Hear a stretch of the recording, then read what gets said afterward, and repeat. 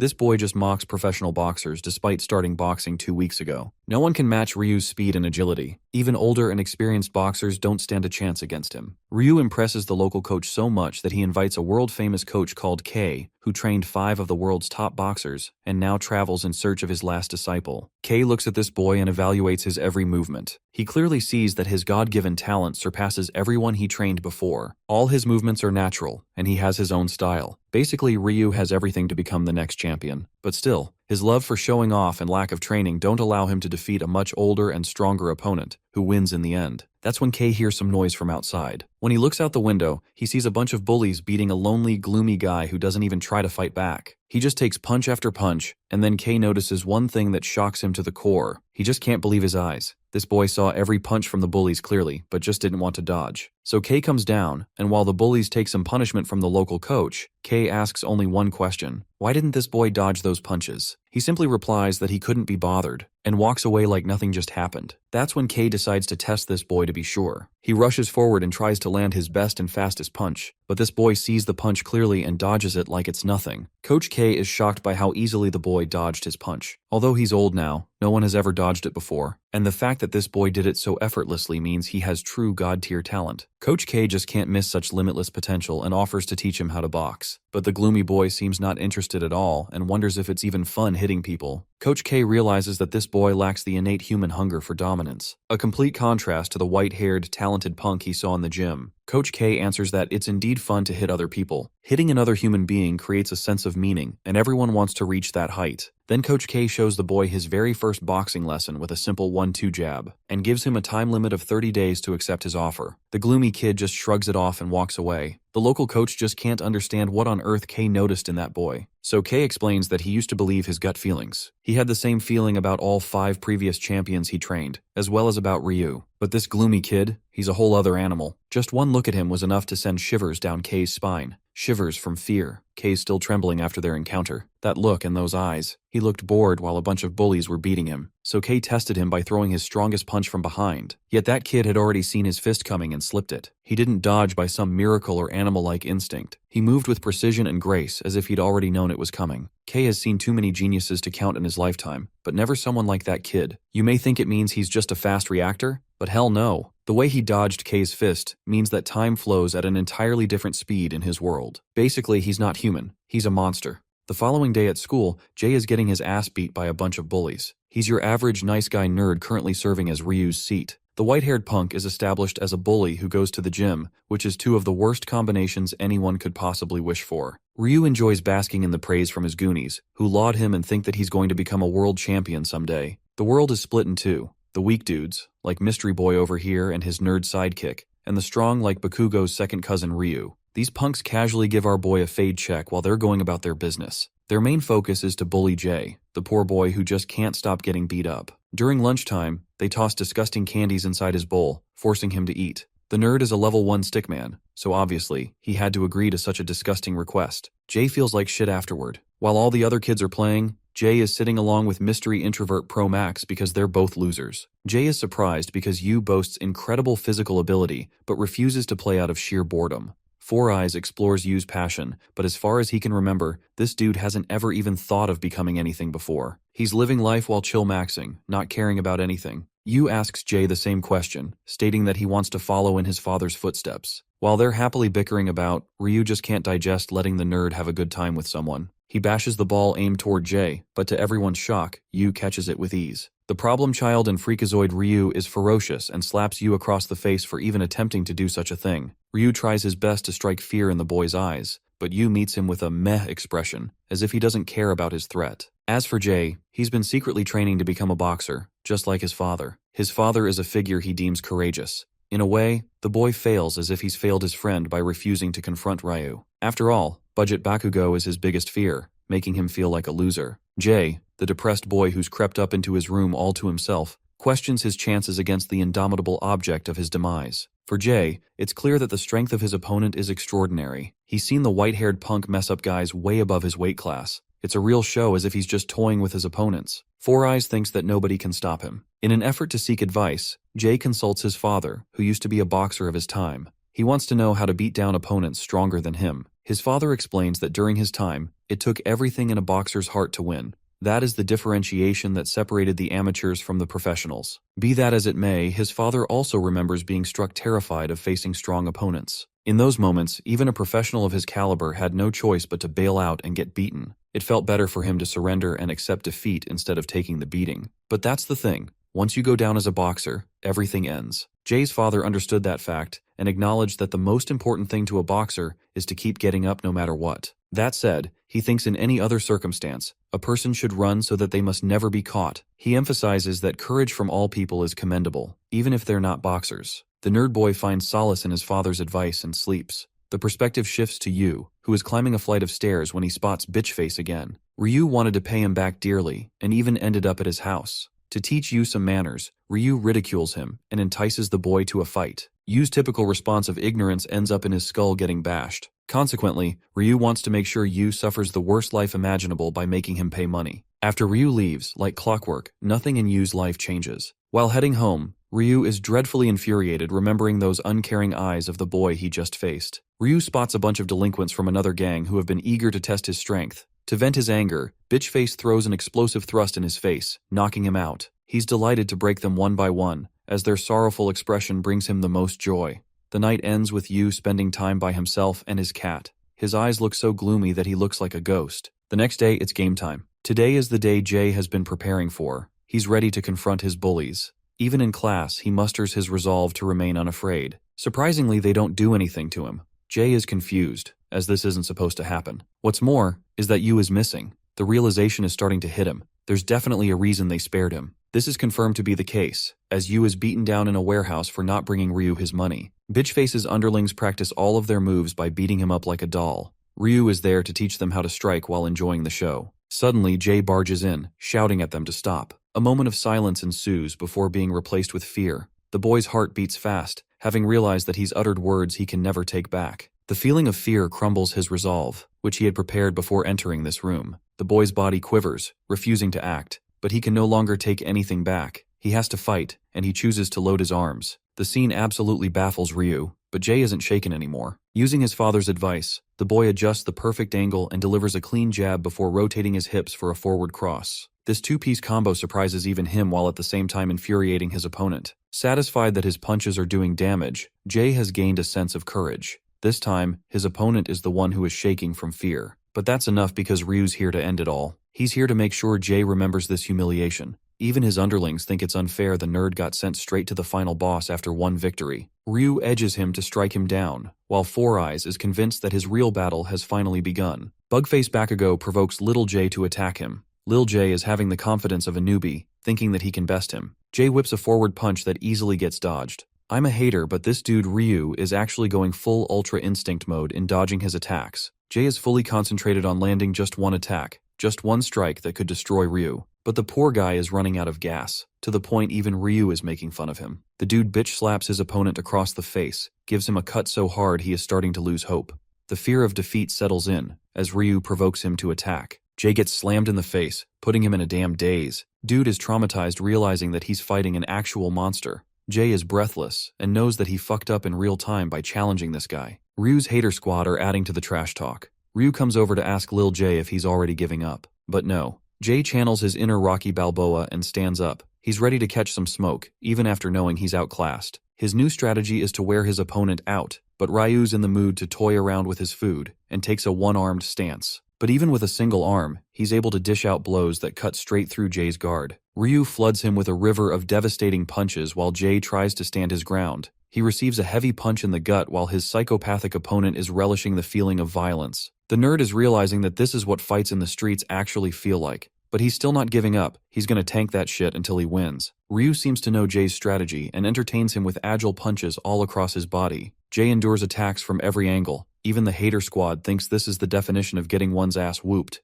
Jay is taking this beating all so that he could secure one momentous strike. And then, something happens. Ryu reaches to charge a heavy fist, allowing Jay just the opportunity to react with a single uppercut. You'd think this is the part where the underdog wins, but no. Bitchface dodges that shit like crazy and returns with a bulldozing slam in his face. Jay's father had a boxing record that didn't reflect greatness or fame. He was never remembered as a courageous boxer, a quality that his son deeply admired in him. The boy who had endured everything lays defeated on the ground. Ryu crushed his brain, even making him lose sense of direction. Bugface mocks his pathetic little strategy and reads him like an open book. It was so easy for him to see through Jay's plans. But the fight is still not over. The nerd is unrelenting even after his spirit has been mercilessly broken. Jay receives numerous slaps across his face. Ryu makes sure to drag him through every layer of hell he knows, putting Jay on the ground. The boy remembers his father's words, stringing every last bit of motivation he can to get up from the ground. Ryu commends his spirit and respects Jay to the point he's ready to stop bullying him. But it's not over. Not for the boy who is clinging to the spirit of a true boxer. Jay rises again, desperate for victory. Yu observes him carefully. As for Bitchface, he's mad, pissed, and delivers a bone-crushing slam across his face. Ryu swings his fists with such violence that even his friends think he's going to kill the boy. Jay's face is swollen, bloodied, bruised, every kind of ugly you could ever even think of. Ryu considers the boy's persistence as an offense to his ego. He calls him a shitty loser to further prove his point. Much to the asshole's surprise, Jay never even thought about the chances of victory. He calls Ryu a fool for misunderstanding him. As a result of this courageous act, Jay has transformed his being into a new, stronger person. He doesn't care about petty titles like Bakugo's cousin over here. Jay's spirit roars as he declares he will become a boxer. Such words resonate with Yu but infuriate Ryu, a contrast, prompting Ryu to punch him more and more up. Then, a penetrating question from Yu silences the room. Yu asks the same question he asked Coach K regarding beating other people and gaining enjoyment from it. The scene switches to Coach K, who explains that he trusted his gut intuition when he saw the gloomy boy. It has always been about a natural feeling to him when he coached world champions, but something about the boy was different. Returning to Yu's sudden stand against Ryu, his underlings act tough and shit. The introvert excellently recalls the movements of Coach K and delivers a 1-2 that rocks the shit out of the punk. Coach K summarizes that he shuddered in excitement upon meeting the boy. Yu's punches have caused deafening silence in the room. One by one, they approach him only to get smashed into pieces. Ryu observes the scene as if his soul is leaving his body. Coach K adds that the boy's eyes welcomed the fists to strike his face, as if nothing in the world ever entertained Yu to gain his attention. This unusual behavior was something Coach K had to test for himself. He launched a nuclear fist aimed to squash the boy's face.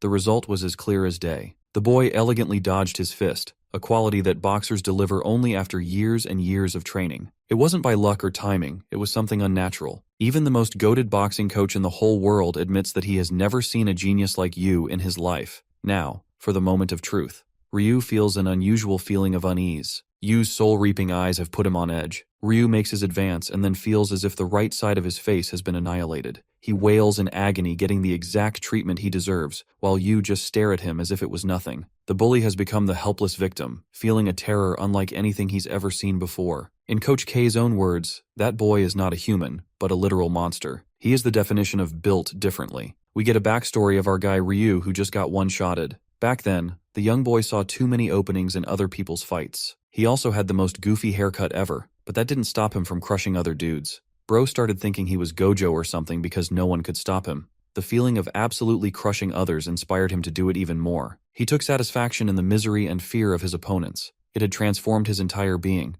Dude beat up so many guys he was known in the entire nation as a menace. Ryu enjoyed it when people who were 5 times his damn size came to teach him a lesson. But he enjoyed it. He enjoyed every second of pummeling them down, drilling it into their tiny little brains that he was unstoppable. Ryu went on a winning streak so high he started thinking that he was a cut above the rest, like he was Buddha or something. But oh, how the tables have now turned. He got squashed by a monster that could have nearly ended his damn life. His previous beliefs are shaken, but it's no worry for Ryu after all. He thinks it's just a fluke, and he must have slipped. The idiot tries to give it his best shot to make sure he defeats Yu. He wonders what kind of approach would suit best for returning his carnage. Ryu decides to charge his fist with every fiber in his body. He sees Yu ducking for the incoming attack, but Bitchface had already anticipated that move. He outmaneuvers Yu and aims right for his head. It's impossible for anyone to dodge so close. But impossible isn't in Yu's dictionary. He freaking dodges it. Ryu's soul literally disappears because he knows he fucked up. Yu gets up with a sledgehammer of a jab, before unleashing a flurry of jabs all over his body. Ryu's self-proclaimed God-given talent proves worthless against an opponent that is outside his field of vision.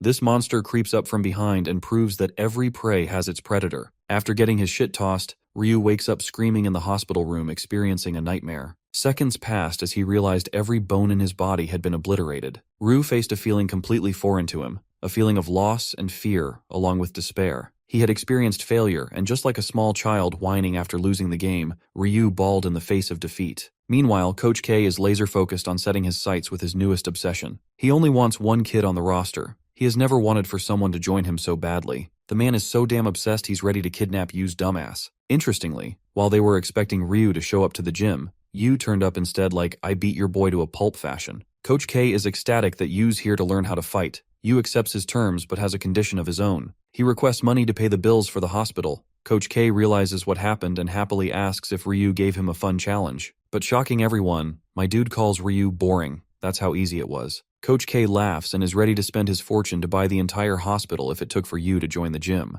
Both of them depart to go to the hospital. It's pretty funny that Coach K is low-key happy Ryu got his ass beaten blue. He doesn't care about the arrogant fighter's life anymore. Yu is concerned with the state of Jay, remembering the fire in his heart. After clearing both their bills, Yu takes Coach K to his apartment. It's a dreadfully empty place, screaming that this guy doesn't have any social life. He asks the boy's name at last. It invokes memories of his mother's tragic passing. The only thing the boy remembers is his family name. Yu introduces himself briefly. Coach K explains that he will make the introvert enter a world completely different than the one he knows. Destinies cross for these two individuals, and in a similar way, arrogant rejects get tossed aside like trash. That is the irony. Ryu can't even look at Jay straight in the face. He bears the look of defeat, while Jay stands tall, optimistic, and courageous in his resolve. The time has come. Yu has nothing to pack except a small bag and his trusty little cat. Coach K decides to give our boy a makeover. He makes him look fresh as fuck by setting his hair. They arrive at the airport. Coach K meets his assistant. Carmen is the manager of their gym and welcomes them to the car. Yu hasn't even begun his boxing career and already acquired an amazing house thanks to Coach K. They head out for their first training session immediately. The Lions Boxing Club is known for producing the finest cut of boxers that made history.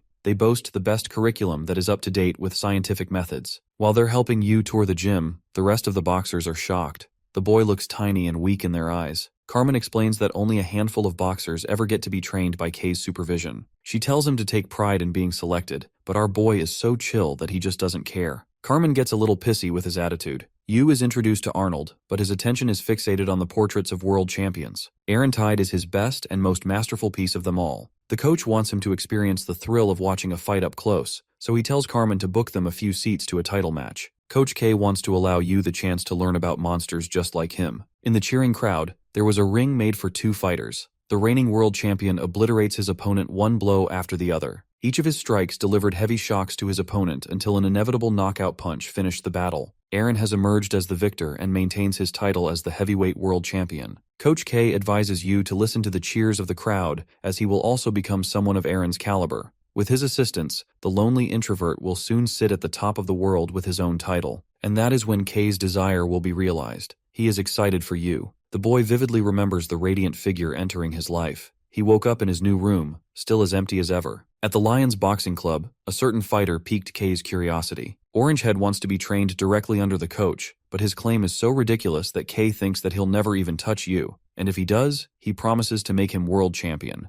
The talks of Josh's fight against Yu spread across the gym. Josh isn't an easy opponent. He's been training day in and out to get to his level. But despite winning last year's youth event and defeating many boxers in this professional gym, Coach K seems to think nothing of him. K reminds him that people like him can be found anywhere in the world. Basically, bro got called average. K thinks that he doesn't like people whose limits are obvious. Josh takes his provocation as a challenge and claims to crush Yu so that he can make him eat his words. In the ring, Josh is dead serious, like this is the fight of his life. But when he turns to his opponent, he can't even wrap his hands. Josh is further infuriated as he's facing a newbie who knows nothing about the world of boxing. The people around them are pumped for this fight. Yu's looking like Skindiana Bones and Stickman 48 because he's never trained a day in his life. While some are underestimating Yu, others are thinking he's capable because of K's selection. With all of the necessary preparations made, K asks if Yu is perhaps nervous. Mr. Introvert finds the whole thing boring. Gigachad Sensei gives him another boxing lesson, a crucial one that he wants him to remember.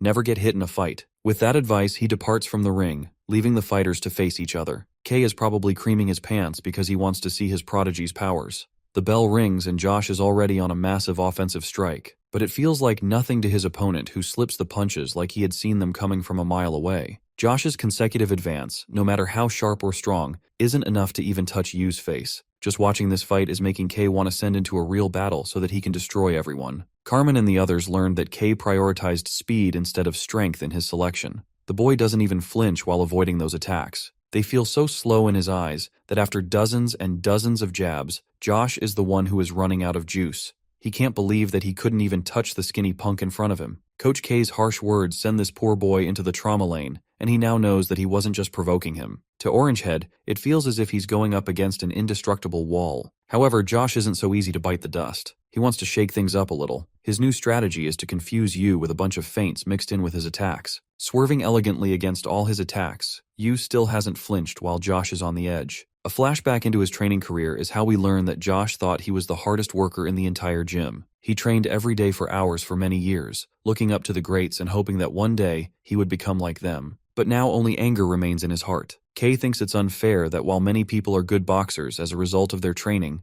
they still have their limits. And at this point, Josh was beginning to realize his own. Against an opponent with divine talent, those hours of hard work would prove to be useless. Kay thinks that boxers like him shouldn't also be discouraged as they got to this level by their own efforts. The first round concludes as the referee separates both fighters. Josh is left with an exhaustive face, while Kay coaches Mr. Can't Touch Me to strike a person right on their chin for a finishing knockout. Yu has only learned 2 lessons, striking and dodging. This is because Kay thinks that geniuses like him are born with the natural ability to create a personal style that optimizes movements. He doesn't want you to learn generic techniques and prefers that he prioritize goals. Kay is confident that he has never seen talent like him. Dude is glazing him so hard, going as far as to admit that he's the incarnation of boxing itself. Anyway, round 2 is about to begin, and things are not looking good for Orangehead. Orangehead admits that his opponent has excellent reflexes, but at the same time, he's certain that even people like you must have problems with endurance as that only comes with training. His goal is to exhaust him with slower attacks and maintain the pressure. Josh is confident in his strategy, but the second the round begins, my boy gets destroyed with a single strike, losing his consciousness. When he wakes up, Josh notes that everyone has left.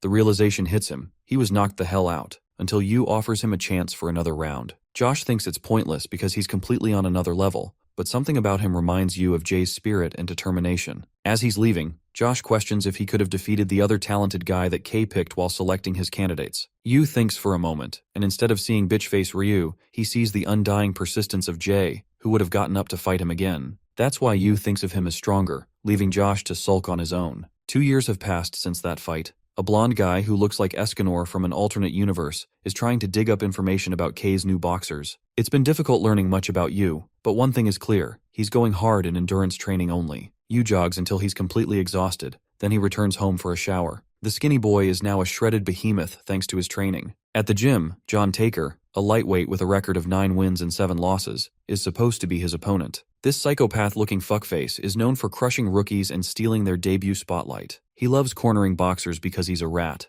Carmen thinks that it won't be much of a problem for their star, but there are problems. Carmen especially believes that Yu's only been training by watching title matches and running. Coach K is in a crutch thinking about it.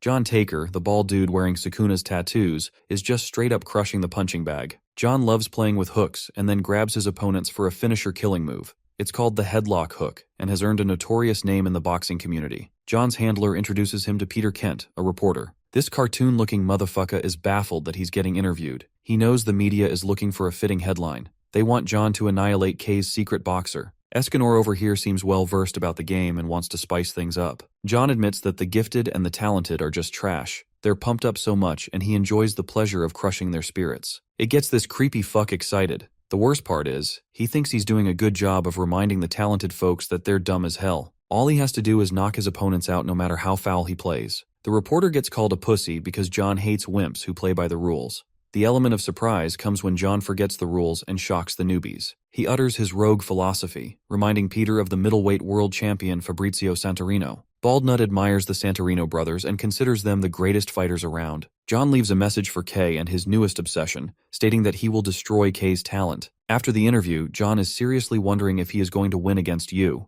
How ironic, isn't it? All that trash talk and his handler has to be the one to tell him to be confident. On the flip side, Yu is getting all the media attention for being an outboxer who relies on his footwork and chips points from his opponents. Carmen handles them like a boss lady and slams the doors shut. John wonders what's causing so much fuss on the other side. He's looking to destroy the rookie even more. It's finally time for him to embrace the spotlight. John's crazy haters are dissing this guy left and right. The commentators are excited for today's lightweight competition. Everyone is curious to see Yu's talent as K's final protege. Meanwhile, John is happy that he gets to crush K's talent and bring them a look of disappointment. The average height 5'9" fighter emerges with his team. Coach K helps him get up. The dude looks like the definition of drip as he basks in the spotlight before him. Peter is all the more curious about Yu as he's only been focused on endurance training. John is fed this information so that he can get a few hits in close combat. Coach K has already instructed Yu on how to fight. He's going to stick to their plan. The commentators are riling up the fight, expecting stellar accomplishments from Yu.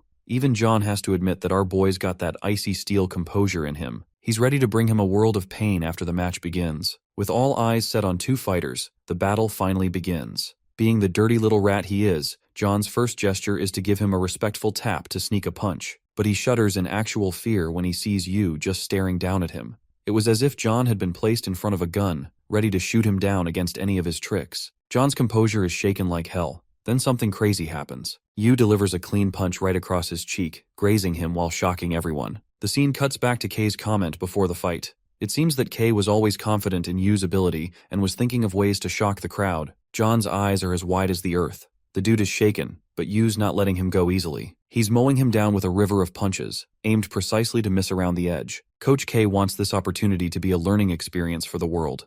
John opens his eyes, his face fully covered in blood. It's so bad that a physician has come up to inspect John's injuries. The man who had worked for 21 years as a physician couldn't fathom coming across such a mystery. The doctor explains that usually these wounds would have caused ruptures across his face, but the cuts are too sharp instead of being blunt. The physician is stoked when he sees Yu's boxing gloves, as he made precise cuts with only his punches. The state of terror and fear enters John's mind. The feeling of fear takes over. The stunned physician reports that there is no major injury, so Johnny Boy can continue the game. But Johnny Boy is in a daze. He refuses to become a coward and wants to continue the fight, which makes the referee cautious. Egghead can't fathom what's so monstrous and different about this newbie kid. To him, boxing was about technique and execution of a skill. However, he couldn't feel any kind of restraint from his opponent. Yu seemed like a deadly fighter, a monster who destroyed people without even feeling anything. John knows he's facing the devil himself. This time, he's the one who makes his advance, but the guy can't even get close without getting his face bashed. John genuinely cannot understand how he's capable of reading him like a book. Yu's got him on the ropes to the point this man is questioning if he's dreaming.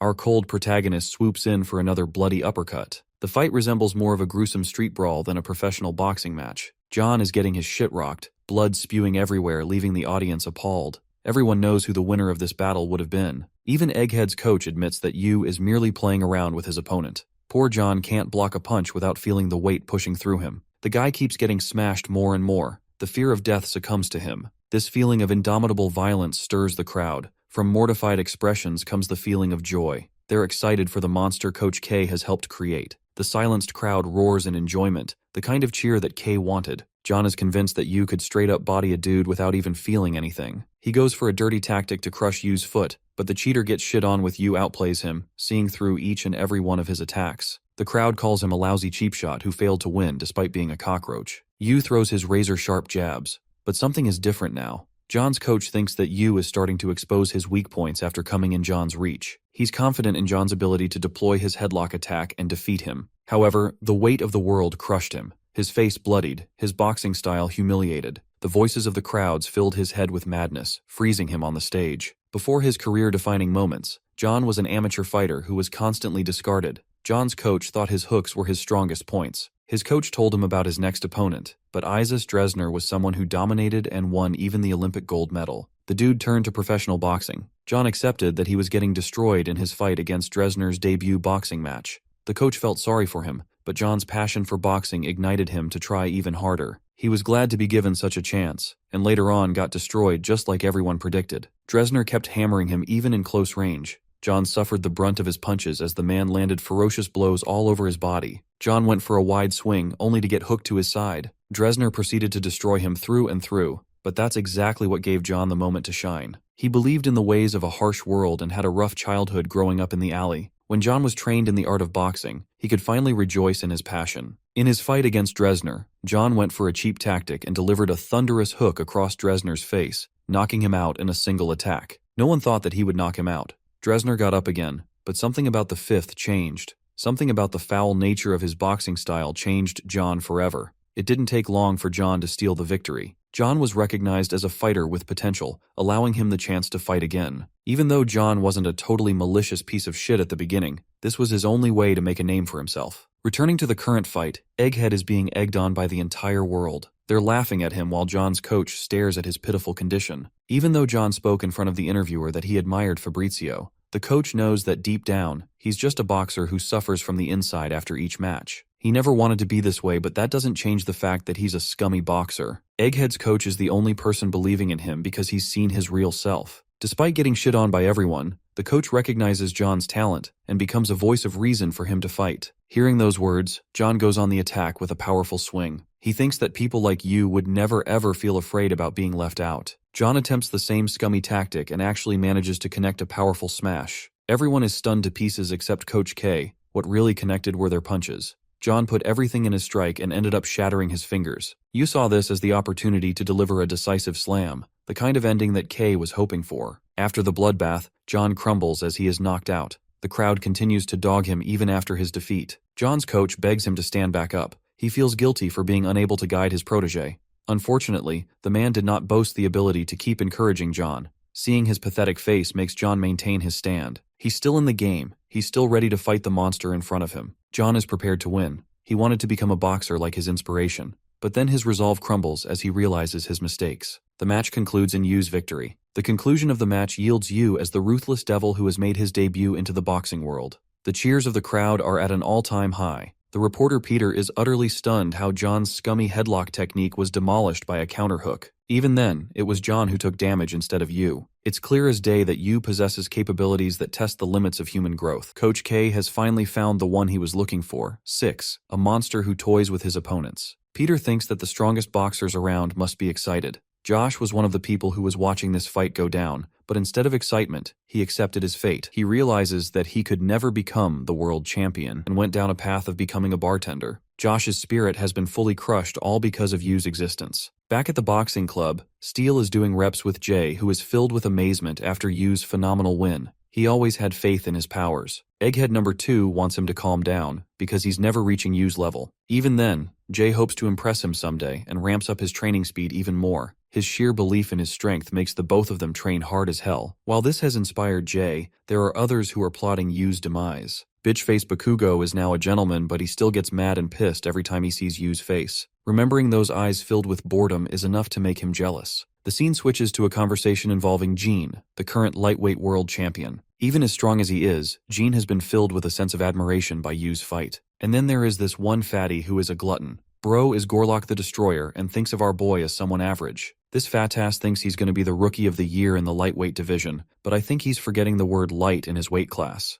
The reporter guesses that the fans will be most excited about fights happening in the lightweight division because of Yu. After all, Kay has brought a monster that has incredible crowd potential, as well as the skills of a killer. Interestingly enough, there is one fighter who exceeded Yu's celebrity status. Kasim, the grandson of the head of the global conglomerate called the Jihad Group, is someone who created a shock in the world of boxing. But it wasn't the presence of a rich boy that shocked people, but rather his lethal fighting capabilities. The stage is set. It will be Yu against Kasim, a match that would hook everyone to the edge of their seats. The person who wins that fight will have a chance to fight against the 10-year lightweight champion, Gene. Kasim busts the door open, looking like a fat grizzly bear who's ready for his next challenge. He meets his director, who is pissed as hell he went missing only to return as a fat fuck. Kasim doesn't care about insults and feels the fire in him aching for a fight. He's out here giving 10 grand to anyone who fights him. Kasim's coach remembers the first time this guy showed up at his gym. It was crazy, but this guy was serious and wanted to snag the title of world champion right off the bat. In all honesty, he was just an arrogant dude at the beginning. The coach thought that showing him a display of what boxing truly looks like would be enough to send him crying.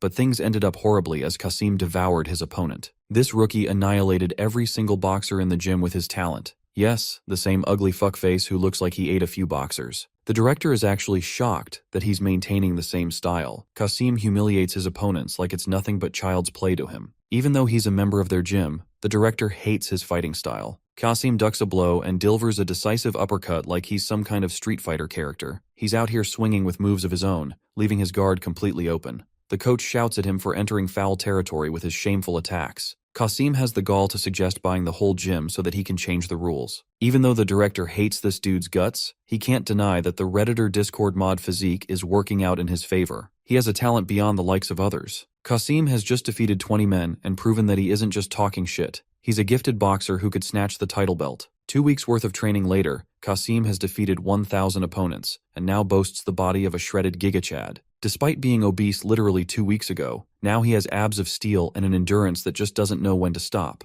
Kasim is like an animal who eats and sleeps whenever he wants. He's the kind of person that challenges the idea of human limitations, so much so that his coach can't see anyone winning against him. Leaving a pile of bodies defeated in the gym, Kasim is being built up as the perfect challenge to defeat the lightweight champion. James is a fighter who can't even afford a proper meal for his son. As a father, he didn't have much money and only fed his child potato soup.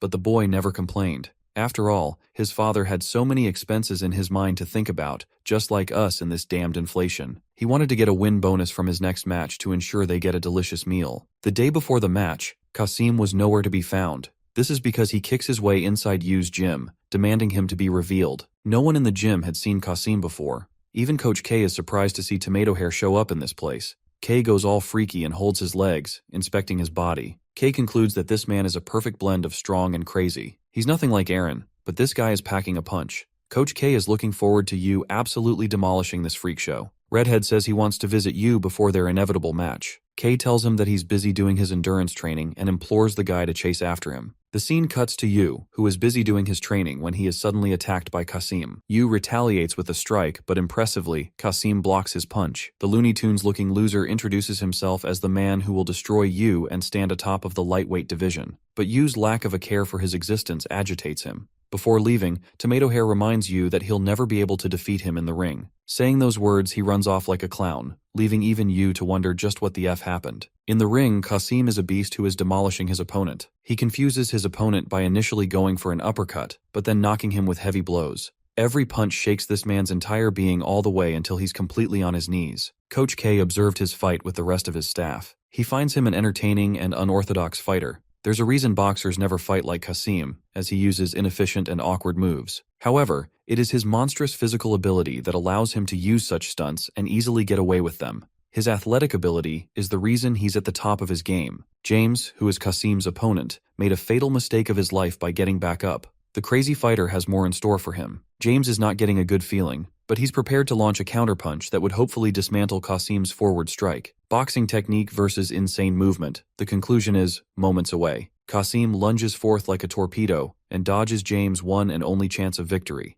A flash of red appears before his eyes as James is sent down on his knees before crumbling to the floor. Kasim enjoys the praise of the crowd, thinking the fight is over. But no, James is not done. He's got more fight in him. After all, he's made a promise to his child. He tries to advise Kasim to maintain the integrity of the sport. Unfortunately, it spells the end for James, while his animalistic opponent remains unaffected by the loser's words. Then comes our boy's fight. All he has to do is take one forward advance and victory is his. The same goes for Kasim, who toyed with his opponents and won. He thought of himself as indestructible. Both of them are people who are shredding their competition to pieces. They grow closer and closer to obtain the world championship title. Yu prioritizes sharp and mechanical movements, while Kasim enjoys dominating his opponents with unorthodox moves. Kasim has the mentality of a 10-year-old boy who keeps reminding the world that he's going to be at the top soon. Bro takes his trash talk to the public and calls out Yu, stating that he will crush him like everyone else. Kasim's victories are a movement to create an era of unorthodox boxing. The reporter is impressed that Kasim is the first one to make a move.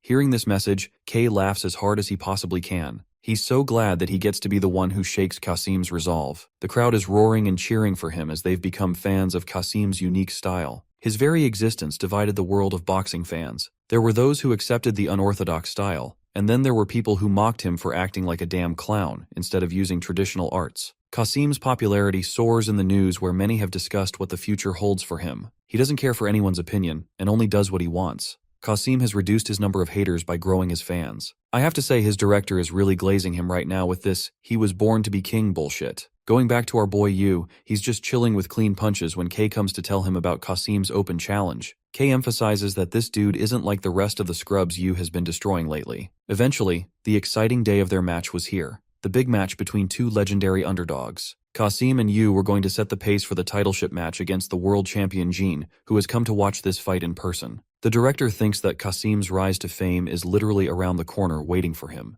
This dude, being the psycho he is, doesn't really care about obtaining the belt. He's so crazy that he wants to obtain a world championship title in every division. His ambitions are noted by Jin's icy demeanor. On the other side of the ring is Yu, who has received K's instructions. The fighters stare each other down. Kasim has his fierceness, while Yu is a calculated genius. The burning question of who will conquer the other is ready to be answered. The fight finally begins with Kasim enjoying the feel of the ring, eyeing his prey down. Yu tracks his opponent's moves, while Kasim does the unthinkable by hiding his fists behind his back. He is prompting Yu to come and strike him. Redhead wants to prove the idiocy of boxers who throw linear strikes with no creativity. Then, without him even noticing, Kasim suffers a destructive punch that blows off the left side of his face. Coach K is the same. It's not like he ever thought Kasim would prove to be a challenge for Yu. In fact, K just gave our boy permission to go all out in this fight as much as he likes. That first punch was nothing. Yu happily wipes the smile off his face with another strike, knocking Redhead's hair. K notes that only people like Yu can dodge a punch of such level.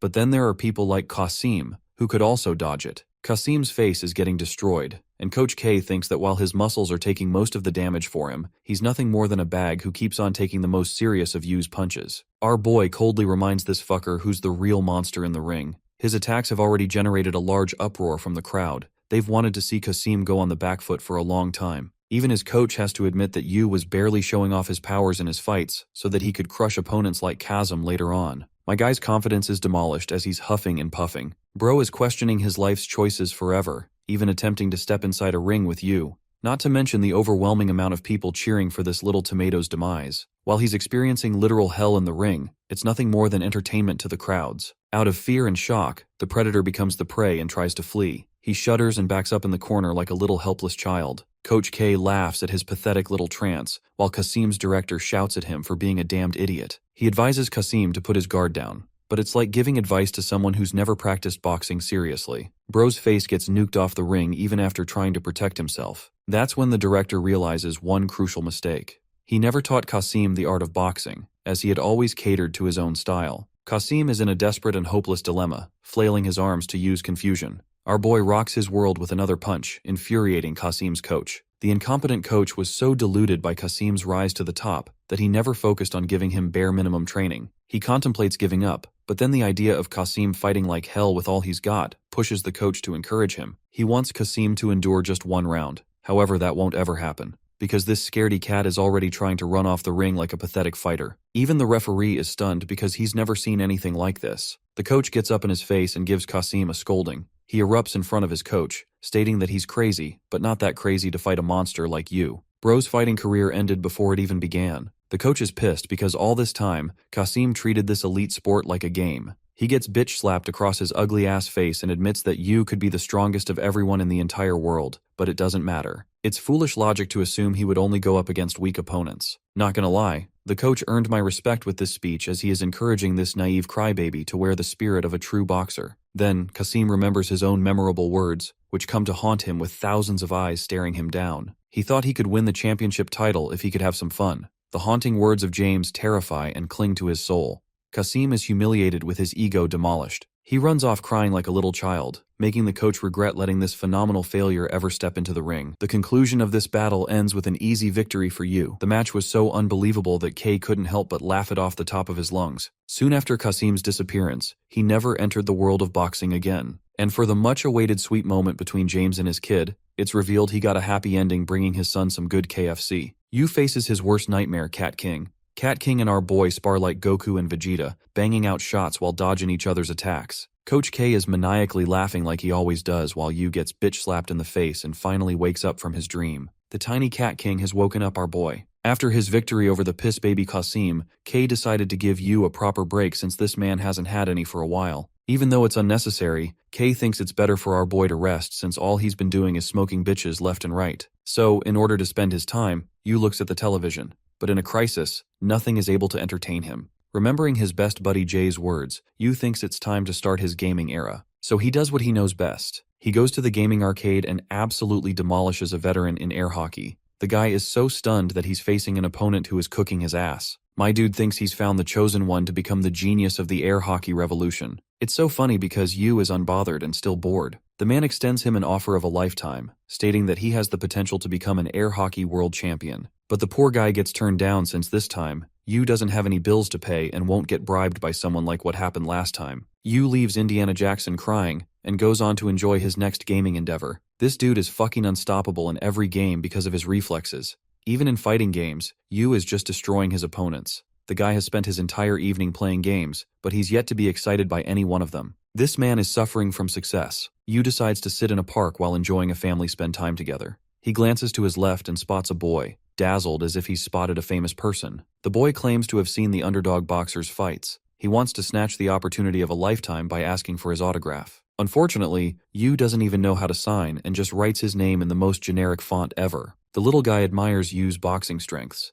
Meanwhile, his idol is channeling "I hate kids" energy. The boy has firm belief that Yu will become the world champion and therefore become the strongest. He says that he wants to follow in Yu's footsteps to become strong. Interestingly, Yu doesn't have an optimistic opinion of strong people. He thinks they're useless because a Glock a day keeps all your problems at bay. Yu believes that almost every strong person will die, even if they took on unrealistic challenges. Bro is out here dishing lifetime trauma to this kid, even telling him that his parents will die. Yu summarizes that he doesn't see the glamour in becoming a strong person. He's confused because the boy seems to be affected and runs off whining. Returning home, the shadow of a broken, miserable past version of Yu follows him, as if to imply that he's haunted by his life. Our boy comes back to Cat King, also known as the best boxer, and hopes that his little one lives a long life despite the coming of death. He sleeps by his best friend, like he always has. Gene has finished meditating as he prepares for his final match. Sitting across a table with his partner, Gene refuses to eat food, causing upset to his chick.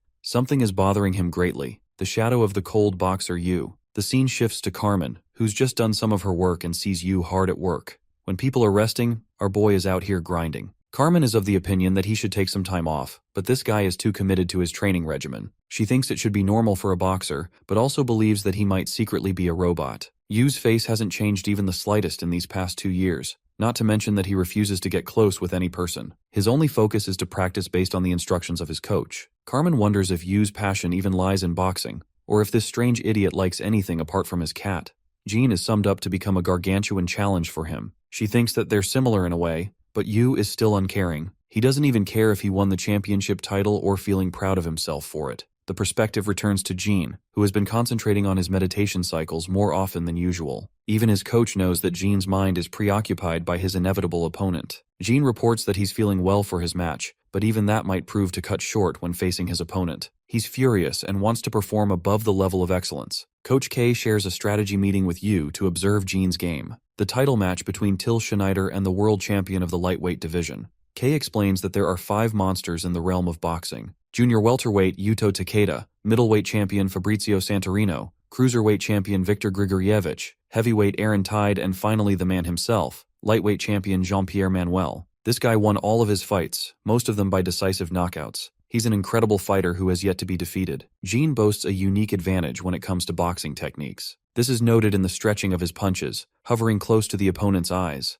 Gene uses this stance to block his opponent's field of vision. He has to do very little in taking down his opponent because of his incredible reach. It's a fact that his reach is even greater than Yu. The coach even acknowledges that Gene's reach isn't the only thing, as the thunderous speed of his jabs leaves people dazed. He can go in and out at incredible speeds, destroying every boxer that comes his way. The coach even claims that Gene's jabs are comparable to straights. He possesses the perfect rapier, piercing his opponent from top to bottom and stripping them of their defenses. His attacks are brutal, but his opponent isn't an easy slouch. He manages to dodge Gene's reach and aims to strike him in the face. The world champion seems to be wide open here, but that's not all. The man meticulously slips his shoulder to block the punch and delivers a devastating hook to his side. Then, Gene keeps up with the beating using his jabs. Coach K summarizes that he transferred an attack to his body to force a trade so powerful that it reversed the playing field. This means Gene's decision-making skills are off the charts. Only Gene and Yu are comparable to ever even performing such a feat. But the thing is, Gene has another weapon in his arsenal that our boy lacks. Gene switches his stance and destroys his opponents, attacking them while they're still predicting his next move. Just when his opponent gains his momentum, Gene goes back to his previous stance for the repeated beating. He has a unique advantage in being ambidextrous and mixing 2 sets of stances. This makes it impossible for his opponent to predict his next move. K states that he's playing the long game, installing hopelessness in his opponent before raining down a barrage of hellish punches. The winner is Gene, who made no mistakes as if he was the perfect chess player. K drills the point to Yu, reminding him of the various aspects he would have to go up against just to overcome Gene. The reporter asks for his opinion after his grand victory.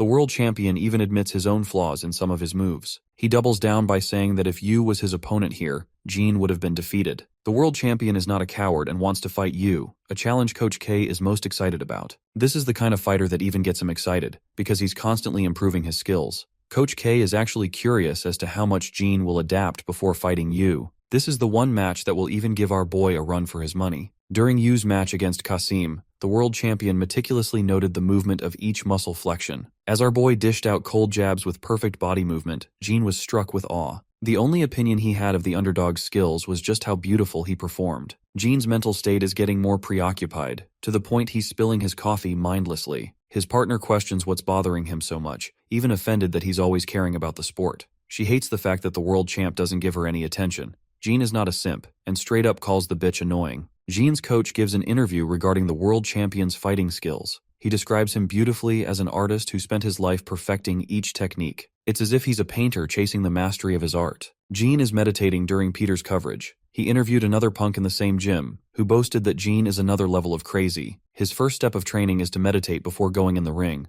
Bro is fighting demons in his head for an hour before entering the ring. The punk notes that Gene is an eccentric who does the weirdest shit ever. He stands still and then changes his position after a while. Then another long while passes and he's adjusted his position. The punk finally realized what the world champ was doing. Gene was training to throw a simple jab, precisely cutting each motion in a delicate manner. Long story short, he's insane, which is why he gets insane results. Peter doesn't believe this bullshit because this level of training strikes odd to him. The coach argues that Gene never relaxes in his meditation and instead sharpens every sense. This level of concentration makes the world around him go silent. Peter's at a loss since he can't bother the world champ during his meditation. He tries to meditate alongside him. The coach gives him instructions. Sitting across the legendary lightweight fighter, Peter is shook by his immense aura. He enters a state of calm and divulges in the present moment. The world goes quiet, and slowly, the only thing that can be heard is the sound of his own heart. The greater the concentration, the sharper the sensation. The coach then explains that someone like Peter could only feel his heartbeat,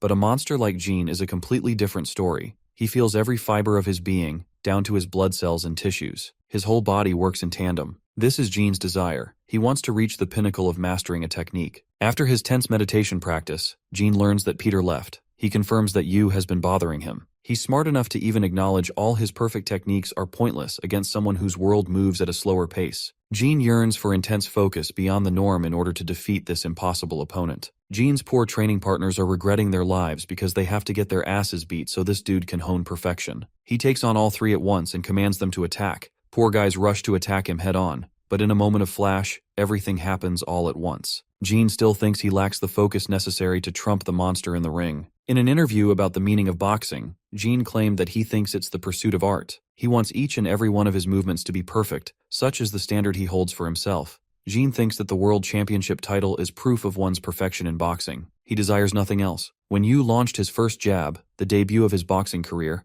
not everyone understood the beauty of the attack as much as the master himself, Jean. On a rainy day, police officers are investigating a bunch of street thugs in the hood. There have been rumors of a dude showing up and beating them black and blue. You have your guesses correct? It's your boy Gene, who's out here looking to slam people in the hood if it gets him more training time. What's suspicious is that Gene has been carefully extracting their blood. Back at home, this creepy fuck is implied to be painting with the blood of his victims, and yet even then he can't find perfection. The following day, Gene's rapid and aggressive shadowboxing movements come as a shock to even his instructor. He doesn't know what happened, and what leads to such imprecise movements from a calm man. Gene is imagining actively fighting Yu's shadow, a monster that manages to outclass him every time. The coach is stunned by Gene's improvement rate even though it shouldn't make sense. He's worried what measures Gene had to take to achieve this level of strength. Concluding their training session, the world champion is about to leave when his coach confronts him about his recent exhausted state. After a pause, he mutters with a maniacal smile that he's been feeling top tier instead. Gene's coach advises the freak show to cut some corners with himself. But this is the world champion who has a kink for boxing, so of course he's just going to show up in the hood again, just to pull off a 5 versus 1. Gene takes notice of each weapon armed around him. Bro thinks they're trash for using weapons. The leader reaches for his weapon, but our boy's bicep guns are faster and knock him out. He expertly follows through with an attack on his second opponent and feels pride in his movement. Gene navigates to his third victim, calmly calculating each of his strikes as he follows through. After meticulously evading a knife, he launches a full swing to bash the dude's head to next Tuesday. The last person is panicking because she's just seen a massacre before her eyes. Gene cares about gender equality and makes sure she gets equal beating. But then something happens. He's facing a life-and-death situation, as the leader has a gun aimed right at him. The fear of death stuns John before he focuses every fiber of his being to slip past a punch so powerful that is similar to Yu's explosive attacks. At the end of the fight, Jean concludes that he has finally reached the same perfection as Yu. That night, he's as happy as a little boy while painting the illustration of the monster,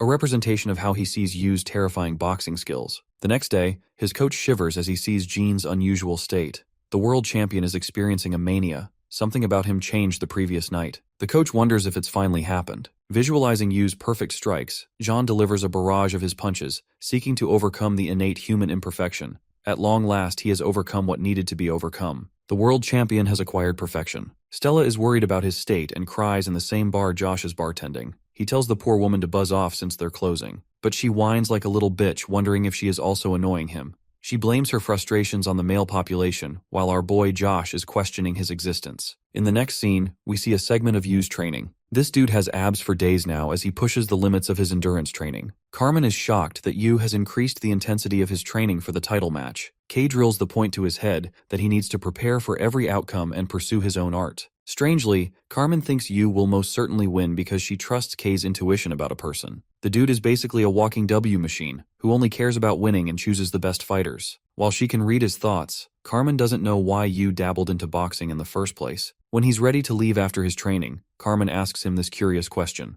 After a brief pause, Yu confesses having seen a light of hope. Chad remembers Jay's undying spirit and wanted to pursue boxing because of it. Carmen doesn't understand his ambiguous words, while Yu states that even he is unsure of his answer. She ponders on his words for a moment, questioning if he'll ever be able to find something like that in the world of boxing. Funnily, she's also surprised he's softer than he acts. Every person who stepped into the boxing ring had strong reasons to fight, whether it be wealth, power, or self-interest. The two boxers that are destined to face each other are the best of the best in their category. In their interview, Jean's heart is racing as he's excited to fight Yu. Bonus points for our boy looking fresh as fuck in a suit. Later that day, Jean makes an unreasonable request to his coach. This man does not want the match to stop even if he dies. That's how much he cares about fighting Yu. The day of the match was here. The world champion had evolved into a higher being. He could feel the smallest of sensations, whether he brushed, changed his clothes, or even do something as little as walking. He had accessed a world of strength where everything felt connected. Jean smiles, realizing this is how Yu has spent his life. Jean, the unrivaled champion from a decade ago, is now facing the undefeated contender with the highest win rate. It's all or nothing. All eyes are set on this match. Kay emphasizes that Yu is going to achieve the world championship belt.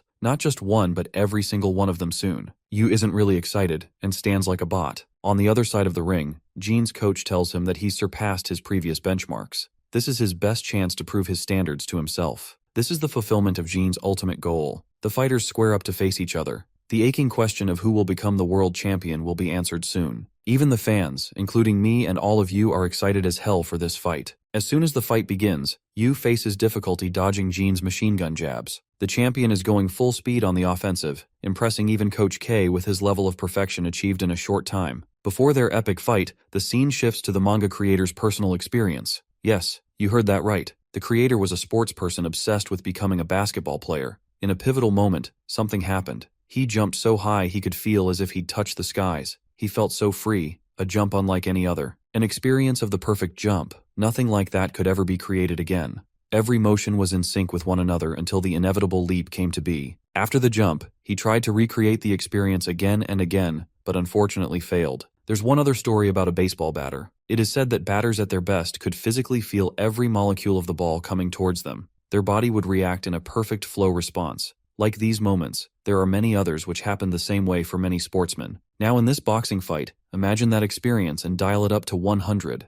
Jean's perfect jabs cut past Yu, who was weaving his way through and through. Jean's machine-like responses analysis kept every movement of Yu's body in check. He could see what Yu was going to execute as his next move. In response to such an attack, the world champion released an audacious blow. The commentator is starstruck seeing Yu facing a difficult time penetrating Jean's indomitable reach. The reigning world champion is giving him a tough time. Coach K is impressed as before. He could only call him a genius. But now, Jean has upgraded himself to the level of a monster. A monster who reached the top by his hard work. Kay remarks that many soldiers spent agonizing experiences in war. He remembers his own time as a young soldier in the special forces. Every battle was a moment of tension and constant alarm for death.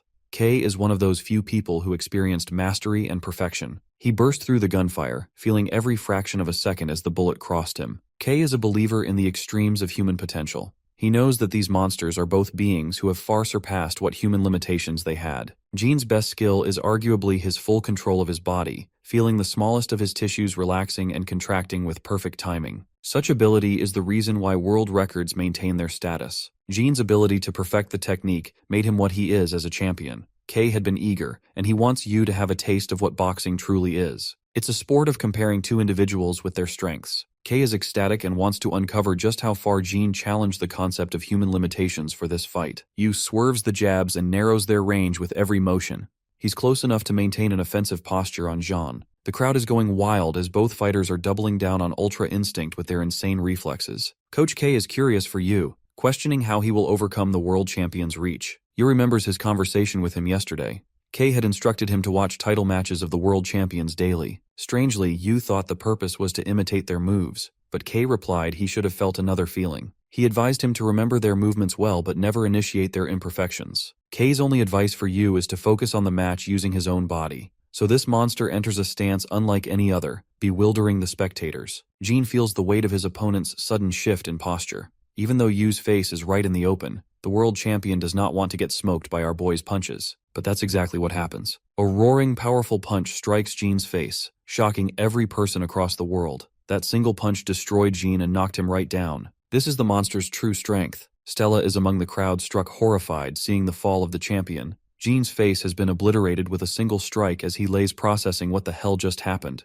No one outside of the ring has even the idea what's going on. The referee starts the countdown. Jin's coach remembers the man's words and wants to honor his promise to stay out of the fight. The countdown continues as Jin questions what happened in those few seconds. He realized that while he achieved perfection, Yu's boxing capabilities are in a different realm altogether. But that's not it for the world champion. He's hungry to see more of Yu's true fighting strength. The world champion musters all of his spirit to get back up. He recovers from the devastating attack despite his shaky posture. The referee has acknowledged the risk involved with the match. Yu's unrestrained punch was simply too much for anyone to handle. The referee wants to stop the fight, but Jin's eyes keep confusing him. He directly asks the world champion if he is able to continue. Jin utters a robotic response, stating that he's more than ready. The referee emphasizes that he will stop the fight if things get serious. But the world champion isn't a coward. He's ready to throw hands. The match continues as Jin maintains his stance. Yu, without any hesitation, enters his previous posture that destroyed the world champion. Jin is thinking that if he fails to catch Yu's attack, then he's going to face total obliteration. Yu prepares his movement ready to strike while the champion is busy reading his next move. The time has come, and both fighters are ready for a second brawl. Yu dashes with terrifying speeds to launch the same attack, but his opponent is already prepared. It seems that our boy is about to suffer a smack to the face, but no. This man ducks at impossible speeds and manages to connect the punch right across Jin's face. K observed the excellent technique Jin deployed to minimize the damage by turning his head. But even so, it's obvious he's just a few punches away from being defeated. Jin is stricken with such powerful blows he is forced to keep his guard up. But then our boy bashes him with hooks around his body. Even Jin's coach acknowledges that he's not one built for endurance against attacks. It was a phenomenal feat for the world champ to get up after eating Yu's deadliest attack. The world champion ponders even in the midst of a brutal beatdown. Yu is merciless in his strikes and rains down a river of punches all over him. He's going faster and faster. Jin learns that Yu don't have the desire to win, or even a hesitation of nervousness. All he cares about is robotically executing the technique. Jin gets obliterated a second time, but it's an experience he is most enjoying. He is knocked down for the second time in the first round, so the crowd is almost dead certain Yu will become the new lightweight champion. As he is down, the world champion contemplates his previous train of thought about the imperfection of humans. His family faced a harsh divorce, and he grew up with a backstory like many other people. He grew up in a house where all he could hear was noise. The countdown continues while Jin's coach is begging for him to just accept defeat. He bluntly thinks that he was a mistake that should never have been brought into this world in the first place. Coach K is cheering as he's done the impossible again. Jin stands right back up on his 2 feet because that's who he is, while panting and exhausted, faced against a monster that eclipses humanity. Back when his mother left the family, Jin's father was reduced to a pitiful state. He was an incompetent man who did not care about the consequences of his choices. That led to this broken family. Even comparing himself to his father, the boy was patient and thought of himself as competent. Back in the ring, the crowd roars witnessing the world champion's undying persistence. Uncaring about the rest of the world, Yu prepares his posture a third time, which will likely be the end of the fight. Coach K is looking for him to end this fight, while Stella quietly prays for her partner's well-being. Yu launches himself at incredible speeds to finish the fight, but the referee intervenes just before he could deliver the final attack. The first round ended in the nick of time, giving Jin a chance to recover. Bro was inches away from death. But anyway, Coach K is convinced that Yu has proven his skills are superior to even the genius of the lightweight boxing division. At the same time, he's the only one who survived Yu in the first round when all other fighters fell. Jin received treatment by his coach who had never in his life expected for the champion to take such a brutal beating. He's worried about the boxer's life instead of the titleship match. Jin's coach knocked some sense into him, demanding that he stop the fight as it could cost him his life. Responding to that question with a shaky voice, Jin ponders the meaning of life. He thinks that dying in pursuit of one's goal is the most honorable meaning imaginable. Of course, his coach is rebellious to this insane mindset. Jin declares that he must realize his existence in this fight and once again demands that no interruptions must come his way. The world champion is ready for round 2 as he enters the ring. The question of whether he can survive more of Yu's devastating attacks in the second round is up in the air. In his life's most extreme fight, he remembers how his father left him in the middle of nowhere. The little boy could read his father like an open book, pitying him even. He didn't even feel sadness for being abandoned. Instead, he felt disappointed by his dad's shitty performance who was about to leave for the milk store for 1,000 years. The boy restrained his emotions and walked his own path. He refused to follow in the footsteps of his father and strive to pursue perfection. What he sees right in front of him is the ideal, the perfection that he's been yearning for this entire time. Jin enters a similar state to Yu, preparing to complete his life in this final fight. His coach thinks he's lost his damn mind, but it's already too late. Jin grapples with the same monstrous technique after seeing Yu. His coach is unfortunately considerate of his health and wants to throw in the towel. He is the one who fostered his talent for boxing. He doesn't want Jin to reject his humanity and instead embrace slowness and meaning in life. Even Stella feels like she's about to get widowed because this man's really on a suicide mission right now. The final clash is set in stone, but before he could make his advance, Stella's annoying voice came barging. She begged for him to stay and care for his life. Suddenly, a flush of emotions gushed through him. Back then, despite the boy's icy composure, he felt sad. He shivered and felt scared that his father had just abandoned him. Stella finally reveals that she's pregnant with his baby. Bro's life flashes before his eyes as he realizes that he's conflicted between two ideals. The ideal of chasing monstrous perfection or remaining human, accepting the parts of him that he rejected all this time. Jin recalls that it was his coach who gave him a home after he was lost. It is beautifully depicted that Jin, just like his father, ended up leading himself astray. Instead of pursuing the fight, Jin forcefully exits the ring and loses the match by disqualification. The rest of the people think that he's just running away like the coward Kasim. Coach K is infuriated to the point this man might evaporate. Jin personally hands Yu the title belt, stating that he earned it. Coach K is pissed because he basically stole our boy's glory by quitting like that. After 10 years of his reign, Jin is succeeded by Yu, who has become the new lightweight champion with incomparable strength. His total boxing record has become the most impressive portfolio ever. After the fight, Jin is taken care of for his injuries. He asks his coach if he will be a good father. Stella enters the room with her tear-filled eyes. She hugs him, giving this man even more pain in his body. Jin's boxing record concluded in a near-excellent performance, proving that he is still one of the greatest boxers of all time. For the rest of the world was cheering him on, all you could hear was pointless noise. His athletic abilities are considered insane, to the point even the junior welterweight champion Yudo is concerned. On the flip side, bitchface Ryu is nowhere to be found because he's handling some business. He is facing a gang member called the Butcher. Ryu doesn't know what he's doing, wasting his time with trash like them. When his people catch up to him, they're shocked to see that he's already destroyed everyone, including the main guy. Ryu remembers Yu's face and gets hella mad. He vents his frustration by kicking the guy down until he's satisfied. Ryu is furious he's been wasting his time like this. As for Jay, he's the most excited bestie you could ever dream of. But at the same time, Yu's expressionless face is enough to show that he really doesn't care about belts. This leads to the question of why our introvert cat lover became a boxer in the first place. Though that remains to be said, Jay celebrates with Steel and his coach.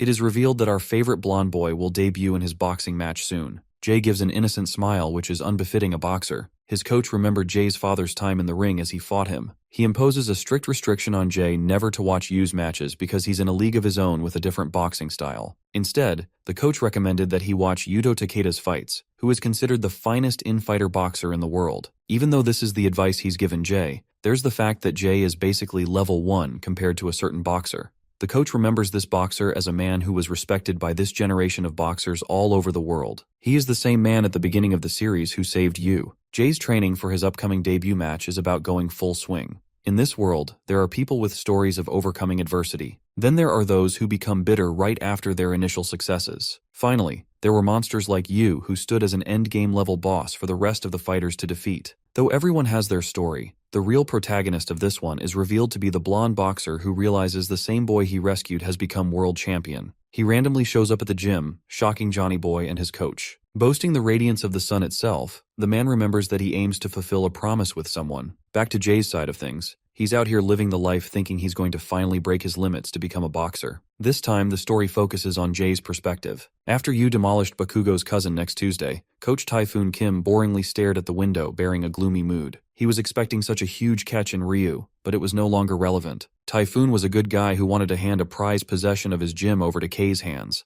Well, that's what he thought, at least in his Delulu Island. Everything changed because an even bigger diamond crushed the old diamond to pieces. He felt unrewarded when Ryu quit boxing altogether. But then, instead of him, someone else came. Jay and his father made an appearance at the gym, confusing him greatly. The blonde boy paced to his fastest to move the heavy weight. Jay boasted a big weakness when it came to his eyesight. Jay's father has acknowledged his son's passion for the sport. Typhoon and him were rivals in their prime. While he did boast an impressive record in total, Jay's father outdid him in their personal fights. Back then, Typhoon looked like a damn model who knew how to throw heavy punches. Though he was a technical boxer prepared to give himself up for the sport, Jay's father was a thick wall who endured the brunt of his punches. Jay's father admits that his son's eyes are a real issue. When he was a little kid, he nearly went blind because of an injury. Because of that, broccoli boys have a hard time with distance. At his current level, Typhoon is forcing intense training upon Jay so that he does not miss a single aspect of his training. The man emphasizes that Jay's one and only strategy in the ring is to tank as many punches as he can. It's the only way he'll clear an opening for himself. But distance is not everything. Jay gets uppercutted the shit out of his face because he lacks power behind his strikes. He has to overcome many aspects of his training to reach the level of the average boxer. Jay retaliates with a hook in close range. Typhoon wants Jay to just hammer through his opponents with consecutive attacks. He even has no glasses policy for Jay so that he can train his eyes. Every part of his body is trained so that he can build a physique for survival. Typhoon does not want his stupid dumbass to enter in a debut match when he's not ready, especially with a disadvantage. More of their training continues, even when it comes to silly mantras from TV chefs. Typhoon's forceful style with Jay reminds him why he became a boxer in the first place. He believes the boy's talents are comparable to a tree rather than a gem. While other people's values are decided from birth, trees will always continue to grow even if they're broken countless times. Typhoon's focus with Jay is for him to develop into a firm tree who can withstand the heaviest obstacles. Time is a commodity given equally to all humans. The three protagonists are no exception. While Yu achieved monumental progress in mere moments, Ryu bit the dust and flopped completely. Lastly, there was someone who did not give in to gratification of the present. He waited and passed the time until his progress rewarded him in the future. Finally, Jay's debut match was set in stone with his opponent being decided. His coach is a little nervous to tell him that his opponent is literally going to eat him alive.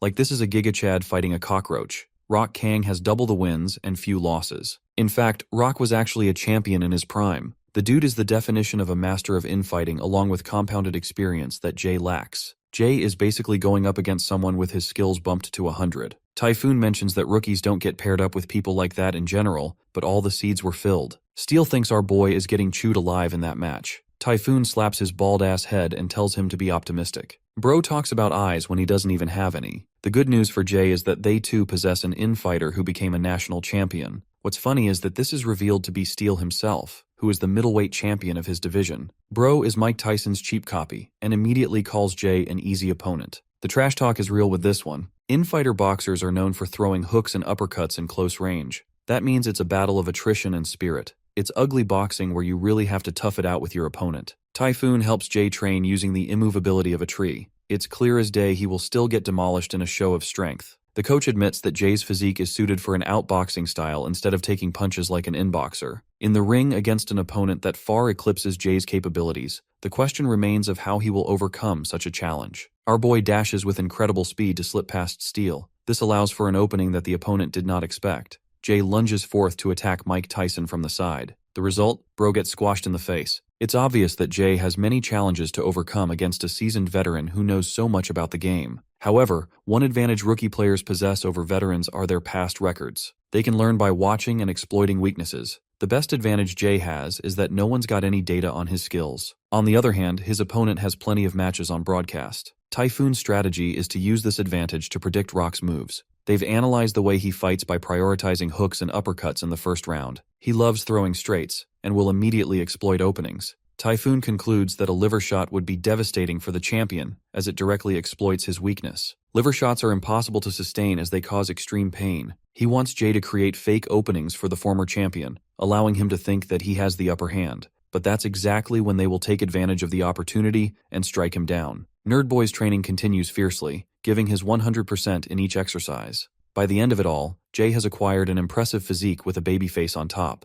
The night before his match, his heart is pacing heavily. His father learns that Jay is gone from his bedroom. That's because he's out here grinding and training in shadowboxing. His father observes Jay's impressive improvement. The scared fighter states that he's up against a tough opponent. The thoughts of losing in his first match haunt him, as he will be classified as a failure of a boxer. Understanding his son's feelings, Jay's father consoles him by sharing his rookie experience. Becoming a professional boxer comes down to making it through each fight. Though that is important in boxing, Jay's father thinks that something is even more important than the outcome of a match. He remembers watching a boxer so radiant that the outcome of his matches did not matter. He departs his son with the advice to find meaning in his boxing. Jay contemplates on his father's words and concentrates his full focus on his opponent, aiming to give it his all. His debut match is finally here, and the boy's body is shivering from the nerves. Steel thinks it's logical for him to feel like he is weak, because he is. Sigma coach over here rats out Steel being so nervous on his debut that he was shitting bricks. Jay walks as he is prepared to meet the big stage. His father is one of his supporters in the crowd, rooting for his son.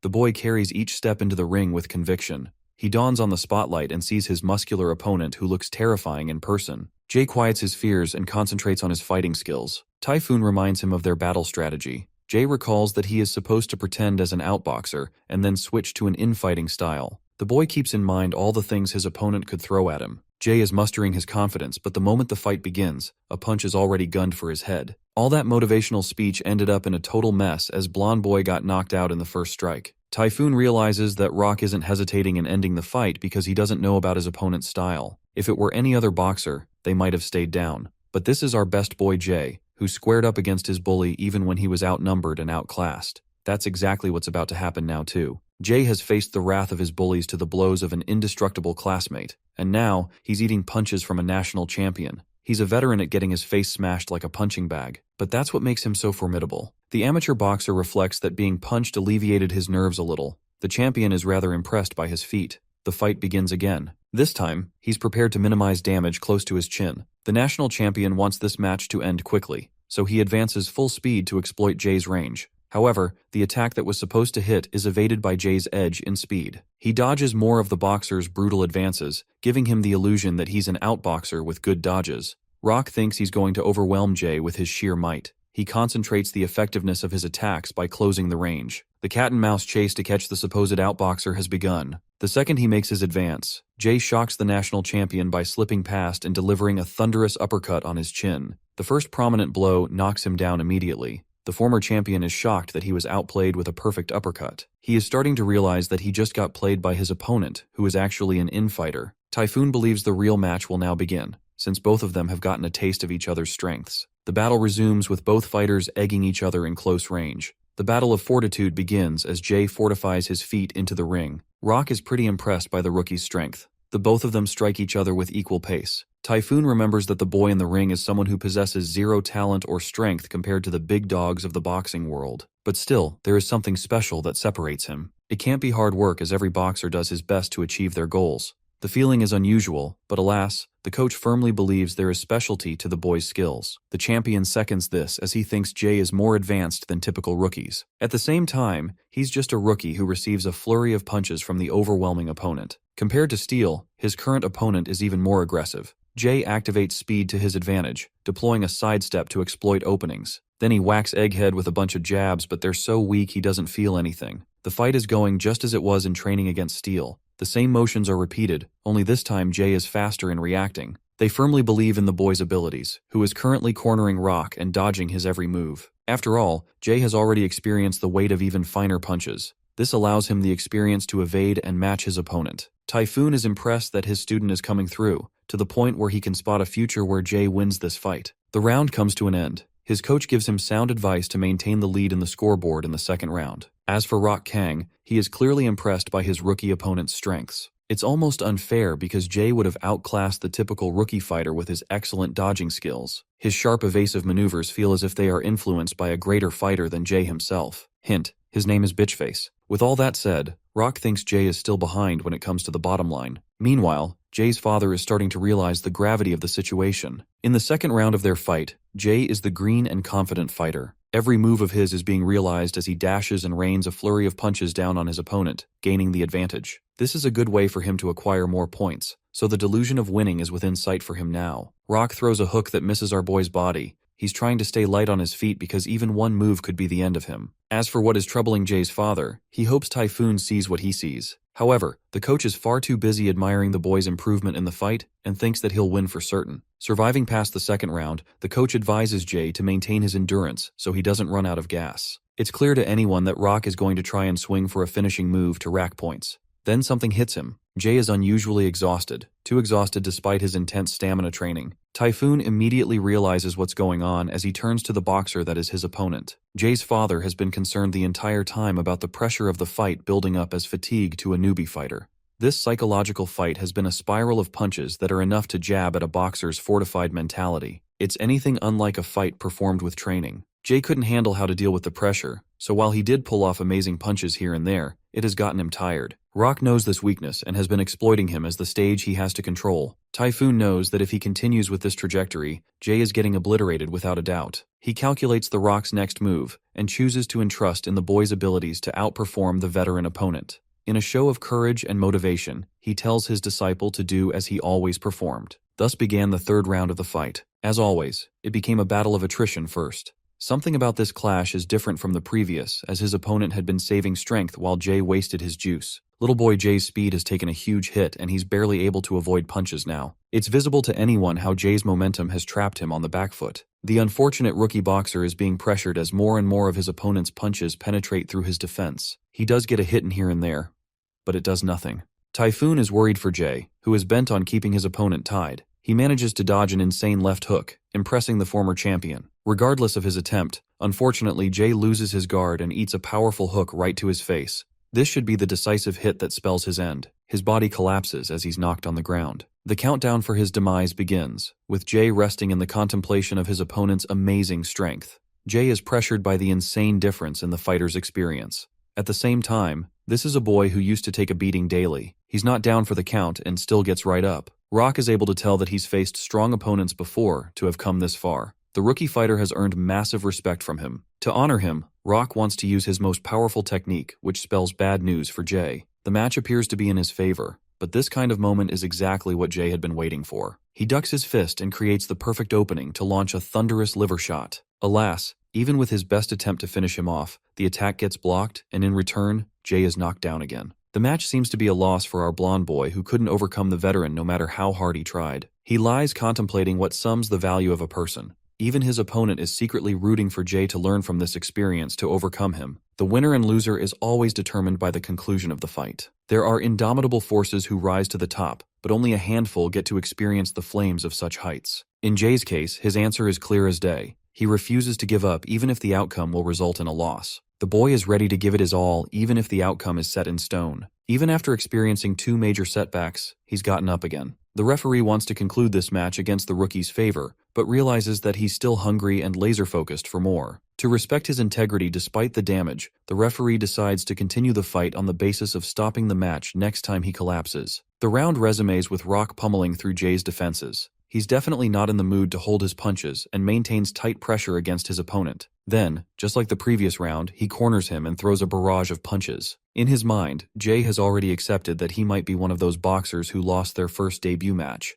But that doesn't matter to him. He did not learn how to box to show he's better than others. He began boxing to discover the beautiful meaning of true strength. Despite getting slammed in the face, Jay's fighting spirit screams to continue. Rock is impressed to have been pushed back even at the rookie's exhaustive state. Our blonde boy knows he doesn't have much gas left in him, so this battle will be decided with another clash. Rock admits the rookie's superiority against other fighters of his league. Jay's father supports him while his coach reflects the impossible odds the boy has had to overcome to make it this far. Typhoon saw something in the boy, so he accepted the match. Bro signed his student's own death. He wants to realize the answer through Jay's actions. Rock's punches keep on becoming even more powerful instead of losing their force. It comes to a point Jay is barely supported by the ring. The powerful straight shook the boy as he's never faced anything like this before. Instead of feeling jealousy or hatred against his opponent, our glorious blonde boy has come to respect his opponent's incredible hard work and years of perfection. Their boxing is the result of the lives they've led up until this moment. It's a communication between two fighters, both backed by different stories about how they became such people. The outcome shrinks to the point of irrelevancy, and within the same ring, Jay learns to appreciate the joy of boxing. The final attack is upon him, Rock's most powerful straight punch. Even though he commands his legs to move, his body is too rigid.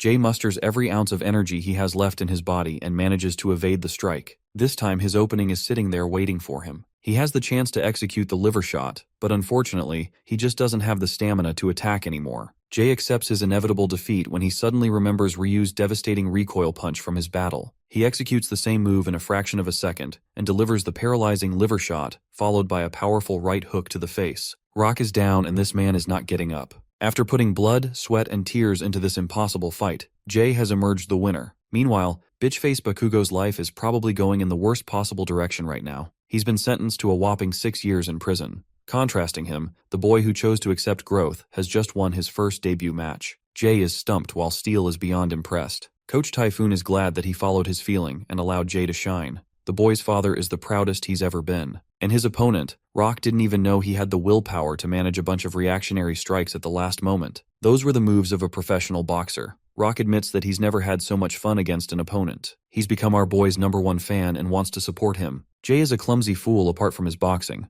but his courage speaks volumes and adds a testament to his training. It's clear to the veteran that this boy is bound to have a bright future ahead of him and will eventually become a champion contender for the belt. However, he's afraid of the boy's inevitable fight with the champion, who is a force to be reckoned with. After his fight, Jay rests on his bed, being unable to sleep. The scene of the fight refuses to leave his mind. The accomplishment of finally becoming a professional boxer hits him. The boy remembers a memory lane of difficult experiences, the obstacles that he faced and how much he had to overcome to produce this result. He smiles like the jolliest kid in the whole world, kicking his legs and shit. The only reason he was even able to make it in time is because of Ryu's influence. That night, instead of resting, he decides to shadow box against his previous nemesis. He tries to dodge and recreate the moment from the fight, only this time he is struck by a powerful blow. That means the blonde boy survived by the skin of his teeth in the previous fight. Jay expects to meet Ryu in the ring someday, but the poor guy doesn't know he's rotting in jail right now. After exhausting himself in training, Jay wants to head home, but he's not ready to call it quits, and sees Yu's piercing shadow. The fight doesn't even begin before it ends.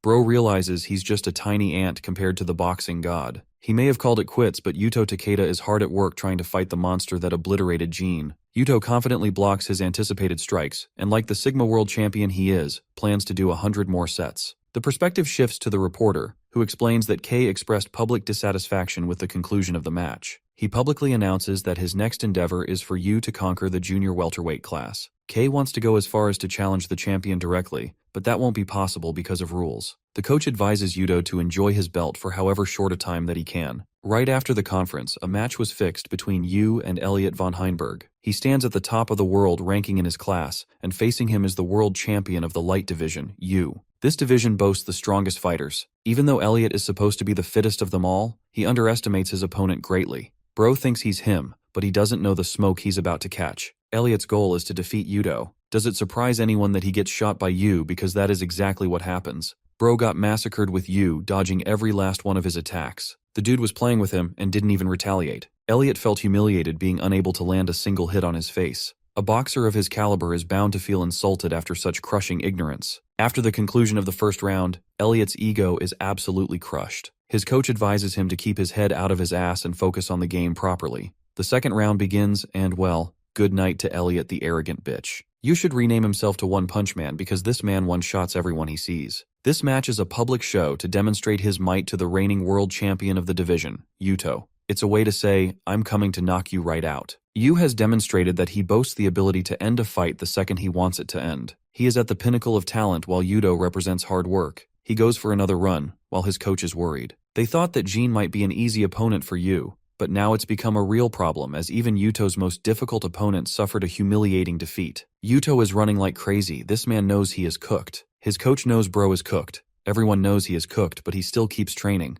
Yuto returns home and rests, remembering those dead eyes. He wonders if he can really defeat his opponent, admitting that he's afraid of what is to come. In order to understand the kind of fighter and person the junior welterweight champion is, his coach believes they should be termed hard workers. Peter harshly puts that people who work very hard are losers, and he's right on the money. Takeda's coach states that boxers are beings of prideful nature who boast about the hours they invested in hard work. But she thinks it's all a load of crap, as one cannot differentiate world-class boxers from normal ones based on hard work alone. She states that every boxer works hard, but the greatest are there merely because of talent. There is no other way to the top aside from talent and hard work. Their intensive routine doesn't matter as much. She despises such words because if someone boasts they're working hard, it really means that the boxer has nothing special about them. And then comes our blue boy Yuto, who is a clear exception to whatever philosophy she just spewed. Observing him train ruthlessly every day, she can guarantee there is no boxer who works half as hard as he does. She recalls his first day at the gym. Ordinary, talentless monkey just like the others. He was a little boy when his father recommended that he learn self-defense. Of course, the coach wasn't best pleased with the idea and recommended that Yuto's father teach him judo instead. In the end, the little guy's father decided to leave the milk store, which I'm starting to think is a recurring trend with all boxers. After that, in their first training session, Yuto learned the ways of boxing. The people who boasted high athletic ability could ensure a flow in their movement, but this little guy was probably the shittiest candidate to ever become a pro boxer. He would tremble and fall like a pipsqueak. In other words, from way back then, Yuto was deemed a talentless, ordinary individual. But that same boy is now a world champion of a major division. When she asked about Miho, who was the boy's mother, she learned that her condition is getting stable. These three were actually childhood friends. Miho, Hiroto would always play together. Miho was always the clumsy and weak child of the bunch. She needed the assistance of others. Without long, they experienced their youthful lives. By that point, Misaki invested a good number of hours into boxing, while Hiroto steered in the direction of judo. He would always boast a happy smile when he began dating Miho, but that complicated their friend group. She wasn't surprised they would end up together, and felt crushed in the end and couldn't say anything. The three of them still enjoyed happy times together. Misaki valued their relationship and chose to support her friends, grateful for the moments they spent together. Despite her best wishes, Hiroto suddenly passed while Miho's condition worsened. Before his passing, Hiroto had begun experiencing so much stress and contemplated quitting his job. As a cop, he couldn't ignore a bunch of bullies just hammering down on a stranger. His sense of righteousness evoked as he fought the men who he deemed as worthless cowards. He instilled an important philosophy upon his son, that strong people are unafraid of fear and inspire through courage. He fought tooth and nail to save the innocent, but unfortunately because of his wounds, could not survive after the fight. Misaki received a sudden phone call from him, immediately startling her. She felt that something was incredibly wrong. Hiroto's voice acted as he shared his final wishes for Yuto. On that day, that boy's father passed, and Miho's condition worsened. Unfortunately, Misaki had to bear a heavy hurt as she relayed the news of Hiroto's passing. She broke down, begging for her to wake up. In her most fragile moments, Misaki confessed her love for her friends. Even after everything she said, Miho passed shortly after Hiroto's passing as a consequence of her illness. This pain left her completely shattered, to the point she contemplated the point of living. Remembering his father's words, Yuto voiced that he must not fear and instill courage in others. That's his reason to become strong. The boy who did not boast a sliver of natural talent was instead gifted with mental strength. Misaki questioned if he wanted to keep on boxing. She reminded him of his inevitable fate, of how many times he would have to take the fall. But the boy did not care. No, this tiny specimen just wanted to follow in the footsteps of his father. The relationship between the teacher and the student confirmed. Her only desire was to dedicate her teachings upon Yuto. She had nothing else, and made the boy her reason to keep on living. It isn't a surprise to anyone, but this dude was literally trash even after all the glazing. He couldn't even learn the most basic of punches for a month. He lacked so much flow in his movements that it was like memorizing each problem instead of understanding the formula behind the technique. Many years went in the making of this formidable force of nature.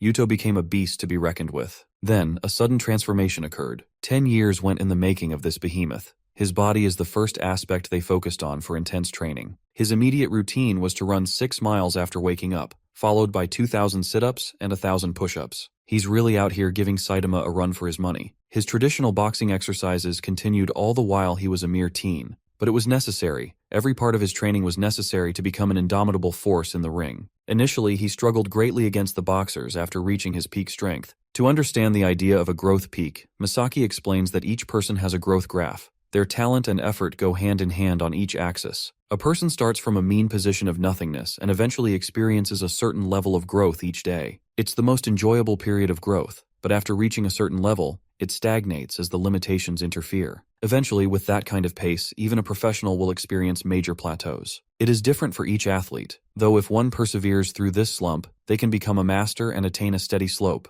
Nothing could compete with such improvement. After this gentle period comes a rapid decline, an end to a professional's career as a result of aging. The world champions boast an extreme amount of talent paired with strength. Compared to their graphs, Yuto was freaking embarrassing. He was literally trash, with no signs of growth after his third year of training. Peter is stunned, but it was true that his dreams were eventually crushed to the point others would begin overtaking him. Now imagine having all those negatives and still becoming the strongest infighter boxer in the world. Misaki states that something happened when he woke up in a hospital. That changed everything about his life. At the time, the boy was in high school. Normal people have idols or heroes they value in life. For Blue Boy, it was his dad. Entering his new school life, Yuto found himself different from others who followed their own paths. There were bullies, and then there were victims. Such was the case in his class because there's always a blonde fuck picking on the introvert. Yuto became a hero for that boy, and shocked everyone with his courageous resolve. His grip squeezed the life out of the punk who was finally getting a taste of his own damn medicine. Murmurs of Yuto being Hiroto's son peaked among the class. They all thought he was cool until the dude got punched in the damn face.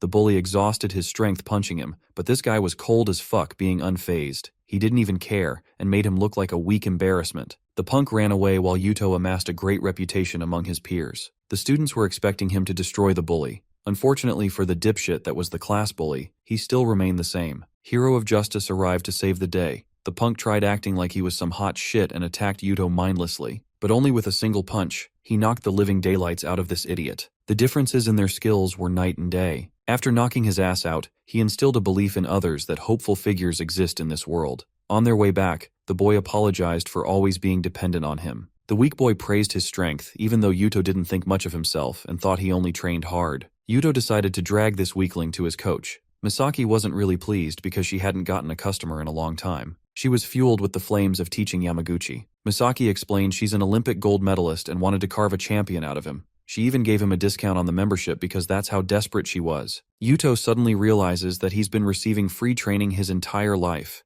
This idiot should be grateful. In their training session, Yamaguchi observed the level of intensity Yuto trained every day. Misaki emphasized that he's nothing to worry about since his talent is crippled compared to pro boxers. The boy was shocked that even someone as strong as him couldn't measure up to real fighters. Misaki told him to observe his training, as effort is bound to help people become stronger despite the hardships they will endure. On his way back, Yamaguchi was so happy and motivated with the idea of change. In this world, you could never choose the circumstances you were born with. However, certain environments developed people, and others made them live through hell. Yamaguchi had the case of a mother suffering from her addiction. She abused him for even believing that an idiot like him could have friends. Yamaguchi's mother ended up getting dumped by a dude and only lives with the boy for that spicy child support. Hesitating, he asked his mother if he could learn boxing. She called him a piece of crap, not sparing him a moment of kindness. The scene switches to the bully who is mad pissed after getting his ass beat. His gang was eager to explore the dude's fighting capabilities. After all, they recently found a boxer who was training to become world champion too. Returning to Yamaguchi's life, he boasted the spirit to change, so he turned up to come train with Yuto during his run.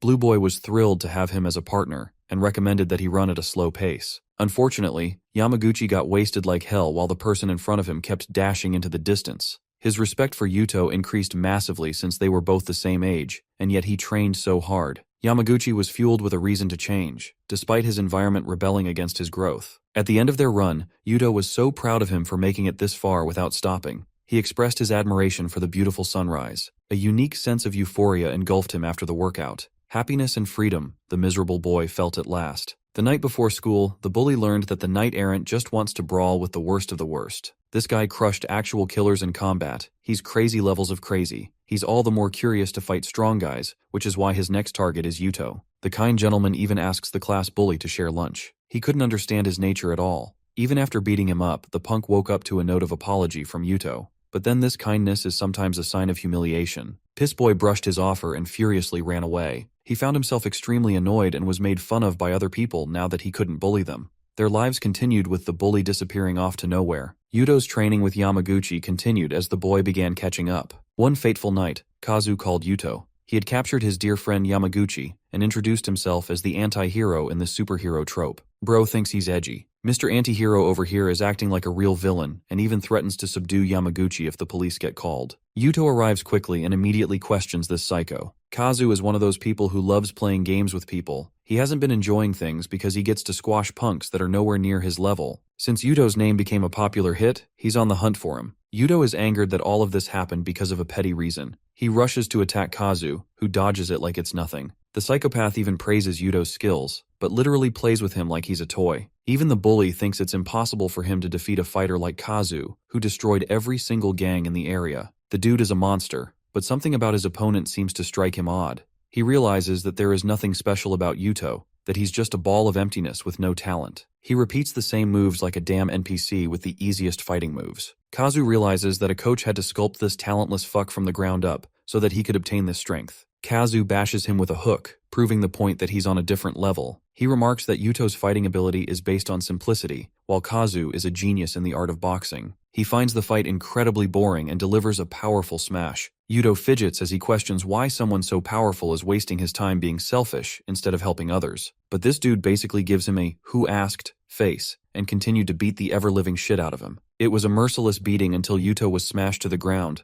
All the while, Yamaguchi felt guilty he was pathetically useless in helping his friend. The people who lived for themselves could not infer value from one thing to another. Going home that night, the miserable boy returned to find his mother beat up and abused. The next day, Yuto woke up in the hospital bed with a letter from Yamaguchi. The boy had already sold his life in service of working so that he could earn money. He knew he couldn't have a normal life despite everything he did. In the end, he succumbed to the violence of his life and removed himself from Yuto's life. The moment he read this letter, a transformation occurred. Yuto's entire being changed even after experiencing his growth period. He vowed to become even stronger. In that same condition, Yuto showed up to Misaki, stating that he will become so strong and become a living symbol to prove that circumstances are inconsequential if one works very hard. That was the day the world champion Yuto Takeda fully materialized. Kisaki bashed him during their training after learning about his fight against Kazu. She knew about the unrivaled talent of the genius boy who was considered to be the next greatest boxer of their generation. Misaki wanted to support Yuto's vision to defeat him, so she entertained his delusion through their training. While Yuto doubled down on his training, Yamaguchi felt even more miserable doing his shitty job.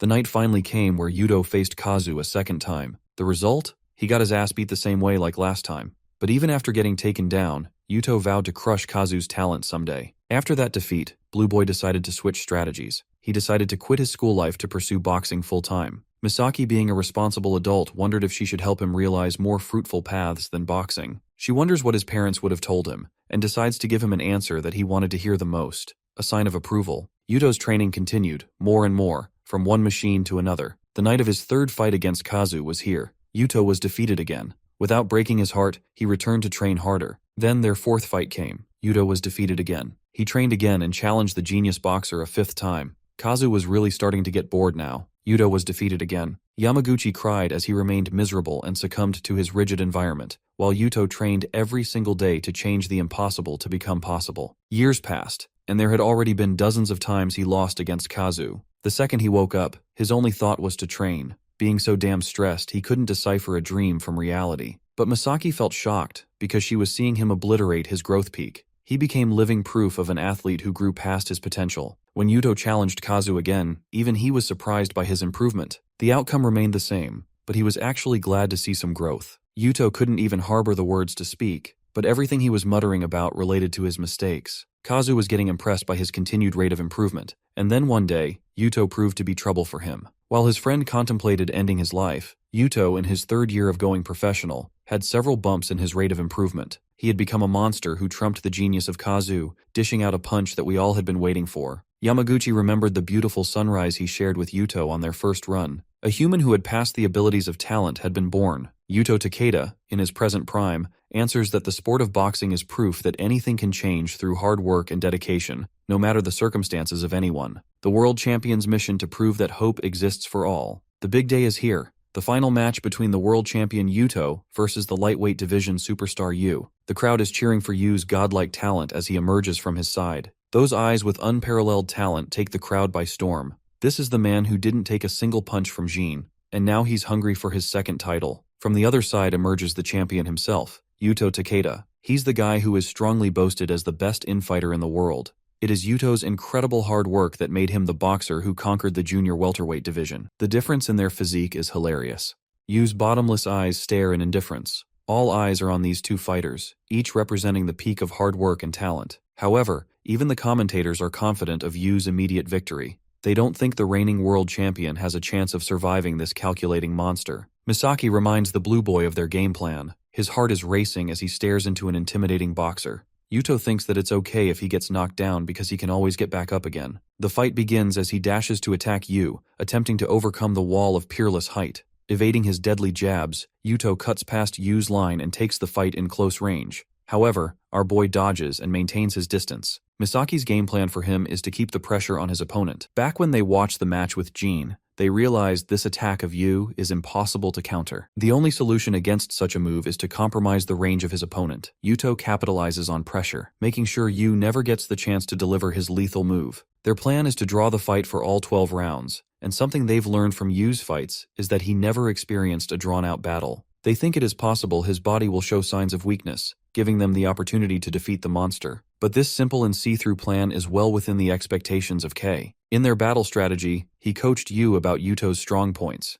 His muscles are the ultimate defense, while his lightning-fast speed and incredible stamina make him a force to be reckoned with. In essence, since Yu is an outboxer, Yuto is supposed to be his greatest weakness. Yuto's stamina is so freakishly powerful that he doesn't show signs of fatigue even in drawn-out battles. At first, Yu planned to strike him in range, but he's in the mood to prove a point. Adjusting his position, Yu shocks the world as he mimics the world champion's stance. Kei wants the world to know what true talent really looks like. The world is stupefied, including Yuto, who doesn't want to focus on overthinking and instead prioritizes the attack. Then the first punch rains on him, shocking the spectators. A second punch follows and connects, putting this dude in a daze. He's like, what in the actual F is going on right now? The thing is, Yu is copying each of his movements down to the smallest of details. What's more is that he's faster and more precise than the guy who spent a decade honing his skills. Misaki is rendered speechless while Blue Boy is literally questioning his life's decisions. He's realized that this is the level of talent that cannot be contested.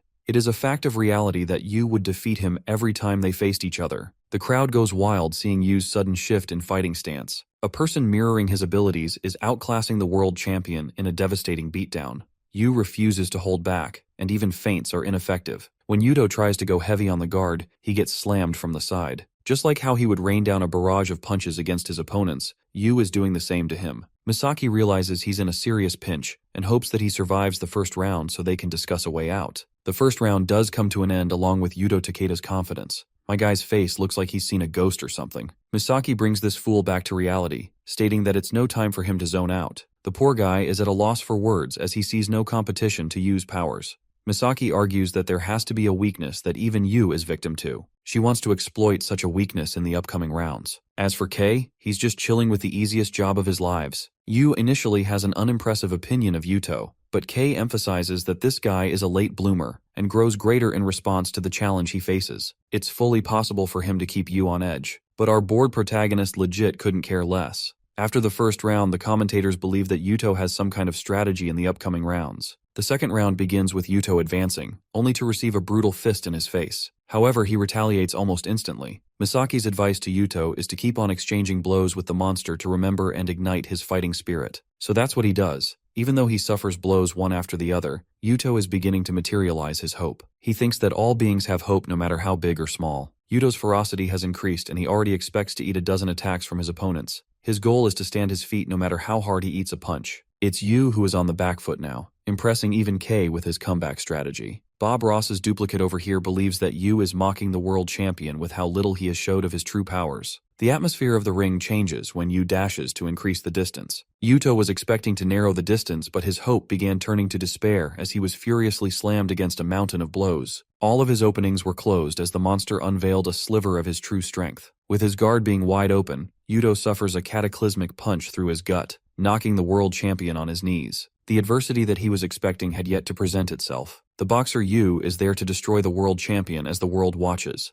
Among the crowd sits a boy. It is Yamaguchi who is rooting for Yuto's success. The author brings an interesting point regarding effort, as it is always portrayed to be exciting to watch. But the reality of true effort is the loneliness and mental fatigue that comes from doing the same thing endlessly. Misaki saw the shadow of his parents and her old friends while he suffers to maintain a plank. So after the training, Misaki almost wanted to sway his mind about boxing and decided not to pursue the thought. Back in the ring, the world champion of the junior welterweight division is suffering immense pain. It's hard for him to breathe, but the blue boy remembers the power of friendship and gets right back up. However, his opponent Yu remains unfazed and undeterred. The big question is how he is ever going to overcome him. The round continues with Yuto analyzing his situation. He knows that he has to suffer through the hits and break inside Yu's range. He does that successfully and manages to close the gap by putting pressure on Yu. Gojo's dad K is impressed that he's trying to make a comeback, but even Blue Boy is starting to realize that he can't keep up for long. Yu goes on the offensive, giving him a fraction of a time to wonder what he should respond with. The monster delivers his killing move, but something impressive happens.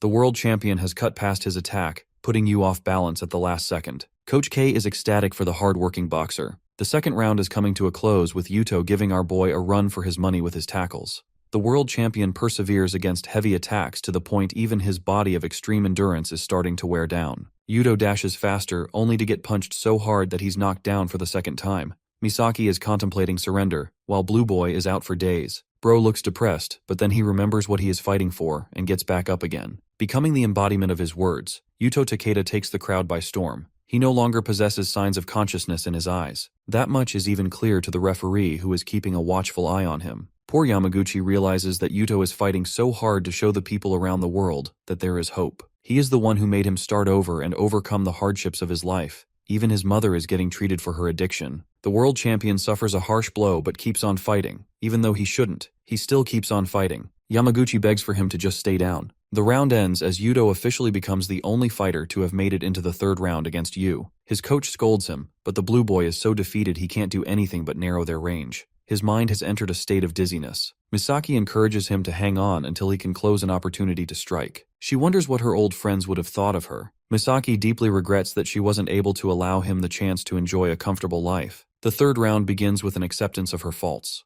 Yuto is immediately paraded with tons of brutal attacks. Despite the champion's despair, Kei is impressed by Yuto's potential, who only continues to improve in each round. He's like a textbook comic hero who just keeps on getting better and better to defeat the villain. Kei thinks it'll be a healthy experience for Yu, as his final opponent will be his toughest, the heavyweight world champion Eren. Round 4 until 6, Yuto's undying spirit and stamina perseveres. He's received countless attacks and is hoping to create a miracle against his opponent. Coach K wonders how our boy is feeling in this fight. It's clear that he is starting to feel exhausted. So now that he's in a pinch, Coach K wonders what he will do. Yuto suffers another brutal knockdown. No one wants him to get up. No one except the man himself. He tries, but his body gives out as his dead eyes lay resting before Moisaki. He remembers a conversation they shared under the night sky. She thought he worked way over than what he should. So as a lesson, she told him about the harsh truths of reality and how he would overcome them. There is a bleak risk of being shattered after working hard. Misaki feared this outcome the most for Yuto. She wants him to treasure life as she's lost precious friends too,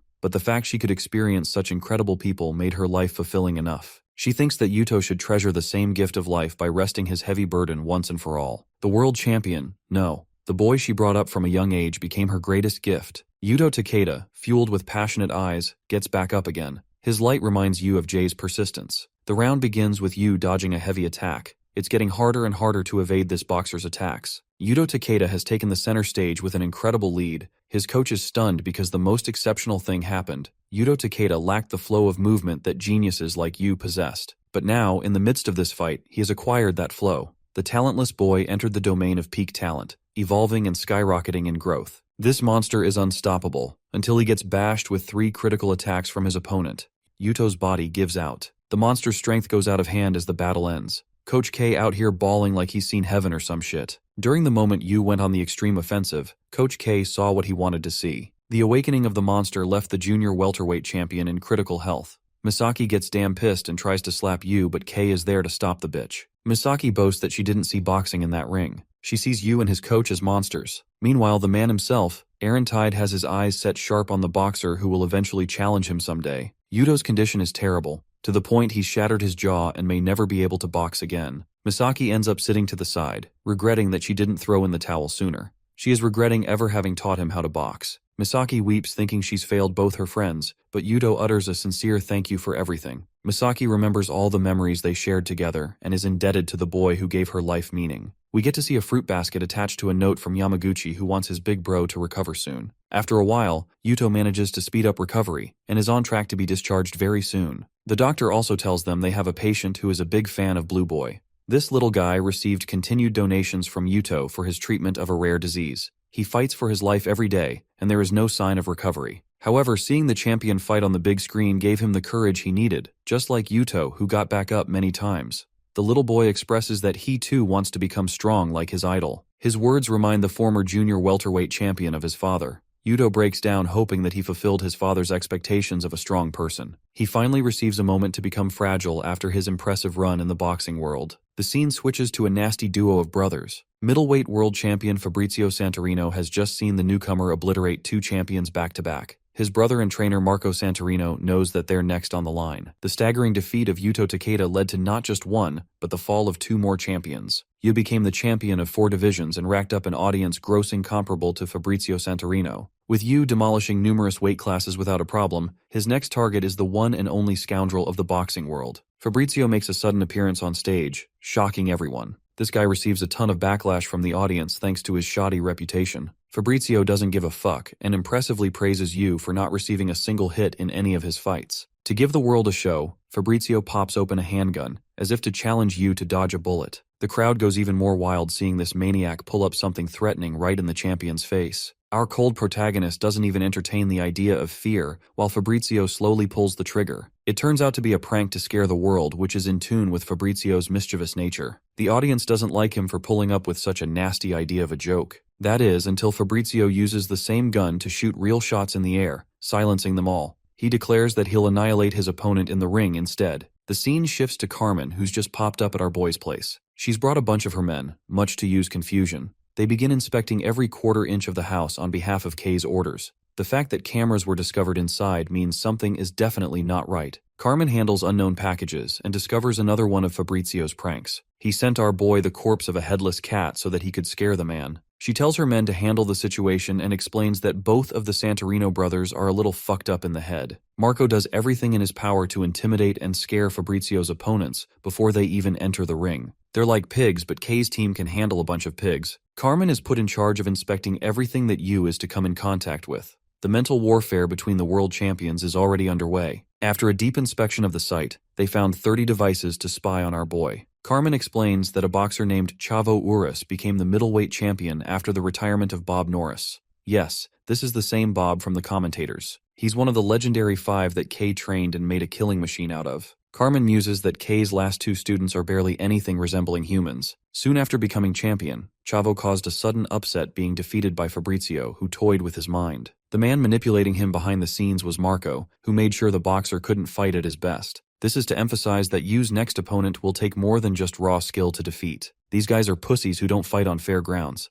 Carmen warns our boy to trust only her and Coach Kei. Yu's usual training continues with Carmen keeping a strict watch. She learned that his daily life is pretty pathetic, as all he does is cycle between the home and the gym. There's a sudden shift in Yu's eyes, as if he's even more depressed now. After this training, Carmen and Yu head home when he asks about the bodyguards. She tells him they're guarding his place. She tells Yu to prioritize his own life if they ever get attacked in public since she can handle the threats by herself. At home, Carmen is forced to be his cook since they can't trust anyone. She recommends that he doesn't eat food outside since fast food workers are easy to be bought as they're already surviving on pennies. Carmen winds up preparing a bunch of different dishes for him to eat, admiring her own cooking skills. She's stunned when she sits across the table from him and sees Yu's frowning expression, something she had never seen from him before. Poor girl gets triple the shock when our boy can't even eat her food without throwing up. Carmen's self-esteem gets disintegrated as Yu barely manages to finish his meal. At night, he takes a shower before bed. Bro's got the physique of a Greek god throughout his years of training, and unfortunately, even our girl Carmen can't ignore looking at them. She's out here remembering how he built an impressive physique ever since he started training. After the shower, she's surprised to learn that Yu doesn't like sleeping in the bedroom. He prefers the bare floor out of bed, surprising best girl once again. Since Carmen has to keep watch over him, they sleep together. She thinks Yu is more human than she initially thought. She could see it in his eyes that he was about to cry. The idea of a human side for this boxing monster intrigues her. The guards working under Kei deliver the footage to Kei. Bro is out here stalking Yu on speed dial. The next day, these poor guards have to suffer keeping up with the world champion's training routine. Despite their excellent endurance, they're still no match for the quadruple world champion. When Yu ends up home, he sees an unsightly and bed hair version of Carmen. She instantly slams the door shut before returning like nothing even happened. Bro is genuinely confused about what happened. At the gym, Kei shows him Fabrizio's recent boxing match. The fight was against the middleweight champion against the world contender John Renault. The coach can just see it on John's face that he's gone through their shit before the fight. The dude is going crazy, much to the satisfaction of the Santorino brothers. The fight begins on near enough equal grounds. Yu is a little taken aback while his coach explains that Fabrizio excels in a dogfighting style. He's the dirtiest world champion when it comes to his rough movements. There's no sense of defense, and the only focus is on the attack. Fabrizio excels in a theatrical boxing style, earning their slander. The opponents he fights are forced to pursue his boxing style, but that's exactly where he wants them. Kei even mentions that Fabrizio is using drugs to cut the distance between their strengths. Peter is among the people of the crowd and recalls the experience from their interview. They don't even give a crap about boxing, both of them. Marco criticizes the boxing fans but thinks they're doing the sport a service by giving everyone a good show. John gets headbutted, but the referee doesn't even call it. When he retaliates, however, he gets instantly accused and warned. It's obvious they even bought the referee in this case. Marco takes pride in how the Santorinos handle the boxing world. The match that was supposed to be a show of professionalism was reduced to a dogfight. The reason John became so incredibly angry is when he learned from his daughter she's dating Marco. Now that's an uppercut not even Mike Tyson could recover from. She was manipulated by Marco into believing that he was a good person. Even though his father warned her, she naively trusted Marco. Then one day she came home crying her eyeballs out. It was clear what had happened. It was clear that Marco broke her completely. This is the reason John wants to slaughter Fabrizio, who perfectly plays on the boxer's emotion to deliver the killing blow. Despite being the better fighter, John was defeated because of a dozen fouls and the manipulation tactics of his opponents. This was the kind of challenge that Yu was up against. He resumes his early morning training with Carmen, who is surrounded by multiple men secretly eyeing them. The drunkard right in front has been paid a boatload of money to spill something on Yu. They even doped the shit out of him to make sure he does what he is told. When Yu draws near, the man pretends that he slipped, but our boy just shadow steps so fast and dodges him. Carmen had laid out the initiatives for Yu. She prioritized that he stay clear of any people who come in contact with him. She also wanted him to stay away from the reporters' questions. Marco's out here spilling hundreds of nasty rumors about our boy. Carmen knew they were going to try and manipulate the media, but she's happy to give them something in return. She's sneaked in spies of her own among Santorino's men. So the next day, he's the one who swims in hot waters being flooded by the media. Instead of annoyance, he's impressed. In this game, money prevails and Kei's got an endless amount thanks to his gym. Everything is going well except for our boy's food, which is apparently dreadful. The packages he receives are all being burned for his safety. She can't ever leave his side or use any electronic devices. But that's nothing to worry about since this guy is a super introvert who doesn't use anything. Carmen drills into his head that while Fabrizio won't lay a finger on him, Yu's cat is another thing. She prefers that he stay on his guard to protect his meow. Bro, the coach is staring at the cat like crazy. He is definitely cooking something. It's been half a decade since Yu's appearance at her gym. The high school student had now gone on to conquer 4 weight divisions. She thinks it's no shock he will win his upcoming fight and wonders if Kei's ultimate goal is to make him defeat Aaron. But even after defeating the legendary boxer, she fears our boy disappearing into nothingness just like the others. Just when she's having these thoughts, their group gets approached by a bunch of thugs. She's surprised and wonders if she miscalculated the thugs in the area. Carmen prioritizes Yu's safety, but our boy is already busy taking care of the threat. He literally grabs the gun and shoots their ankles. The boxer is about to end their lives when Carmen stops him at the last second. She realizes that he was actually about to kill these people. It was the same as Jean or Yuto when he stopped holding back. Despite this monstrous and uncaring side of his, our girl is a believer in his humanity and desperately hopes there is something human underneath his skin. To figure that out, she suddenly asks our boy on a date. The quadruple world champion is a mega virgin who doesn't know what to do on a date. Carmen explains the basics, and Yu accepts. So on their next off day, Yu receives her looking all dressed up and amazing. But she's a little disappointed since our boy is planning to go out wearing the most default man outfit ever. Carmen gives him a hairdo and learns that Kei recommended his spiky hairstyle for the ring. With his hair done, she wants them to go shopping to get our boy some drip. Carmen pulls out the flashiest shit for him to wear. The duo looks so embarrassed, but the best girl makes him wear the outfit anyway. Yu is definitely not feeling it while Carmen is eating it up on his embarrassment. They go through a bunch of different outfits, all of which make her laugh. Then Bro pulls up with a classic suit that makes him look like a model. Carmen gives him the green signal and proceeds to check out. They go to an amusement park. The roller coaster doesn't even amuse our boy, but at least it's entertaining for his girl and his cat. They explore a bunch of different enjoyments together. Bro even has a balloon of his own cat, such a Sigma male. Through their photographs, Carmen finds annoyance with Yu's blank expression. She tasks him to follow a technique she is going to use. Carmen meticulously crafts the most beautiful smile while Yu looks like an abomination. Their next muse is a haunted house. This girl is out here fantasizing about their couple life like crazy. The plan is to draw closer to him when she gets scared. She reminds him not to attack people in the presence of ghosts. But this hypocrite is scared so badly that she bashes the hell out of the zombie. Girl ends up neutralizing the threat for real. Carmen is starting to realize that she just might have feelings for our boy. More haunted than any of the mannequins is Jean's dead face. Both of their girls scare each other while the men stare in confusion. Carmen is surprised to meet the former world champion in such a location. She's suspicious of him first,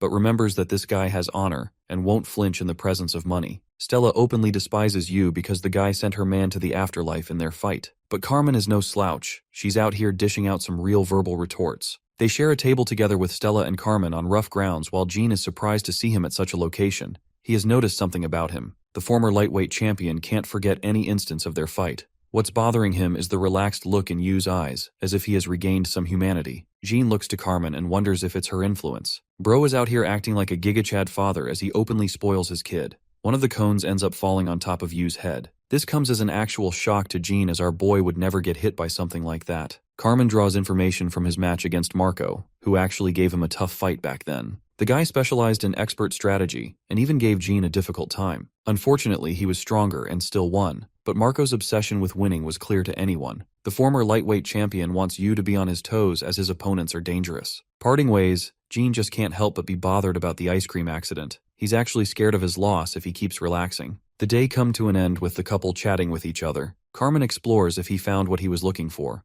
Yu tells her he wanted to pursue it, but now he's even more confused than before. She questions if Yu will continue his boxing career even if he doesn't find what he is looking for. Carmen recommends that he tries to find that same light in a different aspect of life. She wants him to enjoy the delicacies of life so that he doesn't have to look for anything. She's out here delivering god-tier riz by saying the light might be sitting next to him. After the fireworks, a strange girl approaches Yu as a fan, but she has a message for Carmen from Marco. She rips the note without even reading it. Everything was going well until that point. Carmen still enjoyed the date and prefers they return to their regular life. At that moment, Yu makes an unusual request to go on more dates with her. She feels delighted to say yes, while Marco secretly enjoys their scene. Their daily routine continues as usual, and Yu is actually starting to like her food now. But the more he likes her, the more his boxing skills are taking a hit. The coach is mad, pissed, and wants to have a meeting with Carmen. He scolds her for having fun with him. Coach K is super annoyed and even confronts her for having feelings. Carmen tries to reason, but she gets shut down and relieved of her duty to guard him. Instead, Yu receives Mr. Funny Nose as his new security guard.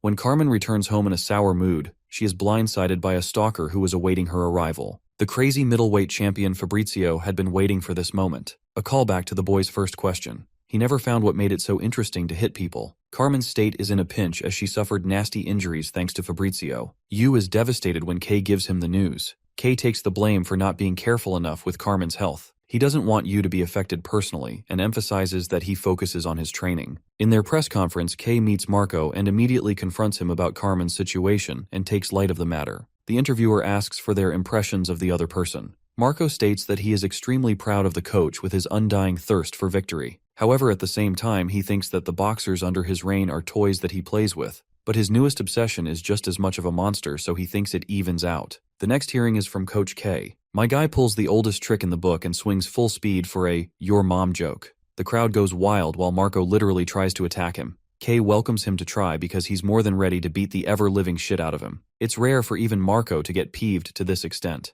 The interviewer quickly shuffles to Fabrizio next, who openly declares that he will kill Yu in the ring. The atmosphere is tense as the microphone is finally handed to Yu. The quiet boxer remembers his heartfelt encounters with the one person who didn't see him as a person and valued his life as a human. In the end, hitting people led to the demise of Carmen. Yu breaks the ice and states that he isn't going to finish the fight quickly. He gives the spectators a shivering smile to emphasize that he's going to destroy Fabrizio in all 12 rounds. Peter is shocked because this is a first for Yu, who never even gave his opinion until today. After the conference, Marco vents off his frustration while Fabrizio is juicing the hell out of his body. It's necessary for him to take full doses because of Yu's insane abilities. Carmen wakes up the day of the fight. The crowd is going wild, especially for Yu's impressive track record of conquering divisions. Emerging from the side, Yu approaches the ring, causing the entire arena to go crazy and cheer for him. However, for his opponent, the faces of celebration quickly turn to expressions of anger. This man is met with no praise and instead receives the crowd with incredible hate.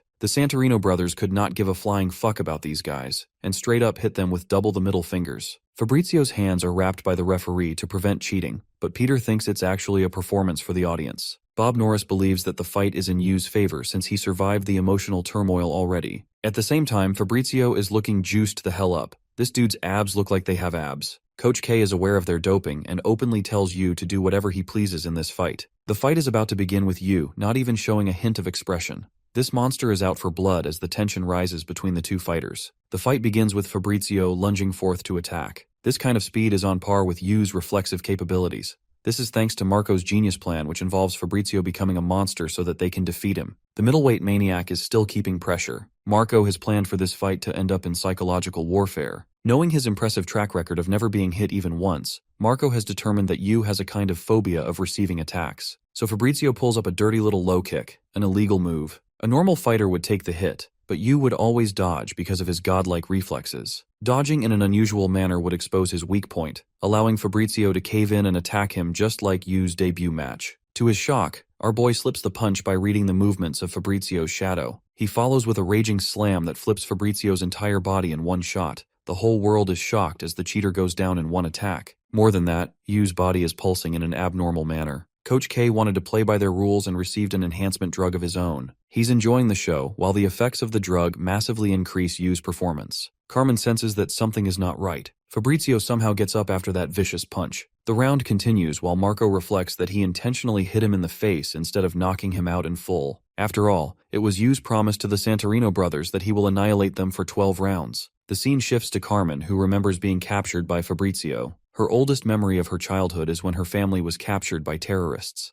The helpless girl watched both of her parents lose their lives before her eyes. The feeling of loss made her shiver in fear, causing her brain to shut down. She had lost hope and accepted her end when a younger Kay rescued the girl and supported her until she grew up. After she grew up, she wanted to work under him, but by then, Kay had become an unrecognizable man. When Carmen was captured by Marco, she was mainly unharmed, even though they were trying to intimidate her. She comforted her in the face of fear and uncertainty. Marco entered the room and stated that he wouldn't have taken such harsh methods if she complied previously. He cut to the chase and explained that he wanted to make an offer. Interestingly, he asked about Yu. Carmen responded that they boast a professional relationship, but Marco knows she wants to help the boxer live a normal life, away from the clutches of his harsh career. He's aware that a man like Kay would never allow such a thing to come true as he is messed up in the head. The monster that is being nurtured under Kay's care is slowly going to lose all his humanity as a toy of an obsessed old man. Marco wonders if Yu ever wanted to box in his life. His offer is simple. He requires Carmen's cooperation to make Yu lose the fight, setting him free of the obsessed coach.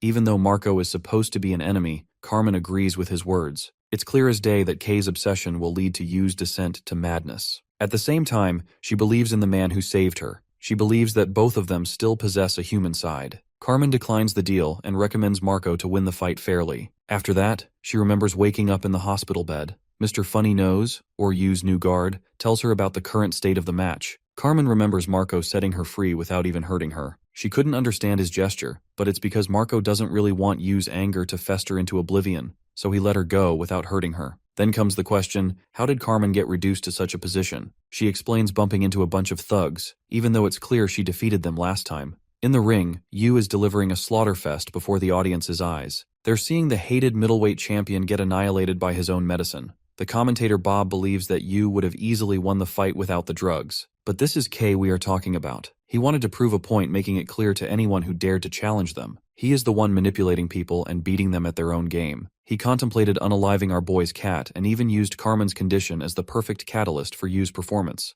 After John Renault lost the fight, he learned from his daughter the truth of the matter. Marco didn't do anything to her and was only trying to scare her away. She begged her father to stop fighting them as they didn't cause her any harm. This paints the Santorino brothers in a different picture. They're not actually villains or malicious people like the rumors claim, but that doesn't matter to Yu, who is demolishing them in this match without a hint of remorse. Carmen, even in her compromised condition, wants to do something, but Funny Nose recommends that she doesn't try. It's because the lengths Kay is willing to cross are boundless. Funny Nose reminds her that Kay is a ruthless man who has taken countless lives in his time. He urges Carmen to stand down. In the ring, Fabrizio has suffered a mountain of injuries. Before the fight, Marco told his brother to remember Yu's game plan. Since he wanted to draw this fight out, it's a confirmation he will make sure to bash him for all 12 rounds. Fabrizio knew from then that it would be impossible to get the better of his opponent. The good thing about this fight is that Yu isn't interested in a quick victory. Coming as a shock to the commentators, Fabrizio drops his guard completely. He has assumed the stance of a grappler who is ready to use his reach to his advantage. But the monster Yu is not to be underestimated as he lunges forth and disappears into thin air. Reappearing from behind, Yu violently delivers dozens of punches all over the man's body with his superhuman speed.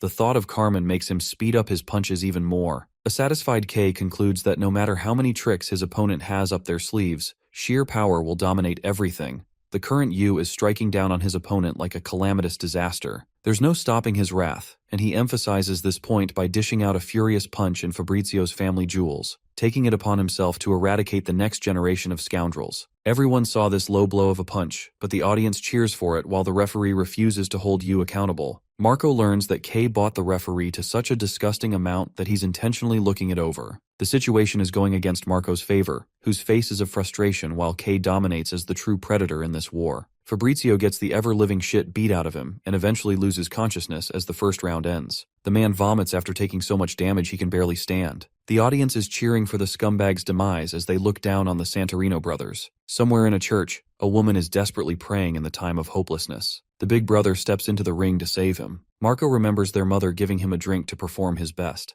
Even though he didn't want Fabrizio to consume it, he did so anyway. She wants them to stop the fight if they can't win, as their mother truly cares for her children. Fabrizio wants to win this match for her mother, but right now, even his brother's words are incomprehensible to him. Marco instantly realizes that something is not right, as evident by the color of his lips. That's when he realizes another layer of K's treachery. This man delivered spiked milk for Fabrizio to drink right before the match. Their poor mother is basically the definition of a retarding person. The three siblings boasted different hair colors because their mother tried to pay off the debt their papa left them. Marco didn't despise being poor and thought this was just the way things are, but then he could see her mother struggling to pay rent. When leaving for school, Fabrizio and Marco never spent a day in class. They couldn't go to school but wanted to earn money so that Julia could. Marco was the intelligent one of the group and led the operations. He busied people with conversations while Fabrizio snatched their money. That's how they went around collecting cash. But their mother became desperate and didn't have the money to pay. She went out late and returned by morning. The poor brothers understood her pain and wanted to collect enough money to save her from this pain. The world was cruel to all. Even if they were the rich or the poor, nothing mattered. The boys living in the slums were no exception to the rule. They were beaten down by a man who confronted their mother for stealing. He was threatening to report them to the police station if she didn't do as he said. She returned home the next morning to confront her kids. The boys had no words and ended up receiving their mother's beating. They knew that stealing was bad, but seeing their mother's condition, Marco couldn't sit around. He didn't accept the world who had treated his mother with such violence despite her disability. To them, evil is the way of the world. She even cried after beating them up, apologizing for being an irresponsible adult. Marco couldn't accept this world and sought revenge as his only salvation. The young boy sought his brother's guidance to read. Marco and Fabrizio learned at a young age that world champions make a disgusting amount of money and eat good food. The match resumes in a bloodbath with Fabrizio getting annihilated. Back then, the boys wondered if they should continue school and ask the teacher's help. Marco liked the idea and taught his brother how to read first. He returned in the afternoon after spending quite some time looking for their school. Marco did various jobs as a little boy to collect the money. His family rested, but Fabrizio realized that his brother was working day in and out. Marco wanted to exact his revenge against the man who toyed with his mother. He knew from a young age that he couldn't become a good adult. At the same time, Marco didn't wish for Fabrizio and Julia to grow up like him. He wanted to make his brother world champion or achieve something great while he did all the bad things. That night, the boy left to find the drunkard bald freak. He picked up a dollar bill, but right as he did, Marco bashed him with a stick. The little guy underestimated how many hits it would take to knock him out, so he sprinted and laid many traps. Tripping into one of those traps, the man fell face flat into a pool of tar. Using this opportunity, the boy whirled sharp stones all over his head. He knew he couldn't fight a grown man up front, so he took extreme measures to attack from a distance. The bald freak became enraged, playing right into Marco's hands. He had laid many traps for him in the alley. The drunk idiot chose to pursue the boy instead of thinking strategically. In his pursuit, Marco whirled another trap. A heavy boulder bashed the man's spine, but it wasn't enough to defeat him completely. Marco deployed another trap and smashed his nose, yet this persistent freak wasn't letting him go. The boy tried to run until he stopped and confronted him with a sharp weapon. Bald Egghead made fun of the kid for going around trying to kill people. He created a distraction and delivered an agonizing punch that caused the boy to fall to his knees. Egghead calls Marco's mother trash and thinks that he should dispose of the evil kid. Marco confirms that the man is indeed right, and that he should get rid of a scumbag like him. Fabrizio clutches the situation as he and his brother beat the shit out of the bald freak. The two brothers took down the man and collected his money. To make an example out of him, Marco took measures to make sure he never did anyone wrong again. After the fight, his brother confessed that he didn't want to go to school. Instead, he wanted to follow in his brother's footsteps. Marco wanted to learn how to box and become world champions so that no one could look down on them. The following day, the paralyzed man was discovered after receiving a brutal takedown by the two boys. They even made their mother happy with the meat they bought with the money. Even though the meat pie was terrible in taste, it was enough for the happiness of the Santorino family. Marco's mother liked Sundays because she got to pray and enjoyed family time with her children. Marco and Fabrizio's next venture was to learn how to box. Unfortunately, a boxing gym didn't exist in their village, and illegal clubs were the only thing they knew. One day, an old drunkard offered them a chance to learn how to box. Luciano Mondi introduced himself, but really he's just a nobody to the boys. This old man happened to be at the scene of the crime and saw everything.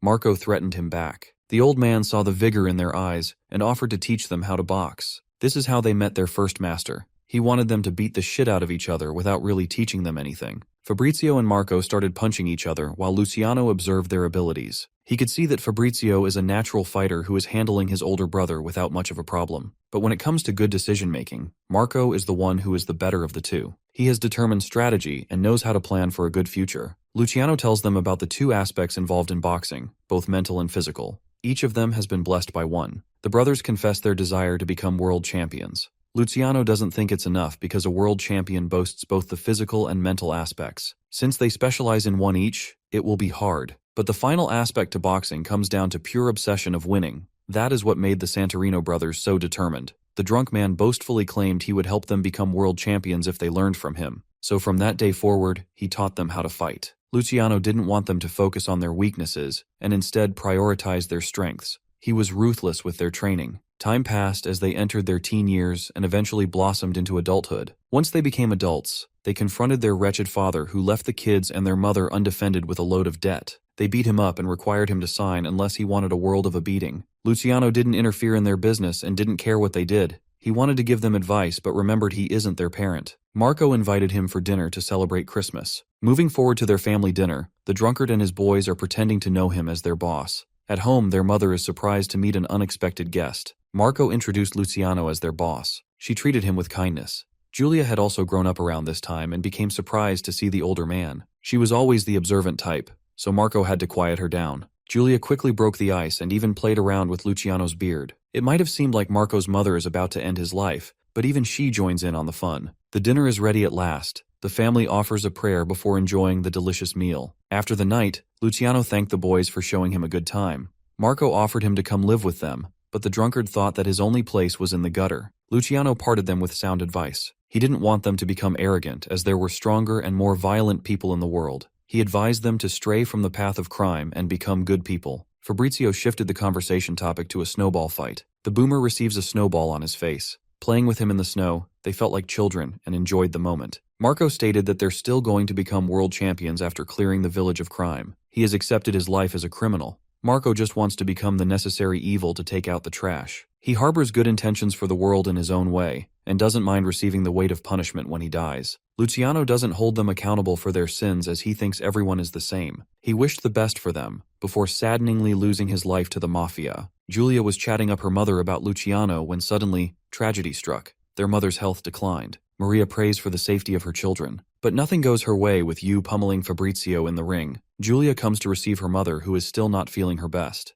Her son is experiencing a world of pain though, and still asking for more. The match has suddenly turned into a boxing bloodbath. Even Bob is confused why the doctor and the referee has not interfered in the fight yet. Normally it would be stopped at once, but Marco knows that the association requires the Santorino brothers to stop the fight themselves. After all, the crowd is going wild with the entertainment and cheering of brutality. Coach K has played his cards perfectly. The round concludes, but it's only been 4 out of 12 so far. Marco recommends stopping the match as even after losing the title, they will still have plenty of opportunity to collect money. But his brother is surprised and doesn't want to stop in the middle of a fight. He's frustrated at the thought of humiliation. One day, Maria and Julia were attacked by a bunch of crooks. While they remained safe, Luciano suffered critical injuries and suffered a major gash in his abdomen. At the start of the 5th round, Yu is staring down at his prey. Fabrizio remembers Luciano's words, who thought that they could become the most powerful figures in the underworld, but they still shouldn't go down such a path. He recommended his pupils to live their lives as accomplished boxers, even though there were people like Jean and Bob in the world who they could never defeat. He even warned them they might run into a true monster someday. Luciano's prediction was right as Fabrizio stared into the eyes of the predator. He reminded them that winning in life is impossible as enemies are always replaced by new ones. People only live a brief period of becoming the strongest before fading. Such was the life of his own family. It is hinted that he also dabbled into a similar path as the Santorino brothers and lost his family. He didn't care about the meaning of teaching those two young boys boxing, even if they didn't end up becoming world champions. Later, the Santorino brothers had to help their mother get a brain surgery. Yo slams down on Fabrizio, much to Kei's content. He wants him to show no mercy. Fabrizio struggles to keep up against him while Macro is still indecisive of what should be done. Luciano's life came to an end with his parting message for his pupils. Julia rushes her mother to the emergency room because of her condition. Fabrizio is in no condition to fight while Marco begs that he stop the pointless match. But he doesn't want to quit, as quitting would invalidate all of their efforts and everything they've done so far. The fight continues even though Marco fully understands his brother is outclassed by the terrifying boxer. He's ready to throw the towel the second he feels his brother's life is in danger, which is surprising because that dude is barely surviving in this fight. The 7th round officially makes Fabrizio the only boxer to have withstood Yu's wrath to this extent. The terrifying boxer makes his offense without mercy. He doesn't spare even a moment for Fabrizio to attack. He remembers a conversation he shared with his brother when they were young. At the beginning of round 8, people started questioning the meaning of continuing the fight. Fabrizio doesn't want to succumb to this fight even if it breaks him. Round 9 starts off with Yu still demolishing this guy. He has probably hit him like 300 punches at least. Bro is eating that shit and questioning life. At the start of round 10, Fabrizio bears a hatred for the world. He hates that people have to struggle so much to live such normal lives. Round 11, the ring is tainted with the blood of the middleweight world champion. Finally, round 12, the final round. Having survived up until this point, Fabrizio's face looks like it's going to need plastic surgery. Marco is about to surrender when the men of the association forcefully stop him. The concept of right and wrong is fragile and malleable. While Julia is begging for her mother's health, Marco is worried for his brother's life. What the world is bearing witness to is a public execution before their eyes. Marco begs Fabrizio to run. Yu demolishes his face with a brutal punch, one after the other. This time, Yu isn't holding back as he tears apart Fabrizio's body. The middleweight champion has already lost consciousness, and Yu is still going on and on without stopping. Fabrizio's condition is critical to the point he's lost his sense of hearing. All he sees is a monster that's tearing him apart. Fabrizio tries to punch him and prepares for a final bout. He embodies his philosophy and refuses to run from the ring. Fabrizio commands that he strike at him. Only 5 seconds remain on the clock. The monster charges for a final killing blow. This man is for real about to end him. 3 seconds as Julia is called by the doctor. 2 seconds as she remembers her family. The final second as Yu dashes full speed to end the man's life. The world comes to a shock when they see the presence of the radiant boxer appear on stage. He stopped Yu's punch and saved Fabrizio, while Julia also learns that her mother survived. The radiant figure, the one who had saved Yu from back then, has just appeared again. Some recognize him, some don't, but it's clear to many that Jay has stepped into the ring. The crowd wonders if he's making a comeback. Jay tells him that they'll encounter each other in the ring next time. He walks right past Kei, who hates his sudden entry and even threatens to kill him someday. The alphabets are having a real beef in this manhwa. Marco calls for immediate medical attention for his brother. After the conclusion of the middleweight title match, Yu won without any worries. Many had assumed that he was weak in longer time controls, but he showed everyone that he is the real deal. Peter thinks that Yu is the definition of a boxer who has crossed perfection and stepped into a line of inhumanity. There was a pivotal moment in this match. The retired boxer Jay personally stepped in to stop the fight. Normally, a lawsuit would be issued immediately against anyone who tries to pull such a stunt. But Jay is different. Nobody knows why he stepped in the ring. Peter knows that Yu has created a monster who continues to grow to terrifying strengths. Both Jean and Stella watch the match unfold. His wife is worried like hell, but the former lightweight world champion thinks it's Kei who they should be really worried about. He desperately hopes that Yu gets saved by someone someday. Yuto Takeda watched the fight too. His new girlfriend noticed that he looked sad. Yuto seconds her opinion because he remembers his dear old friend having a similar expression. The scene cuts to Steel, who realizes Yu has become too strong. Even though Jay should be proud of his friend's achievements, he doesn't like the direction where Yu is headed. Typhoon tells him to stop worrying as he has his own match to worry about. Jay has acquired impressive success in his weight division too, and approaches the title match soon. Fabrizio wakes up next to his brother, shocked that he's still in one piece after the fight. Marco tells him about Jay's interference, which comes as a confusion to them both. He apologizes for putting Fabrizio to such lengths. Instead of insulting his brother, the former middleweight world champion thinks they've lightened their load a little. The both of them begin to cry as they were just abused children who were trying to make money for their mother. After his recovery, they go and meet her, completing their happy and loving family. In the end, they're still the same, and that's the conclusion for the Santorino family, who accepted their meaning in life. With their chapter closed, now comes Yu's next opponent. His trainer, Andrei Vlashenko, is pumped to finally meet a contender who can defeat Victor. The emptiness of Yu. The boxer had a million questions rained down on him by the interviewers. They were even asking about Jay, but it's nothing Yu cares about. He asked for Carmen's return as his object of interest. Kay informed him she had quit as there were people like the Santorinos who could appear again. He felt pity for Yu, who grew attached to her, and remembered the various moments they shared together. Kay recommended that he take a week's worth of rest. During this break, he contemplated the meaning of life. Emptiness followed him wherever he went. Was it the dance clubs, or the operating room where patients were fighting for their lives? Was meaning found in a worrisome desk job, or among the people who protested the politicians? Could it be found in grief? You beg the question of the meaning of life. He was an empty boy with darkness of a past haunting him. Throughout everything that had unfolded up until this moment, Yu's mental state depreciated. Holding a gun to his head, he was about to end everything when the sight of his cat made him stop. The depressed boxer went to bed with his cat. The scene shifts to Aaron, who is watching the beautiful graveyard of stars in the sky. The heavyweight champion executes masterclass Riz at his wife. He expresses a kind of uncertainty. He knows that some kind of calamity is awaiting them. Angela comforts him like the supportive wife she is. Her smile helps him regain his confidence while Yu is out here dying single with his cat. Coach K is satisfied with his powerful punches. Their next target is the world champion Aaron. Even though Victor is supposed to be Yu's opponent, it's Aaron who he should really be worried about. The coach wants to grant him the perfect body to demolish his next obstacle. His training regimen will also increase in difficulty. Yu goes on to crush his following few opponents. It's always the same idiots thinking they can beat him until they get punched in the face. The first fight of the super middleweight division ended in less than 2 seconds. The second fight against the grizzly bear-looking Chad ended in 2 seconds as well. The super middleweight champion Rook Stone was demolished. In his third fight, Yu's opponent was whining because this dude knows he's about to get destroyed. His coach acknowledges him, so this single hairballed fuck thinks he's an anime protagonist who will win. That delusion gets uppercutted in his face as Yu wins the fight in less than 2 seconds. His last opponent is the champion of the light heavyweight division. He too gets crushed 1 second into the fight. Yu has solidified his status as the invincible boxer who has no equal. He's no longer giving the audience a show and instead focuses on slaughtering his opponents. Peter thinks that Yu's objective is Aaron, even though Victor is supposed to be his next opponent. The outcome of their fight remains to be unclear. Andre is out here cheering for his own pupil's demise when Mohawk Lover pops up and asks his coach what's up.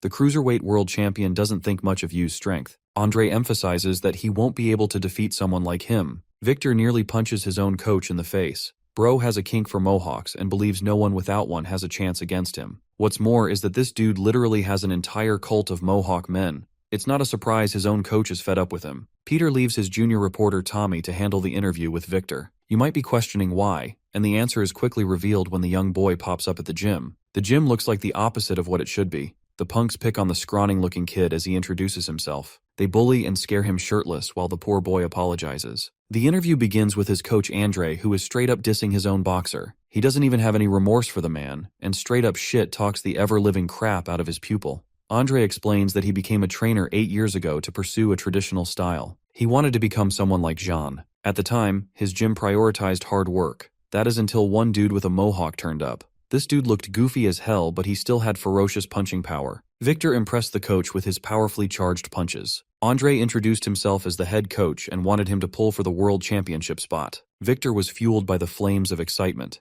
but for Andre, it was the worst decision he ever made in his life. Because when he asked the dude to clean up, Victor boasted his obsession for mohawks. Andre realized that this guy is basically a dumbass with a lot of talent. He tried teaching him how to throw jabs, but this man thought it was insulting to throw such a punch. Andre decided to let him do as he pleases. He even placed a bet to do anything Victor wanted when he became world champion. The day of Victor's debut match, he wasn't doing anything but crazily throwing hooks. Of course, that left a lot of openings, and he got nuked in the face for it. His coach thought that it was pointless to have a single move as their specialty, but something happened in the 4th round. His opponent had grown too confident, but unfortunately slipped and received a devastating punch. It was a total knockout, and a first victory for the behemoth. Andre understood that luck played a huge role in this fight, so he hoped for his next opponent to teach him a lesson. But then Victor knocked him over too. The same thing happened and his lucky punch ended many boxers. Andre couldn't comprehend what was going on. Even though the boxer boasted an incredibly powerful punch, It was ridiculous to accept that a single move landed him a fight against the cruiserweight world champion himself. Mohawk Man had already acquired many supporters by then. Before entering the fight, Victor reminded his dear coach that he's going to make him get a mohawk after he wins. And that was the day Andre knew his life was over. Everyone's heard the famous quote from Bruce Lee about practicing one move. Mohawk Man is basically the definition of that quote. This guy spams only one attack, and that led him to contend for the title. In his match against Gilbert Einstein, even the commentator Bob Norris acknowledged the trash skills of the crazy boxer. But it's indisputable that he still won all his fights. Victor is the first champion to break every boxing convention and still win. The fight begins, and this dude Einstein is legit throwing Newtonian punches out here. Bro is calculating everything as he tosses Victor's shit around. It's basically a smooth brain versus Einstein if he was buff. Victor got taken down, and quite unusual for a coach, Andre was actually cheering for his demise. Mohawk Man realized that he was up against a genius of boxing, but with the power of, I am angry therefore I am stronger, he pulled up again. Bro proceeded to get his shit tossed for 12 whole rounds until he was a mess. Even Andre was pissed that all his previous opponents were getting hit by something so flashy and losing to Victor. Bro is out here cheering for Einstein, who's throwing punches all Saitama style. Victor retaliated, but it wasn't any use. The genius decided to stop for one moment before delivering his revolutionary energy equation punch. What a phenomenal display as Victor gets taken down again. People thought it was the end for him, while Einstein urged that he acknowledge the difference in their might. But that's exactly the kind of remark that would awaken Mohawk Man's spirit. The dude's parents had mohawks too. Dude is a big ball of nothing. He's an animal without a mind who refuses to give up.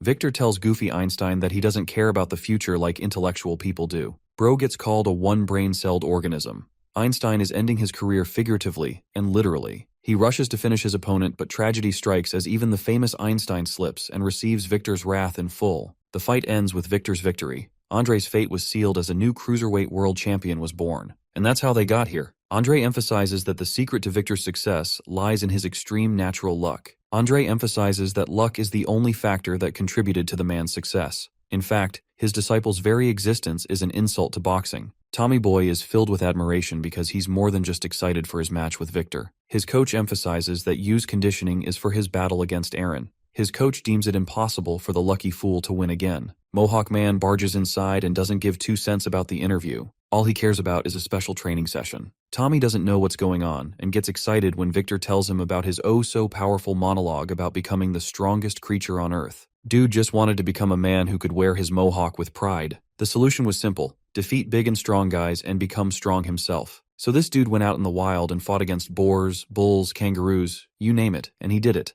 His final challenge was a powerful bear. It was a spectacle of man versus beast. But unfortunately, even this bear had the misfortune of slipping and falling right to his doom. Victor secured his spot as the strongest when he suddenly realized his next goal. Dinosaurs from back then were the strongest, but then he couldn't understand why they went extinct if they were strong. The cruiserweight freak found his answer in absolute nature. His objective transitioned to achieving the ultimate punch. He thinks little of you as his power pales in comparison to the champion's fist. The special training arc begins. All this man cares about is flashy punches with obscene names. He climbs Everest to acquire a mountain punch, flies through a tornado punch, punches lava for magma punch, and even tackles the sea for the tsunami punch. Even Andre is out here praying to God to stop this man's ridiculousness. Bro is begging Zeus to run a lightning bolt up his ass. Lightning does strike down Victor, causing a moment of celebration. Bro thinks he's finally free, but the Mohawk Man, just like a lottery winner, remains unaffected. He's one of the rarest cases who survived after being struck by lightning. As for Yu, he's got pretty bad luck opening a paper can. Back at the Lions Boxing Club, Arnold is the top trainer who isn't feeling his brightest about Victor. That's because Yu's next opponent is someone favored by Lady Luck. He shares his concerns with Kay regarding the upcoming boxing match. Back to Victor's chaotic training arc. This dude is pummeling through ice in the Antarctic. Arnold tells the coach they should prepare something in advance since they're dealing with a boxer out of the ordinary. Victor, on the other hand, trains like a goddamn Dragon Ball Z character. He's just invented the iron punch in a construction cave. Resuming Arnold's conversation, he shares his obvious concerns of their opponent being an extremely lucky person. It's actually evident by Yu's shoelaces constantly getting snapped. This makes Arnold sweat bullets because the effects of luck are already kicking in. Mohawk Man trains in a contest of speed with his all-new Gatling punch, while Arnold recommends they go for a point-based strategy because the concept of a knockout could end up unlucky for you. At the same time, Kay thinks that even if they reduce the chances of misfortune happening, it's still possible to have the odds of failure stacked against them. Again, a light bulb snaps from the ceiling and crashes down, nearly hitting Yu, giving Arnold even more things to worry about. At the church, Andre is begging science to prevail.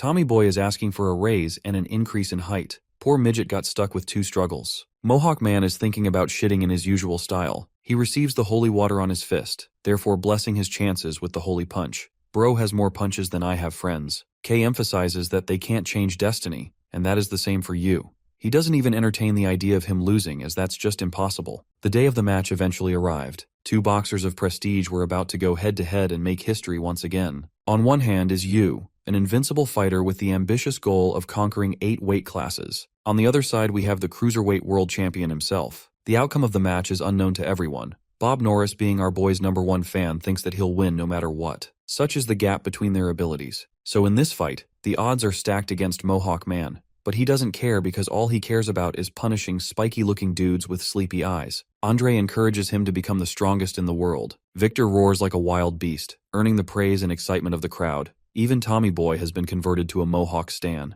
Aaron is watching this fight like everyone. The fight begins with both fighters lunging right at each other. Oddly enough, Yu's foot slips right at the beginning of the match, shocking Andre and Kay at the same time. Incredibly low odds somehow seem too easy for Victor to accomplish, as evident by his daring adventures and survivability. Victor launches a crushing knockout and our boy gets launched. The entire world is shocked as the referee deems Victor the champion. But this upsetting outcome is just a prank by the author, who damn near changes the story title to The Mohawk. After this match, Victor became impossible to ignore. He was considered the strongest boxer and even outshone Aaron. Such is the power of one's incredible Mohawk. He answers a bunch of interview questions and claims to become the strongest boxer in the universe. The people cheered for their Mohawk champion, and soon he was asked to run for president. Andre couldn't believe his fucking eyes as to what was unfolding. Everything was in the champion's favor. They even ignored his nationality as a Russian boxer. Then he was even elected as the president thanks to his popularity. At this point, you might be wondering if this is a joke or not, because this guy goes crazy and even introduces an era of martial artists who would fight wars to determine world peace. World unification was officially achieved with the fists of one man,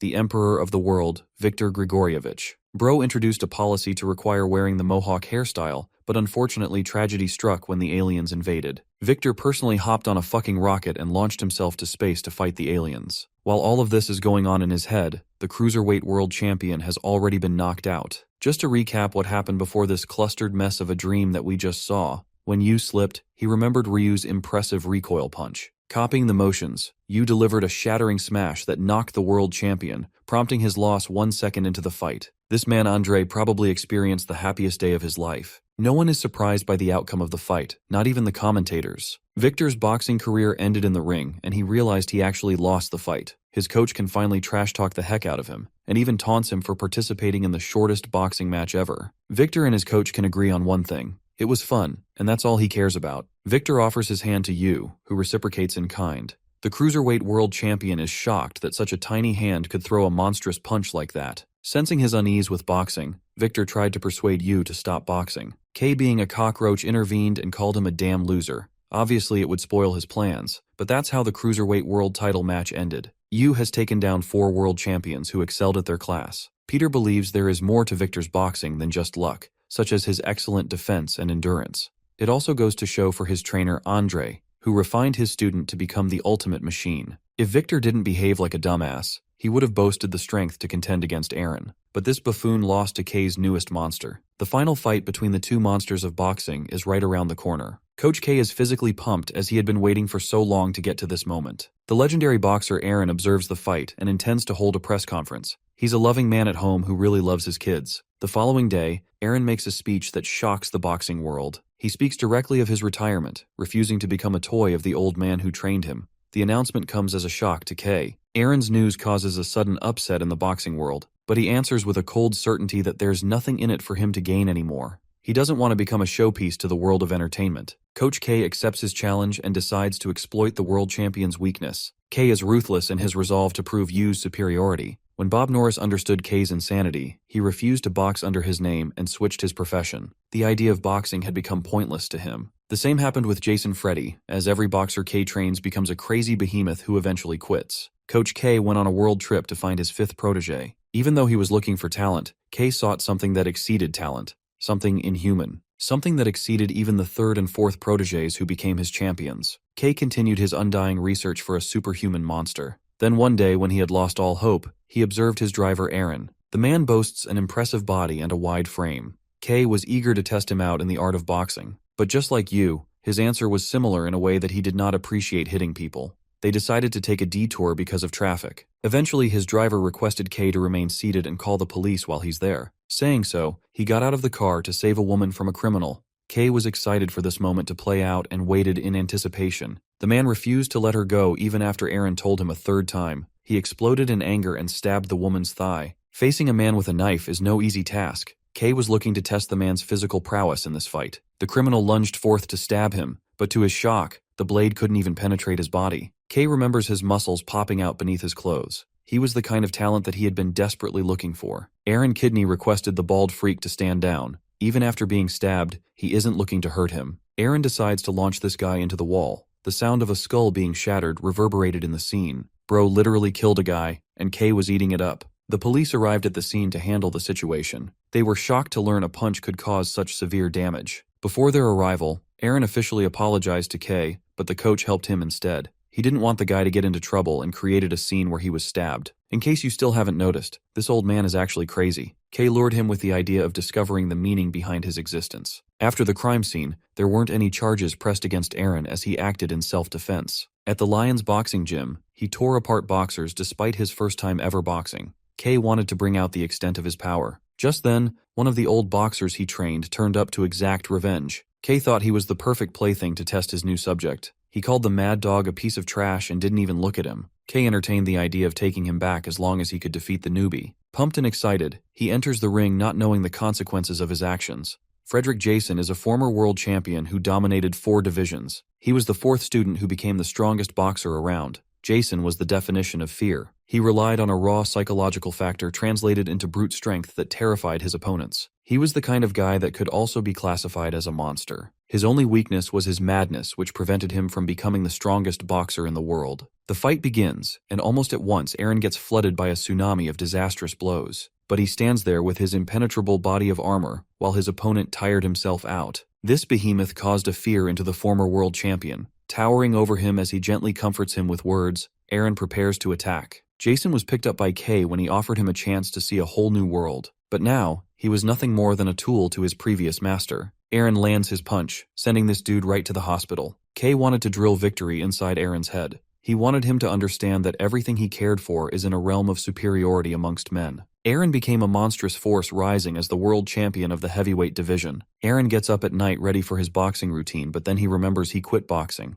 The man is free of his burden, so he decides to sleep it out. The feeling is nice, but it bothers him because he can't sleep, so he spends hours building his endurance like you. Aaron sees a bunch of people who greet the champion on his run while Yu trains in loneliness. He feels refreshed by the end of his sprint and thinks he's finally free. Back at home, he eats with his family. My guy is forced to eat carrots as he may be world champion, but he can never escape from the wrath of the average housewife. Meanwhile, Yu stares at the cat food, realizing that his precious little cat is not eating it for some reason. Aaron takes his daughter out to an amusement park and feels guilty for being able to experience such happiness. The scene cuts to K, who has prepared a gigantic punching bag for Yu to practice with. After all, he has a beast to slay. Aaron's wife consoles him, stating his best qualities, while Yu is busy tearing apart the bag from every angle. Big man experiences happiness while our boy has been the most beefed up he's ever been. Bro looks like he's been eating trenbolone sandwiches. K knows he doesn't even have to do anything to bring his other monster back to the ring. Because one fateful night, a depressed Carmen turns up to beg his family for help. She weeps in their comfort and tells them that K plotted her demise.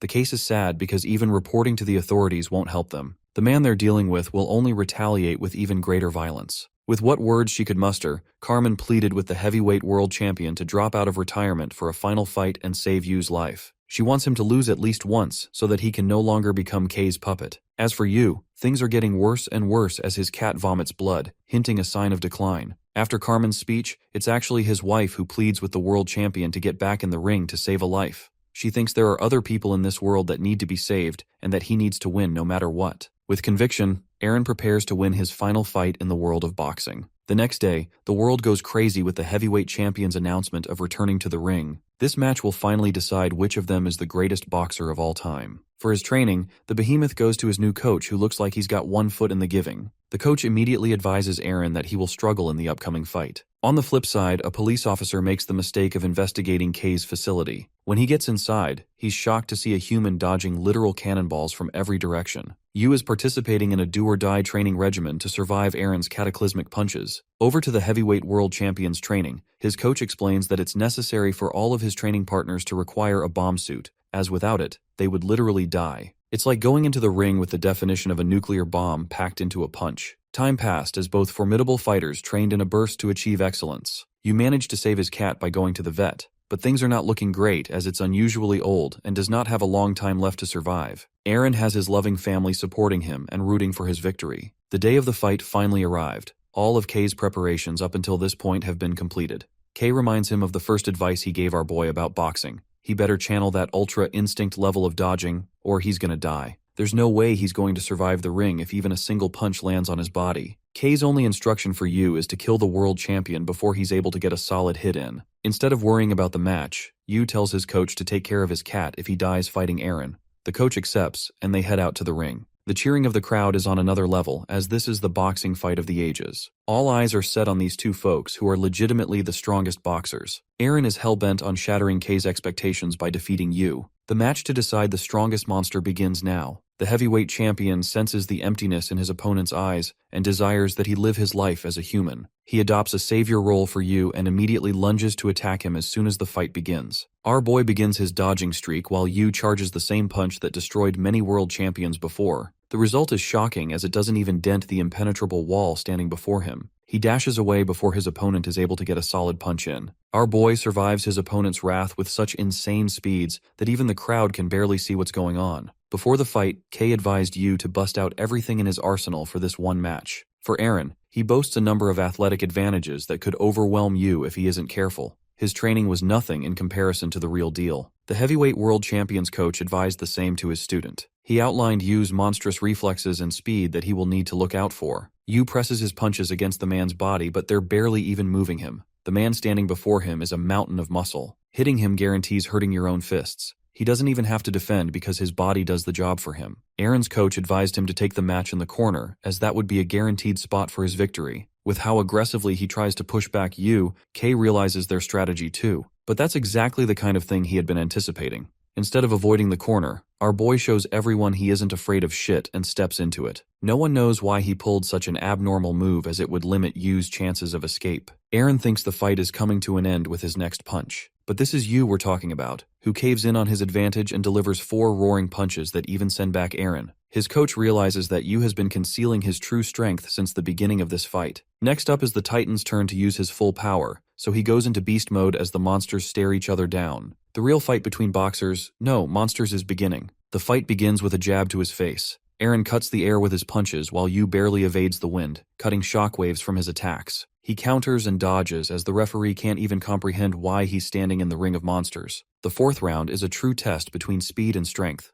Even his new coach is shocked to witness Aaron's full strength at this level. He's the one who is leading the game against Yu, who is still delivering counters way past the perceptiveness of the human eye. They're going at each other, but it's clear to him that the heavyweight world champion is closing in on the gap. This is because the very punches Aaron generates send vibrations across the ring. Yu has to account for the wind and the impact generated as he dodges each attack. While he has been evading them so far, it would be impossible to keep up this momentum. Pressure is creeping up on him as the ring is a battlefield of war. A single strike from Aaron implies death, so our boy's body is working overtime to make sure he doesn't get obliterated from this world. Kay still thinks Aaron is holding back and wants the monster to reveal even greater strength. He's the symbol of fear and victory, a man who is superior to all. He defeated boxers in the most prominent era of boxing and became the greatest heavyweight champion of all time. His opponents came from many approaches, but such emotions were trampled in the face of this monster, who stood at the top to represent the peak of boxing. Peter remembers questioning what boxing meant to the legendary champion. He wanted to learn the meaning of life, but he is no longer sure of what it means. It's just a sport that gives people honor and money for crushing others. Then for the first time, the heavyweight world champion delivers a sharp punch that chips the flesh off of Yu's ear. The invincible boxer who had never been hurt in a fight receives his first wound.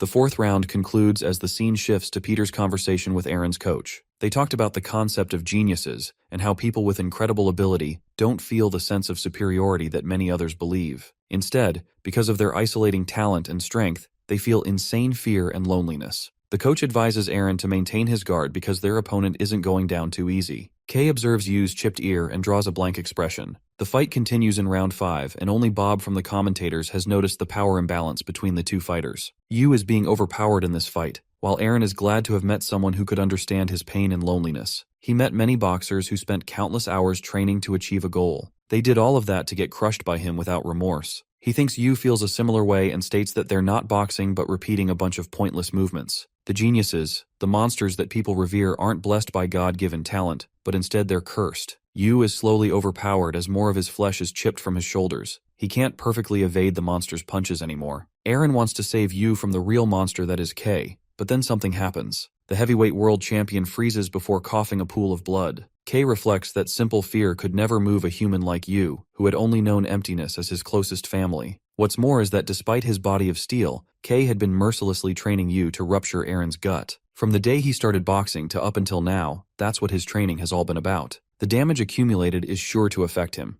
Kay thinks his foolish old protege should reject finding meaning in boxing and focus on surviving. Yu doesn't let him down easily as he delivers agonizing blows all over his body. The emptiness of the boy symbolizing the coming of death strikes fear in Aaron's heart. Aaron coughs out blood as the same strength which became his strength is now becoming his downfall. Kay once confronted him about his hesitation in finishing off his opponents. He was the kind of person who didn't possess fear, even though violence incites fear. Each act of sin is committed because it is rooted in the fear of loss. But that fear translates into strength for every human except the heavyweight monster. He was a being that far surpassed such notion as his strength trumped his fears. But his hesitation was a foul, making him an incomplete monster. He defended against his title matches and soon confronted Kay that he didn't feel any meaning in boxing. Kay told him that he has yet to accept his place at the top of the food chain as the strongest instead of finding meaning. Aaron didn't like that explanation and figured he was dealing with a nutcase, so he left. Coach thought his dream had been an impossible ideal, as even brute strength became its own limitation.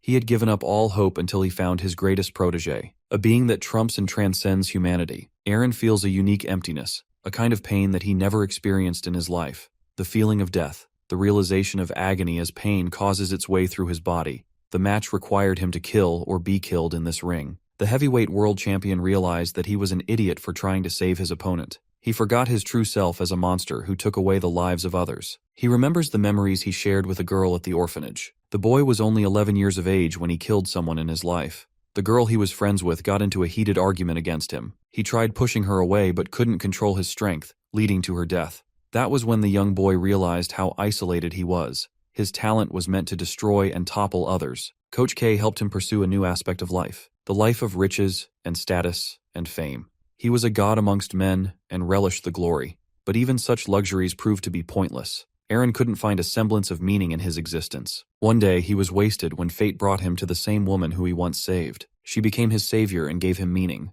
The heavyweight world champion places his own survival on priority, and instead of saving Yu, now he will work to demolish him. In the first time in the history of boxing, Aaron has assumed a general boxing stance. He had never been the type to use traditional techniques because strength was enough to topple all of his opponents. But it was different now. The match indicated life or death and he couldn't hold back. Kay is enjoying the visual feast as this is what he wanted most. He wants to fully realize the only meaning to life, the absoluteness of superiority. Each boxer focuses on a multitude of aspects besides strength. There are skills and techniques that can often outclass strength, but for the heavyweight behemoth, he didn't require any technique to conquer the world. Now that same monster is attempting to enter the world of boxing with all his might. The fight starting from now will decide Yu's survival. There is no way he could survive even a single attack from Aaron, who has now acquired the stance of an ordinary professional boxer. Our boy is going to have a world's worth of trouble evading his impossible blows. The first jab struck Yu with an insane speed. In that brief moment, our boy couldn't evade or block the strike.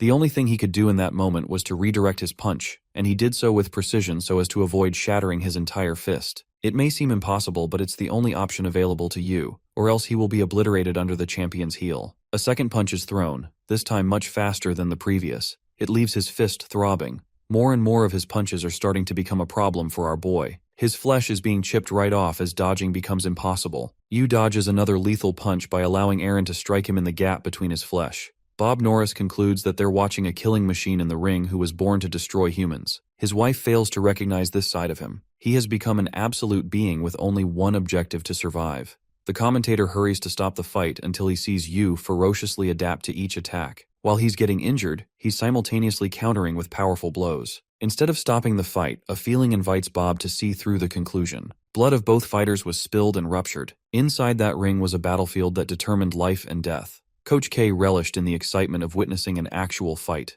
This is what gives his life meaning. The crowd cheered for excitement, making Carmen's despair even more isolating. It's finally time to jump right into K's backstory because the author loves making us feel bad for every character. K quit boxing to become a soldier despite his legendary potential. K understood that boxing was a sport of self-satisfaction. He did not want to participate in such a puppet show and sought to fight in the real world. So he left his coach and joined the army. The newest recruit became the highlight of the team. K executed missions and honed the art of killing humans. Having killed a human for the first time, he removed the feelings of guilt. He was acting in accordance with his training and fought to preserve the ideals of justice and peace. K even rescued a boy, let's call him Pumpkin Hair for now. After completing the operation, he was considered a talented soldier who was bound to rise up the ranks. The boy he saved made him a small toy and expressed wanting to become a soldier just like him. K felt amazed and fueled Pumpkin Hair's ideal. He felt meaning that he didn't have before. After completing more operations on behalf of his team, he became the leader and an expert soldier. K had a wife and son at home and participated in a hellground fighting against mercenaries. This is around the time he felt a unique flow state and cleared a path for his team. They found one of their men bleeding to death as he pleaded with them to run.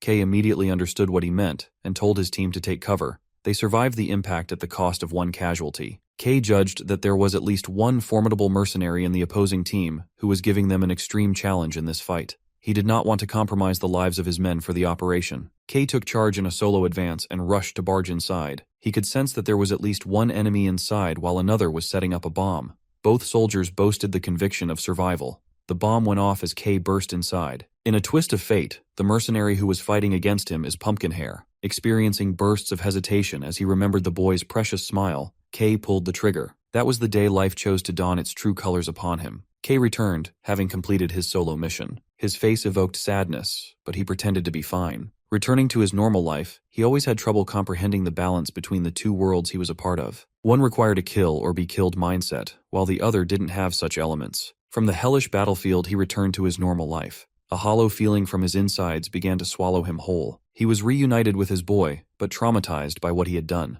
K's mental state took a hit as he woke up from a terrifying nightmare where he shot his own child, a representation of what he had done in war. He told his wife about the gruesome mission he had to become a part of, how he killed the boy he saved. K remembers how the world froze until the bullet pierced his head, exterminating his existence. The feeling makes his considerate wife cry as she feels sorry on his behalf. His wife had been a gem who always cared about him. She was scared that one day she would receive the news of his death. K promised her that he needs to complete one final mission and then spend his life as normal. Everything went to hell as when K went to complete his mission, he received news of his family's sudden passing. A truck driver killed them by accident while they were at the market. The man was sentenced to probation as the matter wasn't entirely his fault. That was the day everything changed for K. He kidnapped the driver and was prepared to put him through a world of pain if he failed to answer his questions. K had been at the lowest point in his life and was ready to kill anyone. The driver told him that he had to make a decision between saving them or many lives at once. It's the classic trolley problem, and unfortunately, K's family had to make the sacrifice to save other people. The driver begged and apologized as K held a gun to his head. He promised not to do anything to his family. The man begged for his life as he wanted to show up to his daughter's birthday. But K soon accepted that people die all the same just like his family did. So he mercilessly pulls the trigger, ending the man's life. The scene reminded him of his grandfather's passing, who bore the look of sadness before his final breath. That was the first time he experienced loss and came to terms with another person's absence. K continued his service with a performance that made him seem inhuman. Everyone knew he was deeply disturbed because of what happened, so a friend of his asked for his health. K told him he was fine and passed the mental health evaluation. He asked Stallone if he had a reason for living. The man didn't really have any and retaliated with the same question. K answered that he's been watching a lamb become a victim of a wolf. Then he saw a ram save the lamb, but became the victim of the predator. K watched as the lamb struggled and wanted to see to its end. Back in the battlefield, K remained unaffected by the sound of gunfire and mayhem. Fun fact about his mental health evaluation: this psychopath managed to score all answers perfectly to get the exact result he wanted. He had become more than just insane. Inside K's mind was a graveyard of the people he loved most. He was the kind of monster who knew how to manipulate the psychological exam. K roared as he finally came to a realization. He became psychotic and realized that humans were free to do whatever they pleased. The superior beings could enjoy their superiority while the weak perished. In the midst of the battlefield, where most felt encaged, this monster grasped freedom. He tossed his helmet aside and jumped right into battle. The bullets no longer mattered as K pieced together the only philosophy that made sense to him. Superiority is gained by taking the life of another creature, and that determines one's omnipotence. In the miserable world he knew, superiority was the only meaning he found. He was challenged in a boxing match on the battlefield. K welcomed the challenge with a smile and destroyed his opponent. He found that elite superiority requires no weapons but a clash of fists between the most powerful living creatures. Stallone was no more. K had embraced the insanity inside his head. He had cultivated a desire to confirm the peak of superiority. That brings us to the present with this gruesome fight unfolding in front of the masses. Carmen senses the outlash of the madness while Aaron's wife is begging for him to stop. Both monsters of the same coach are now battling it out to become God, possessing power of life and death. The round ends with Aaron's coach explaining that he's still in the advantage due to having more blood in his body. It's destined for you to lose this fight as his wounds are getting deeper with each round. K knows this spells doom for his fighter. He reminds him that this is going to be the deciding round as you will be defeated after. K will finally show the world the birth of a new god. The heavyweight monster fights for his survival, treasuring the life of his family. He suffers a number of agonizing blows until one of his punches dislocates Yu's left shoulder. With one arm out of commission, and his right fist bleeding from the inside, it's only a matter of time for this fight to come to an end. Apart from the world of boxing, Aaron wanted to explore the meaning of life. His wife gave him an easy explanation. She wanted to give him a clear answer instead of something vague. Yu's posture in the ring is starting to collapse. He's on the back foot as he can no longer drag the fight. It's the 11th hour, the deciding factor between life and death. One of them is the ultimate killing machine, while the other is cold indifference. The boxers lunge forth for a final advance. Aaron has aimed his hook to smash Yu's brain while Yu goes from a powerful straight to crush his heart. The moment draws near as their punches nearly reach the other person's body. Aaron's wife reveals the beauty and meaning of life is in loving other people. Aaron awakens his humanity at the last second. Both boxers were just children who struggled with loneliness. A loud boom follows as the emperor of the heavyweight division falls to the ground.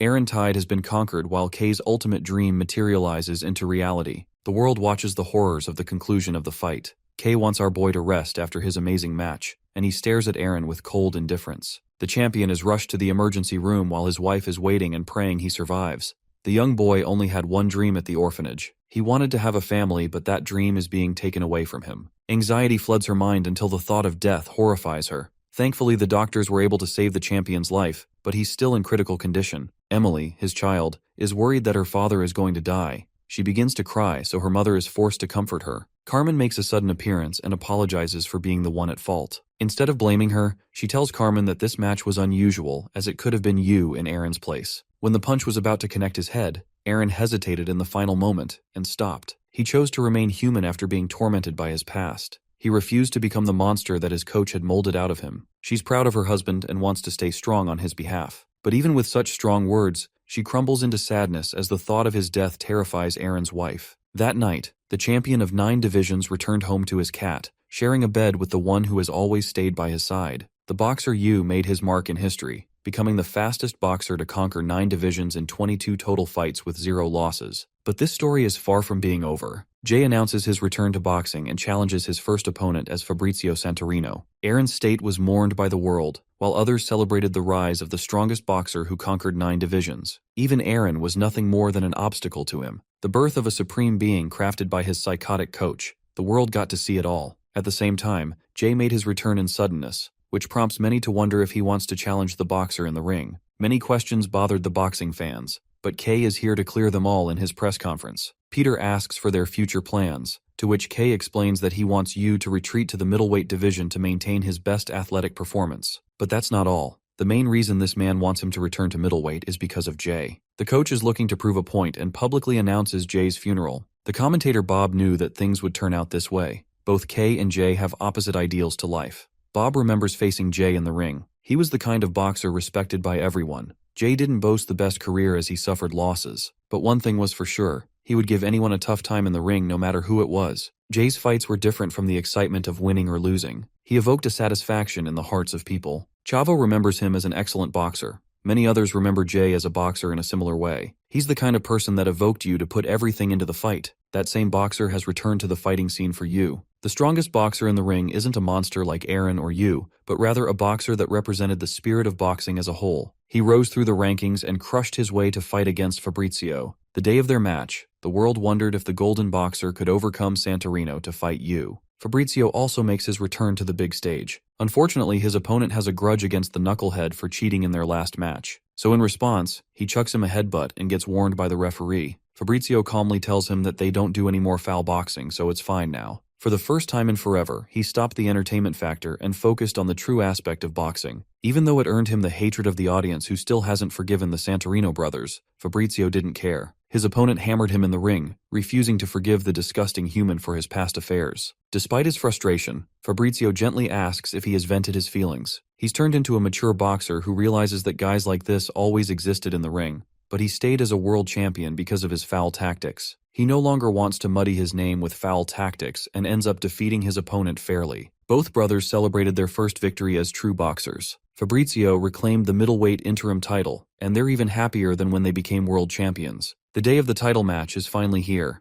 It's Jay against Fabrizio, who could very well adopt his old habits when he's in a pinch. But Golden Boy Jay isn't worried about that. Marco warns his brother to stay cautious of their opponent, as he's a professional veteran. Fabrizio had always wanted to have a match like this. He has massive respect for Jay and doesn't want him to go up against a monster. So in this match, instead of fighting for the title, Fabrizio hopes to communicate his desire to stop Jay. The match begins and almost immediately, it lights up for Fabrizio. The first knockdown, the dude doesn't even know what happened and gets up at the final second. Fabrizio realizes that Jay isn't pulling any punches this time. He rains a barrage of punches to corner Jay, who barely blocks one of his blows. Jay is the kind of boxer who didn't possess a specific style of boxing. He switched styles in the middle of the fight and didn't even have a fighting habit. Marco tried studying him, but not a single thing went into his favor. That's why his only strategy for Fabrizio is to defeat Jay with all his might. So that's what's going on right now. The Santorino brothers could never become the best on their own, so they combined their skills and reached for the championship belt.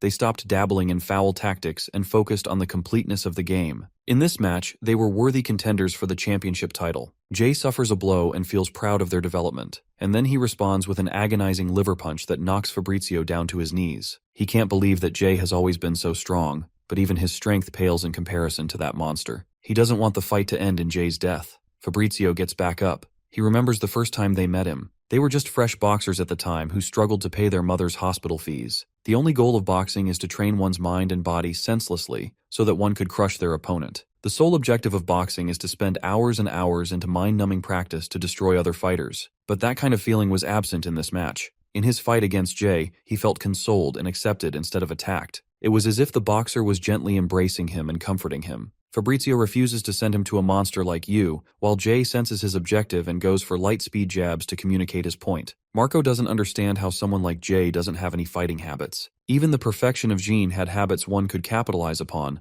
but there was nothing like that when it came to this guy. Fabrizio saw a light in his eyes that answered all his questions. He intentionally forfeited the match and talked to the referee. No one knows what words were exchanged inside the ring, not even Kay. The true god of boxing was coming to fight the strongest creature alive. After his win, Jay announced to take on Yu in the ring. He won the interim championship title after defeating Fabrizio. The world wondered what would happen in a fight between the two boxers. In an interview with Peter, Yu stated that boxing just means dodging and hitting, which is the same thing his coach taught him. Peter believes that while Kay brings up the strongest boxers around, they all lack a special element. They lack the element of being a human being. Jay, on the other hand, is a mystery. Nobody knows why he is obsessed with meeting Yu in the ring, as this monster sends even his trainers straight to the hospital after one session. Cutting to Aaron's wife, she weeps in his memory as he is still knocked unconscious. The next day at the press conference, Kay answers in Yu's place and reminds everyone that the reappearance of the legendary boxer doesn't mean shit. He is hell-bent on showing the world that this match is going to be the most brutal in the history of boxing, as he's already accomplished everything he wanted. His last objective is to crush Jay for his personal enjoyment. After that bone-chilling answer, the microphone is passed to Jay, who claims that he has a clear intention of winning this fight no matter what. Jay's coach thinks he's gone crazy challenging a boxer like Yu right out of his retirement. No one knows what he's thinking.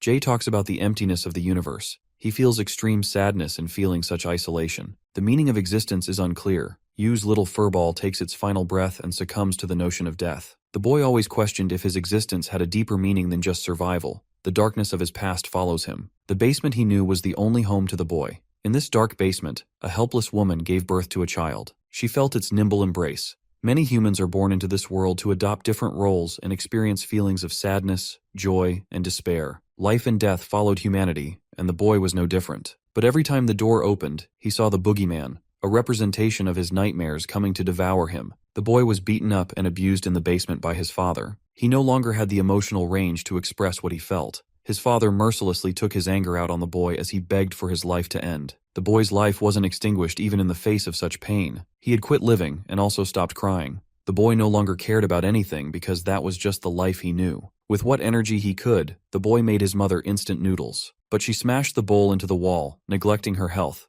The boy wiped the floor clean and emphasized the importance of eating well. He ate the same food under the same rotten walls of the stinking room. The boy lived for 7 years caged in that small basement. One day, an alien life form invaded such a basement and stumbled into his world. The shadows of the world colored his surroundings. The appearance of a foreign creature allowed the prisoner to become free of his chains. He climbed all the way to the top and discovered the outside world for the first time. 7 years after he was born, the boy experienced what it was like to be outside. He felt everything and saw the height of the stars.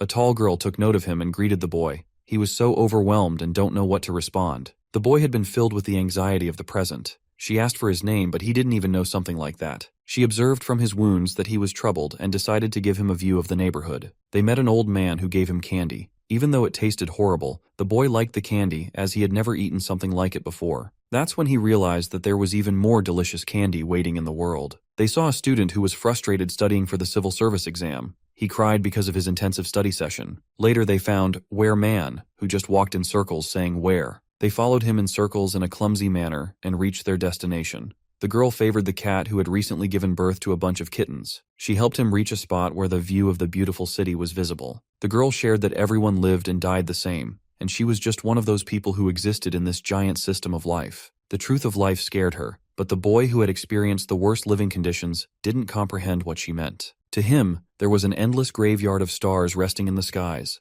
The sight made him feel something he was foreign to. He went back home to his mother and immediately announced that he went outside. Meanwhile, the girl was hunted by an old geezer. Yu talked endlessly about the things he saw, felt, and experienced in the outside world. In response, he got slapped in the face by his mother who had abandonment issues. She begged in her misery to stay with him. As for the girl, she survived after tasing the man and saving her own life. The boy rested on a planet where every human had a desire to feel or achieve something. Such emotions were unfamiliar to him until now. The only desire he had was to go outside and explore the world. He learned how to count his heartbeats and realized that his mother slept for at least 21,000 heartbeats total. So counting those heartbeats, he breached the outside world and kept count while replaying the memories in his head. He could remember each path, but couldn't find the girl. She suddenly latched onto him from behind, excited that he came to see her. She wondered what he was doing, so he explained that he was counting heartbeats. She listened to his heart and took him around town again. The boy experienced different flavors of candy and saw people in the outside world working so hard to achieve a living. He played with the kittens and eventually saw his existence blossom. One day, the girl couldn't manage climbing up the stairs. Her condition had worsened. They rested in the field while the boy continued counting his heartbeat. She broke the horrifying news of her impending doom. Unfortunately, a tumor in her body spread like a plague, and she had to get several organs removed to survive. She talks about how she felt like a main character growing up, but she soon realized that she was just like the grains of sand of people that disappeared off of Earth. She couldn't answer what it meant to live. She wondered why creatures left their offspring to make a mark. She looked to the boy for consolation. For the first time, the boy stopped counting the beating of his heart. The world kept on moving, and when he returned home, her mother had torn apart everything. She immediately grabbed his neck and choked the boy. Even when he was about to die, the boy asked for his name. A river of emotion flooded from his eyes as the mother realized what she was doing. She apologized to her child and even made him instant noodles for the both of them to eat. Then, when they were about to sleep, she made him talk about his experiences in the outside world. He felt a kind of peace that he never experienced before, thinking that maybe life was going to settle for him. The girl taught him how to draw, so he drew a picture of a happy family. But the next day, horror awaited him as his mother chose to end her life. The boy's father was a gangster while his mother worked in the illegal entertainment industry. They got together thinking they could understand each other, but because of the woman's disloyalty, the man went into a psychotic craze and locked her in the basement. While his mother's life remained suspended, the boy shivered as he embraced her. The girl wanted so much for the boy to have a normal family, and even thought that he might experience it someday. But his cruel father became infuriated when he saw the death of his wife. In frustration, he beat the boy until he was bloody. All he did was vent his violent frustrations upon the boy, which made the boy wonder from a young age, why is hitting people any fun? He thought his life was coming to an end. But even when he was bruised by the man who was supposed to be his father, all he could desperately ask was for his father to love him. This infuriated the man as he lunged forth to punch the boy. But that day the boy discovered something. He slashed his father with his blade, and at the gentle age of 7, broke his understanding of the world. The boy followed the light and reached outside, but the girl wasn't there to comfort him. She left him with a sketch of her cat. The old man who gave him candy died in his sleep.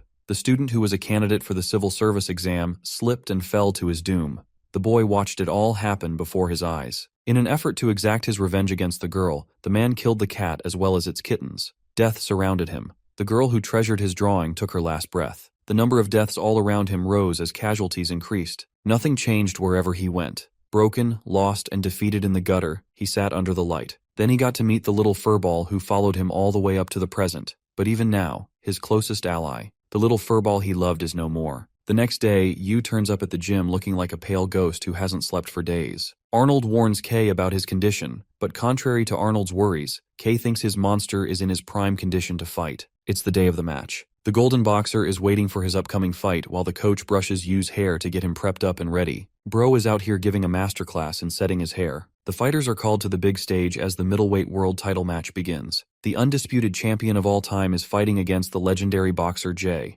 Everyone is excited for this match as this opponent is different from the rest. They all want to know the reason why he came to fight you. In this match, even Jay is among the people in the audience. Jean is also here, much to Stella's dismay. He wants to see if Yu will fester his emptiness into oblivion, or if he will discover salvation. Yuto and his wife are the same. They're all afraid of the robotic boxer who destroyed every world champion. Even Yuto claims that he felt real fear when he fought against him. Everything he had worked so hard for proved meaningless against the invincible boxer. But after every fight, Yu descends into deeper darkness. Yuto Takeda is rooting for the champion to discover a new light. The Santorino brothers are unconvinced about the state of the match. They wonder why Jay wanted to encounter an abomination like Yu in the ring. As for Victor, this man is out here crying because Yu never showed up to earn his mohawk. Aaron's wife absolutely despises Yu and his coach, but she still wants to see the outcome of this match. She wants to see the significance of Aaron's choice. The fighters take the stage. Fabrizio notes that Yu is impossible to be defeated, especially with his superhuman feats during his match against Aaron. While his brute strength may have stifled with the difference in weight, it's still without a doubt that Yu is most dominant in the middleweight division. All eyes are set on this match. The bell rings and the fight begins, but for some reason, neither of them has attacked the other. The referee even reminded them to begin the fight. Yu questioned the golden boxer if he knows the reason behind the world's agonizing pain and what existence truly means, and what it meant for a monster like him. He sought the answer from the boxer who stood in front of him, the boxer who was preparing to meet the definition of death as Yu tore apart the stage and filled the arena with Jay's blood. The first round had barely even begun when Jay felt the presence of a true monster staring at him. This fight was different from the previous. Jay experienced a world of pain, and it stood as a reminder of Yu's bloodbath.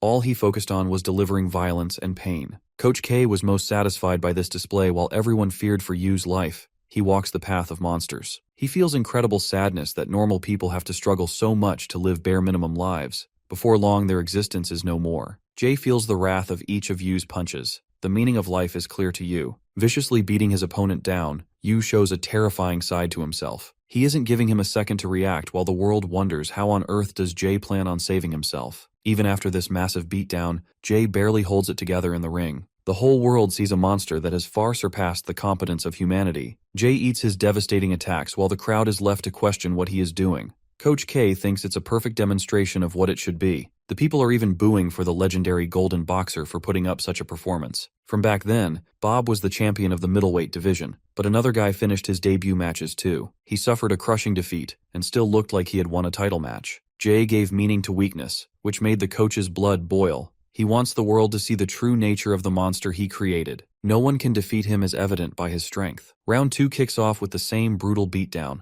transitioning into round 3. Bob doesn't know where his match is going. Even withstanding the fight for endurance is pointless, because Yu obliterated people like Fabrizio for 12 rounds. Jay's coach questions what he's planning on doing because so far, nothing is working. As for the boy who is so miserable and lonely, Yu experiences extreme sadness and continues his wrath. But Jay refuses to back down and sees eye to eye against the monster who represents death in the ring. The kids at the orphanage are watching this fight. Carmen resumed her service at this orphanage after leaving Kay. Kay thinks it was all just a big coincidence and that no one is capable of reaching Yu's height. Fighting against him is an experience of isolation and pain. The pain that he experienced is his style of boxing, representing the hardships he survived. The commentators can't make sense of what's happening. Suddenly, Jay makes an advance as he switches to the style of an inboxer. Carmen sees Yu's miserable state and shares a chat with the director. He's the strongest boxer she knows, but that's exactly why there is no one left in the world who can defeat or save him. The director commented that his opponent is an equally strong opponent. He's a boy who came from the same orphanage. The director has never seen a child stronger than Jay in her life. When he first showed up at the gym out of retirement, Jay wanted to fulfill his promise to a boy he met while traveling the world. Even though he had little time left in this world, he wanted to relay the message to the boy. Jay crumbles to his knees after suffering a gruesome knockdown.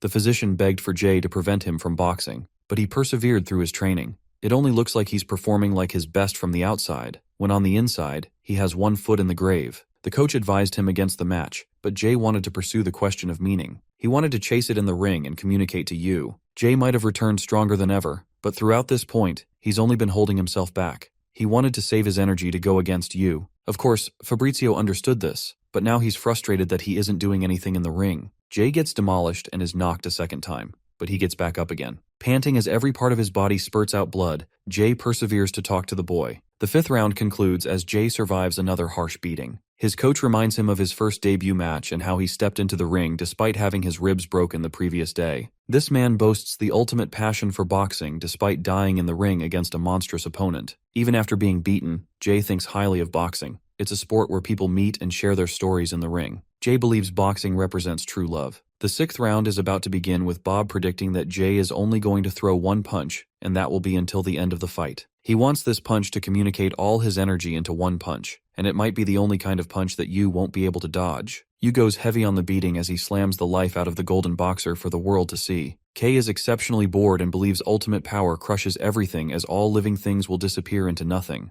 Carmen can sense Yu's sadness. She calls him the loneliest boxer in the world, a person who overcame obsession, effort, grit, and even luck. He conquered the representations of each ideal. Carmen did her best to save him, but she was left heartbroken. There are always people to support others in each other's lives, but Yu didn't have anyone. He has been on his own. The director argues that at this moment, Yu is not alone. There is one person who is dying to teach him love. Jay perseveres against his most difficult challenge while his coach clutches onto the hope that he has something planned. He perseveres to save Kei's monster. Round 6 and it's a bloodbath for the boxer. 7 and 8 fly as he is knocked down for an impossible ideal. No one knows what he's fighting for, but he still gets back up. He rises for the boy at the corner of the ring. His body spewed more blood as the audience was struck horrified at what they saw. All the way up to round 11, no one thought that the fight looked like a boxing match. It pushed the boundaries of what was deemed human. The final round is right around the corner. Kei wants him to end the fight without holding anything back. Meanwhile, Jay's body is feeding on its own protein in order to survive. He's lost weight just trying to sustain himself in the ring. He doesn't even know what he's doing here anymore. The coach realizes that even his brain has taken an injury. But instead of shunning him away, the coach reminds him that he came here to teach someone love. Remembering that purpose, he steps into the ring in the final round. Each side represents darkness and light, death and life. One held meaning in his fist while the other was devoid of it. The final round of this fight had now begun. Jay's agony continues one punch after the other. He cuts past every emotion until he reaches love. He remembers watching on TV about the existence of a God who died for their sins, but the boy couldn't comprehend how it was possible for God to exist. He had many questions for God, wanting to know why he was raised in a living hell. He wanted to know why God refused to save him from the pain and suffering, or even allow such things to happen. The boy desperately questioned why his world was filled with death, so he tugged at God wanting to discover the answers. While he beats down Jay ruthlessly in the ring, Yu's resolve shakes as he yearns for an answer. Jay smiles at him like a ray of sunlight. It was evident that strength alone couldn't overcome loneliness. There were many people in the world full of vice. They worshipped materialistic desires with a lack of an understanding for gratitude. Anger fueled them, and anxiety flooded the future. Some lives were lost in accidents while others suffered from violence. Some were lost from illness. The world is equally cruel to everyone as everyone fights the same. The conclusion Yu had come up with is that at the end of everything, only failure awaited humanity. Even the author agrees that all of us will one day embrace the certainty of death. The bleak truth of the world. That's what Kei wanted him to see. An infinite number of stories spawned and ended in the same outcome. Kei wants him to surrender the fight and give in. The director of the orphanage tells Carmen that death is near when one is lonely. Despite the plentiful relationships built over the course of a lifetime, facing death implies that you are truly alone. At the same time, in the case of a god, he would sacrifice his life to do anything for love. Jay is the representation of such a being as he is painted with pools of blood over his body and still refuses to stop. Kei is getting annoyed that Yu is dragging this fight out. The golden boxer painted in red had already accepted his death. K commanded the monster to end the fight, but Yu's resolve has been shaken, and near enough it's broken. The golden boxer finally matches his punches, shocking K. He refuses to collapse, denying the reality of the situation. On the contrary, it's Yu who is running out of gas and feeling pressurized in the fight. K acts like a cheapskate and tries to stop the fight by forceful means, but even the referee is too stumped to do anything. The world watches a spectacle unfolding before their eyes. The boxer who had long accepted his death is fighting to save a boy. He wasn't there to win from the start. Jay steps forward with his undying persistence, while Yu tries to push him further and further away. Fear overlaps him, showing the world a side of the monster they never had seen before. 10 seconds before it all ends, Jay still steps forward. He eats a dozen punches, refusing to back down, advancing all the way until Yu is trapped in the corner of the ring. The lonely boy who had never received a savior experiences the comfort of the light. Jay extends his punch slowly and gently taps Yu's head, hitting him for the first time in the history of boxing. The fight ends as the arena is overwhelmed with emotion. People experienced a unique feeling as the boy began to cry. Jay comforted him despite his pain as the match came to an end. After the fight, Yu regained a light in his eyes while Jay was carried out on a stretcher in critical condition. The boy felt that he wasn't alone for the first time in his life. After the fight, Aaron's coach quietly passed away as he had felt guilty for what happened to him. He regretted refusing to throw the towel and visited every single day. Later, his wife conveys to Aaron about the funeral. She was angered at Yu and the situation that caused her to separate from her family, but she has accepted her responsibilities and places her faith in her husband's life. She will wait for him to regain consciousness and live. The lives of the world champions continued in normalcy. After the final match, Kay disappeared after closing his gym. There were many rumors of his death, but nothing was confirmed. The same happened to Jay. People didn't know where he went and wondered if he was traveling again. Carmen is at the orphanage, hoping to quell the pain and suffering of humans. There were many lives that fell in the ring, putting an end to their stories. Just like you, a boy was miserable and lost underneath the night sky. Our matured protagonist came to his aid, asking if he was all right. He comforted him with Jay's words, stating that the stars are shining just for him, despite the harshness of life. You lived his life with Carmen and the kids at the orphanage as the main story of the boxer comes to a beautiful end. But there's more to this story than just the conclusion of Yu's life. The next decisive fight is between Jay and Ryu, who meet once again in the ring. Jay's debut match lasted for 2 minutes against a veteran boxer. He entered his second fight and entered the ring. Steel consoled him, but Jay wasn't too nervous about this match. He had a unique sensation. The match began with a sharp stab against his opponent. Even though Jay faced a previously strong veteran, it only meant his upcoming opponents would become even stronger. He maintained the high pressure and burst his punches with so much energy that his opponent was knocked down. Typhoon believes that this is the start of Jay's growth, who has surpassed his previous limitations. Jay wins the fight as a positive feedback loop of success begins. He is beginning to enjoy his life, thinking about boxing even in the shower. In the ring, he's a beast who continues to crush his opponent and maintain an impressive winning streak. It was a culmination of victory, growth, and fun. But such victories could easily lead to a fear of failure and pride. Eventually, Jay was defeated, as he isn't a boxer with God-given talent. His body has limitations unlike those of monsters. Typhoon told him to rest, as it is a crucial part of training. While Egghead Steel is out here traumatizing the little guy by telling him he's going to shave his hair off if he loses. The more a person climbs greater heights, the greater the feeling of loss. After his first loss, Steel wonders if the boy is going to show up to the gym at all. When they arrive at the gym, the boy is hard at work, crushing the punching bag without a hint of decline. Typhoon realizes that Jay was fueled by the passion of boxing. He was still experiencing growth even after suffering defeat. While his rate of growth is slower than geniuses, he possessed the capacity for endless growth, something those geniuses lack. The scene cuts to Siha, who yawns at the sight of Jay, a fighter who will contest him for the title someday. Jay gets excited for his upcoming title match. He fought against professional strong boxers while losing and winning battles to become worthy of a challenger. While he and his coach are roaring affirmations to each other, Steel isn't too confident and thinks he's about to get destroyed in the first round. Siha is a lazy guy who shows up late for his training. He doesn't find boxers like Jay an interesting matchup,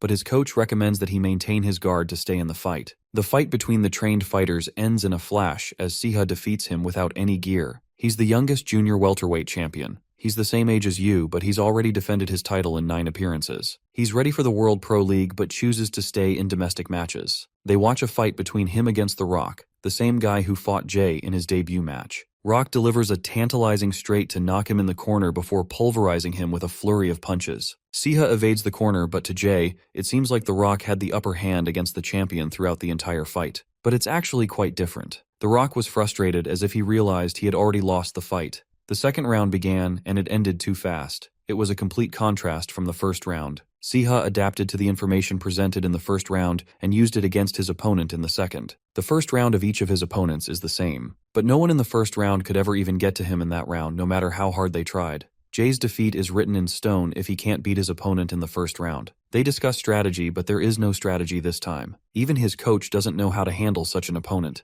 Jay lacks destructive power and doesn't really have a decisive means to end the match. His opponent is basically a nemesis for boxers who follow a traditional style. Techniques always become habits, and he's the kind of person who adapts to such a movement with robotic precision. Jay's honed techniques will work against him in a match against such a boxer, so his coach just tells him to do basic training while he comes up with a strategy against their opponent. Jay shadow boxes, pretending it's the junior welterweight champion, but he can't fight an opening. He knows 4 basic boxing movements that he has practiced in his life, but such weapons will fail to stop his opponent. When he's in a pinch, Rock sees him and catches up with Jay. He realizes it's because of the champion. The boy faces despair for his upcoming match, thinking all his efforts will betray him. Rock reads him like a book and explains having regrets about the fight. It's because he refused to believe in his hard work that he suffered a crushing defeat. He thought that he was the one who betrayed his hard work instead, as he could have left no regrets by trying harder. Before leaving, Rock asked the boy about his final dodges in their debut match. Jay mentions that his body moved without thought, and it wasn't just luck that decided the outcome of the match, it was his hard work. Rock wants him to give it his 100% in the upcoming match, reigniting his spirit. Jay runs back to his coach, having found the solution to his problem,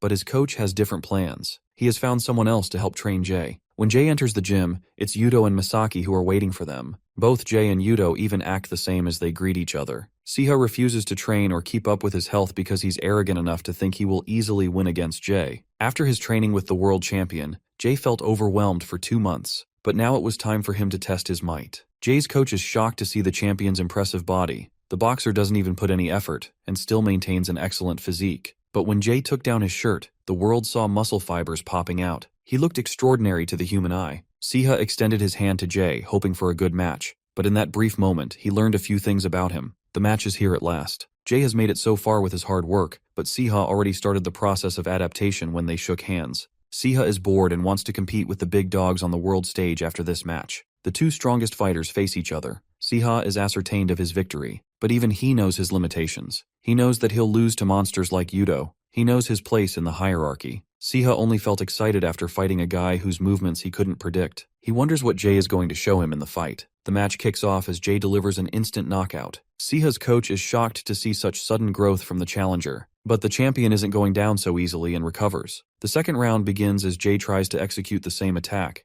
However, his opponent has seen this move coming, only to get blindsided at the last second. Jay had been training with Yuto to acquire a special kind of effort. The world's greatest hard worker outclassed him on every level. Jay wanted to catch up with the world champion to the best of his ability. In their second week, Jay adjusted his training regimen but still admired Yuto's excellence. The third week was the same. He couldn't match Yuto's stride. He learned that concentration and hard work are both critical, as not a single one of his movements becomes sloppy in his training. The retired boxer strives for growth with an undying desperation even though he has no one left to fight. The fifth week involved his body feeling heavy. He felt real fear and felt the sheer weight of his body collapsing on him. Jay succumbed to the hard work which Misaki had intended for. The only thing he cared about was the punching bag in front of him. He wanted to become as powerful of a boxer as his father. That was the moment he broke his own limits and evolved into a powerful boxer. Siha is having his worst challenge facing this opponent who is relentless in his resolve. When he is exhausted, Jay deals the killing blow and knocks the champion down. Only one knockdown remains until Jay becomes champion. The boy was 9 when he discovered that life was too boring to live, but now he sees a fighter who is giving him a real challenge in the ring. Even Yuto and Misaki are here to watch the match. Even though it's still impossible for Jay to change much in the short training, his growth has begun to bear fruit. Hard work isn't the only thing that implies growth. It means to chip away the pleasures of life for the pursuit of greatness. It means to sacrifice one's relationships until everything is shaved from a person's life. All of that is then concentrated into a single point and produces spectacular achievements. The audience cheers for our boy who is caving the champion with his excessive punches. The first round has yet to finish, and this is his only chance to overcome Siha. He floods him with dozens of attacks, but then it happens. Siha's adaptation completes as he counters the boxer's hard work with one speck of his talent. The genius junior welterweight champion delivers a crushing blow as the first round comes to an end. But this is now a real problem for Jay, as even after 2 knockdowns, Siha is ready to give him a world of pain in the fight to follow. He didn't feel particularly bored or excited in his bout against Jay.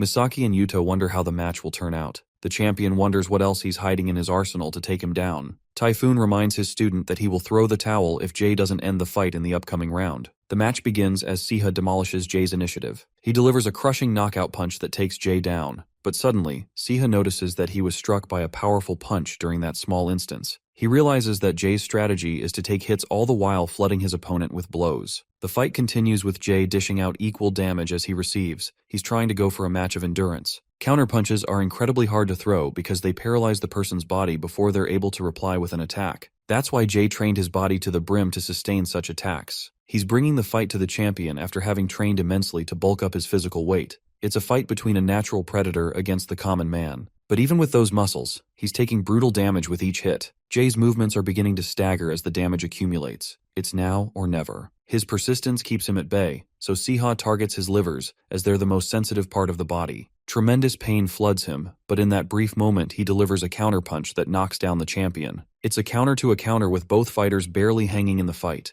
Jay delivered an attack that nearly made him collapse. He capitalized in this moment to destroy Siha. Both fighters perfectly counter the other, but Jay receives a caning strike from the champion as he is taken down yet again. A memory of Ryu flashes in his mind. It was the fight where he actually struggled against an opponent, a fighter who fought freely without having a particular stance. Siha used the exact same movement of Ryu when he dodged steel. Though he's back up, Jay has faced tremendous damage with very little to rely on. Siha senses that there is nothing left for Jay to offer. He smashes him around the ring and thinks he should end the fight. But right before he does, the round comes to an end. Siha recommends him to surrender for his own good. Blonde Boy, on the other hand, is traumatized from his fight. Typhoon wants him to quit, but he's still in the game. Round 3 begins, and Siha easily handles Jay and his slow movements. The only thing this boy has left to offer is to take punches like how he learned in school. His coach thought he had gone crazy, but Jay wanted another round. Siha bashes him around, commenting on the mundane and boring aspects of life. Heroes and villains don't exist like they do in comics, as miracles only happen in fiction. Most humans are victims of the environment they are born with. Jay manages to attack Siha, who surprisingly refuses to dodge the track.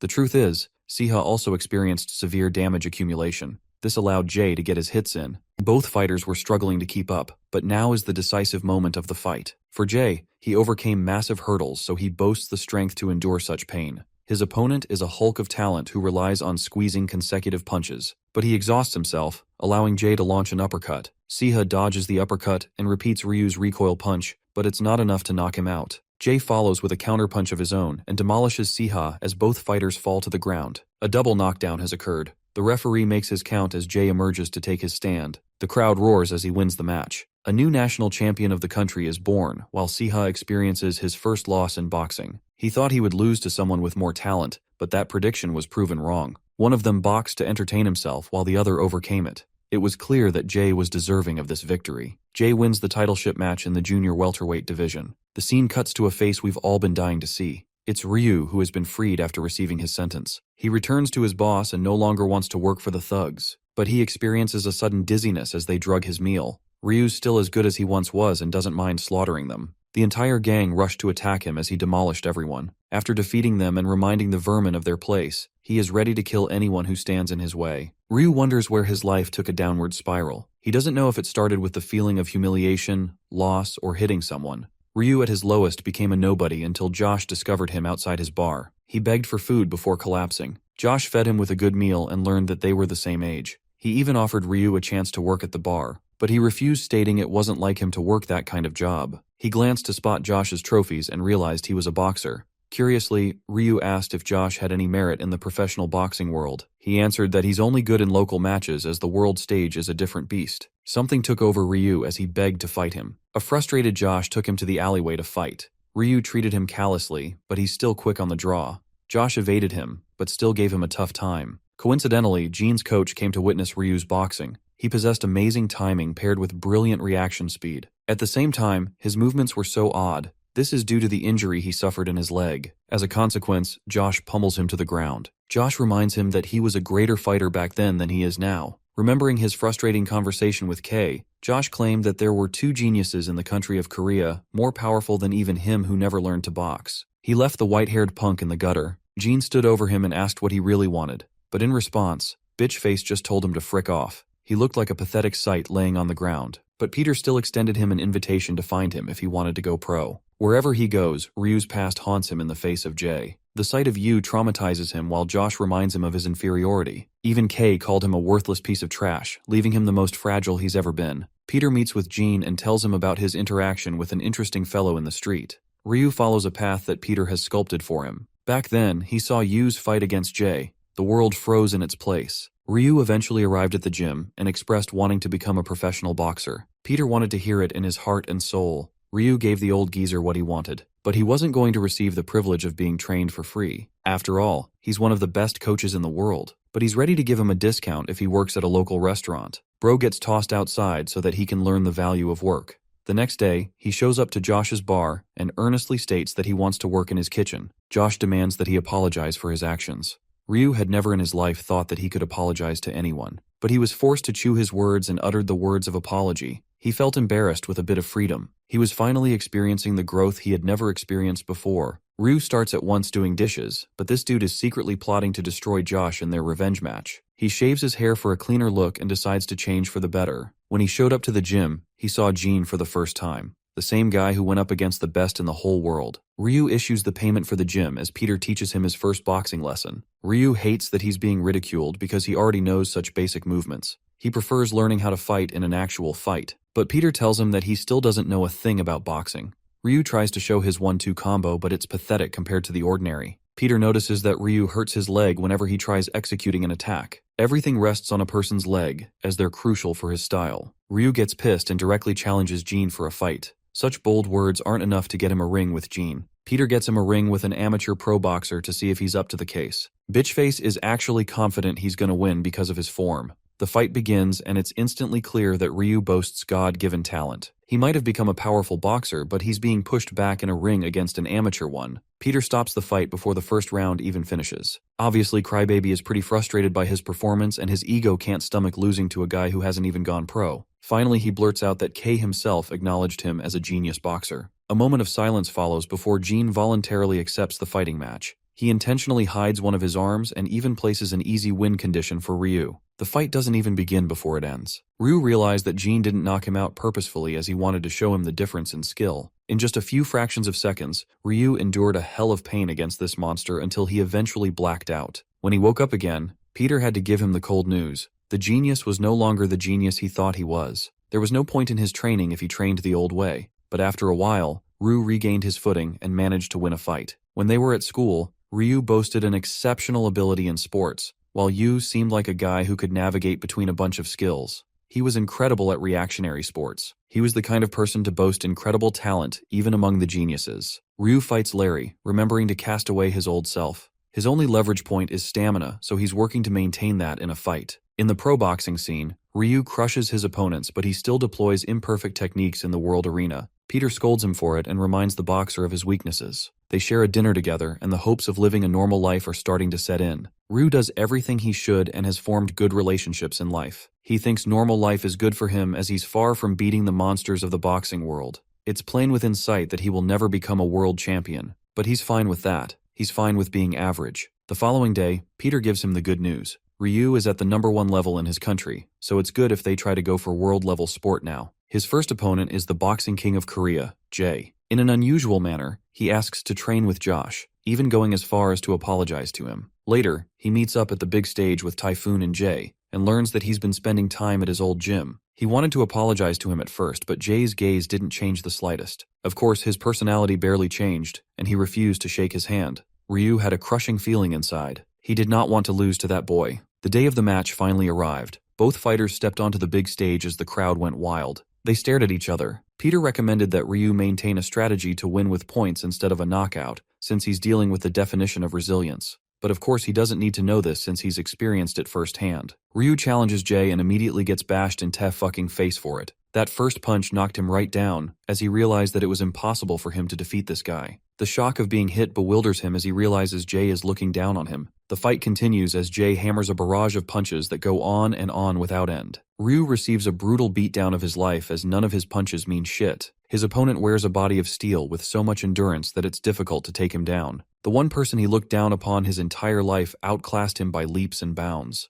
The first round ends with Jay's domination in the ring, but he believes Ryu is still hiding his real ability. On the other side, Peter guides him to hang in there and tire his opponent out. The longer the fight, the better the chances of winning. But that's not Ryu's style. He doesn't want to win like that and desires to end the fight in the next round. The fight begins as Jay feels a shiver down his spine. Ryu's fist connects and batters him with incredible speed. He wants to break Jay's resolve by cornering him with heavy punches. The scene reminds him of their initial fight. Jay senses Ryu's weak point in his leg, and yet he still gets uppercutted. Memories of their training flash before their eyes as Jay corners and knocks the wind out of his opponent. Ryu collapses to the ground, and for the second time he feels that it is impossible to defeat the champion of Korea. He refused to accept such an ending. Ryu gets up again to confront his morbid reality. Despite his charged advance to defeat the champion, all he receives is a punch that knocks the daylights out of him. The fight is over as Jay surpasses him in the race. His coach roars at him to get back up, but this pathetic fighter has lost himself to misery. He pities his bad leg, but then remembers Peter's words. Just why did he return to the gym? The answer was simple. He cultivated a desire to box. Mustering that spirit, Ryu fidgets and starts all over again. The damage accumulation is flooding his body, but Jay still wants to be cautious in this fight. He advances to finish the fight in 30 seconds. He had to endure the brunt of many heavy punches during that time span. The referee commanded the end of the round, letting Ryu survive for a little while longer. The third round began as he prioritized maintaining his guard. This is done to recover from the damage, but Jay isn't going to do that. Surprisingly, Ryu executed a clinch that stopped the flow of his movement. Then when it became tough, Ryu executed a second clinch. He was finally following Peter's strategy to win the fight. Finally, it was possible for him to win as the underdog of the ring. But even with that strategy, he gets destroyed by Jay. The little guy came back for some hardcore revenge. Ryu regains consciousness, but it's not enough as the difference in their effort is too vast. The third round comes to an end, and he doesn't even have a game plan. 3 more rounds fly past as Ryu is beginning to question how long this match will go. Peter even calls him a punching bag and thinks he should opt out of the fight if he wants. But Ryu reminds his coach of his own words. He doesn't want to leave anything in his tank before calling it quits. Round 7 begins with Ryu's envy for Jay, who became a successful boxer after putting in hours of effort into the sport. He was blessed with talent and took his talent for granted. The boy was just an idiot child from back then. He watched Gene and learned from him. He too had traversed the path of growth. Ryu finally executed a successful punch, but in response he got countered by impressive blows from his opponent. Ryu accepts getting overpowered. He's fine with losing, but a miracle occurs as Jay slips and suffers from a critical wound. Now that his vision has been compromised, Ryu hammers to attack him. Instead of slowing down, Jay goes even faster on the attack. But this nervousness is clear. The goddess of victory has decided for a different outcome in this match. Ryu senses a brief moment for an opportunity and lands a critical counterpunch, knocking down his opponent. Jay doesn't want to quit and gets right back up. The round continues, but Ryu is easily maneuvering against his opponent. He realizes that Jay's sight is so bad he can't see properly. The world was never fair even in competition. This fight wasn't supposed to end this way. A silly accident couldn't have equalized them. Ryu strikes Jay with a thunderous hook. The injury is getting more pronounced for the boxer. Ryu wants him to just stop as he's already overcome the advantage. But he keeps going, eating a dozen punches from his opponent. It comes to a point Jay goes completely blind in both his eyes. He tracks his opponent based on instinct. Ryu was fine with being alone and didn't require a family. Even when he was a little boy, he thought he was everything. He thought he was the best, and that no one could overpower him. That's how he used to feel, but ever since their fight, Jay is the only person who has seen the real him. To settle this cursed relationship, both fighters launched a final punch, striking each other in the face. Ryu's entire body is nearly collapsing, but he wants to show Jay that he's grown. The match suddenly concludes in Ryu's comeback victory when a doctor steps inside the ring. Ryu is shocked that he won the fight. He was so shocked that he didn't drop his guard even when Jay was getting checked by the doctor. The only reason that kept him standing was his determination, even with a damaged leg. Ryu realized that even from back then, it was just pure luck that he had more talent than other people. He was pronounced the champion and recovered his relationship with Jay. That day he cried tears and meant every word. But Jay wanted the world to celebrate his win and looked forward to their future matches. After the fight, they met up on the world stage. They fought many more matches after and waited for one more person to come. Ryu wonders if he should apologize because he's the one who got rushed to the hospital instead. Bro is out here plotting to beat Yu with a combined attack. Jay is like, what the frick is going on with him? Lo and behold, Yu arrives with a happy smile on his face. They talked about many things and discussed the kind of leads they were currently leading. Time passed and eventually their stories came to a close. Ryu exhausted his life working for a non-profit organization while Jay opened his boxing gym. Josh's business grew to an insane amount while John worked as a chef. Kasim the crazy maniac spent his life traveling the world while Jean exhausted his life in the art of painting. Yuto Takeda lived a healthy life running a fruit shop with Yamaguchi until he too succumbed to age. Marco became the chairman of the Boxing Association to end corruption, while his brother founded a charitable organization, Mohawk Man. Victor became an actor while Aaron spent the rest of his life becoming a doctor and treating his patients. Finally, for the main protagonist of our story, he took his final breaths resting in Carmen's embrace. They shared many times together and everything felt fulfilled. Instead of becoming a monster, Yu lived a human's life and stepped down from the ring at 84 years of age. Carmen was there to see him in his final moments. The boxer steps up to the ring as this phenomenal story comes to a close.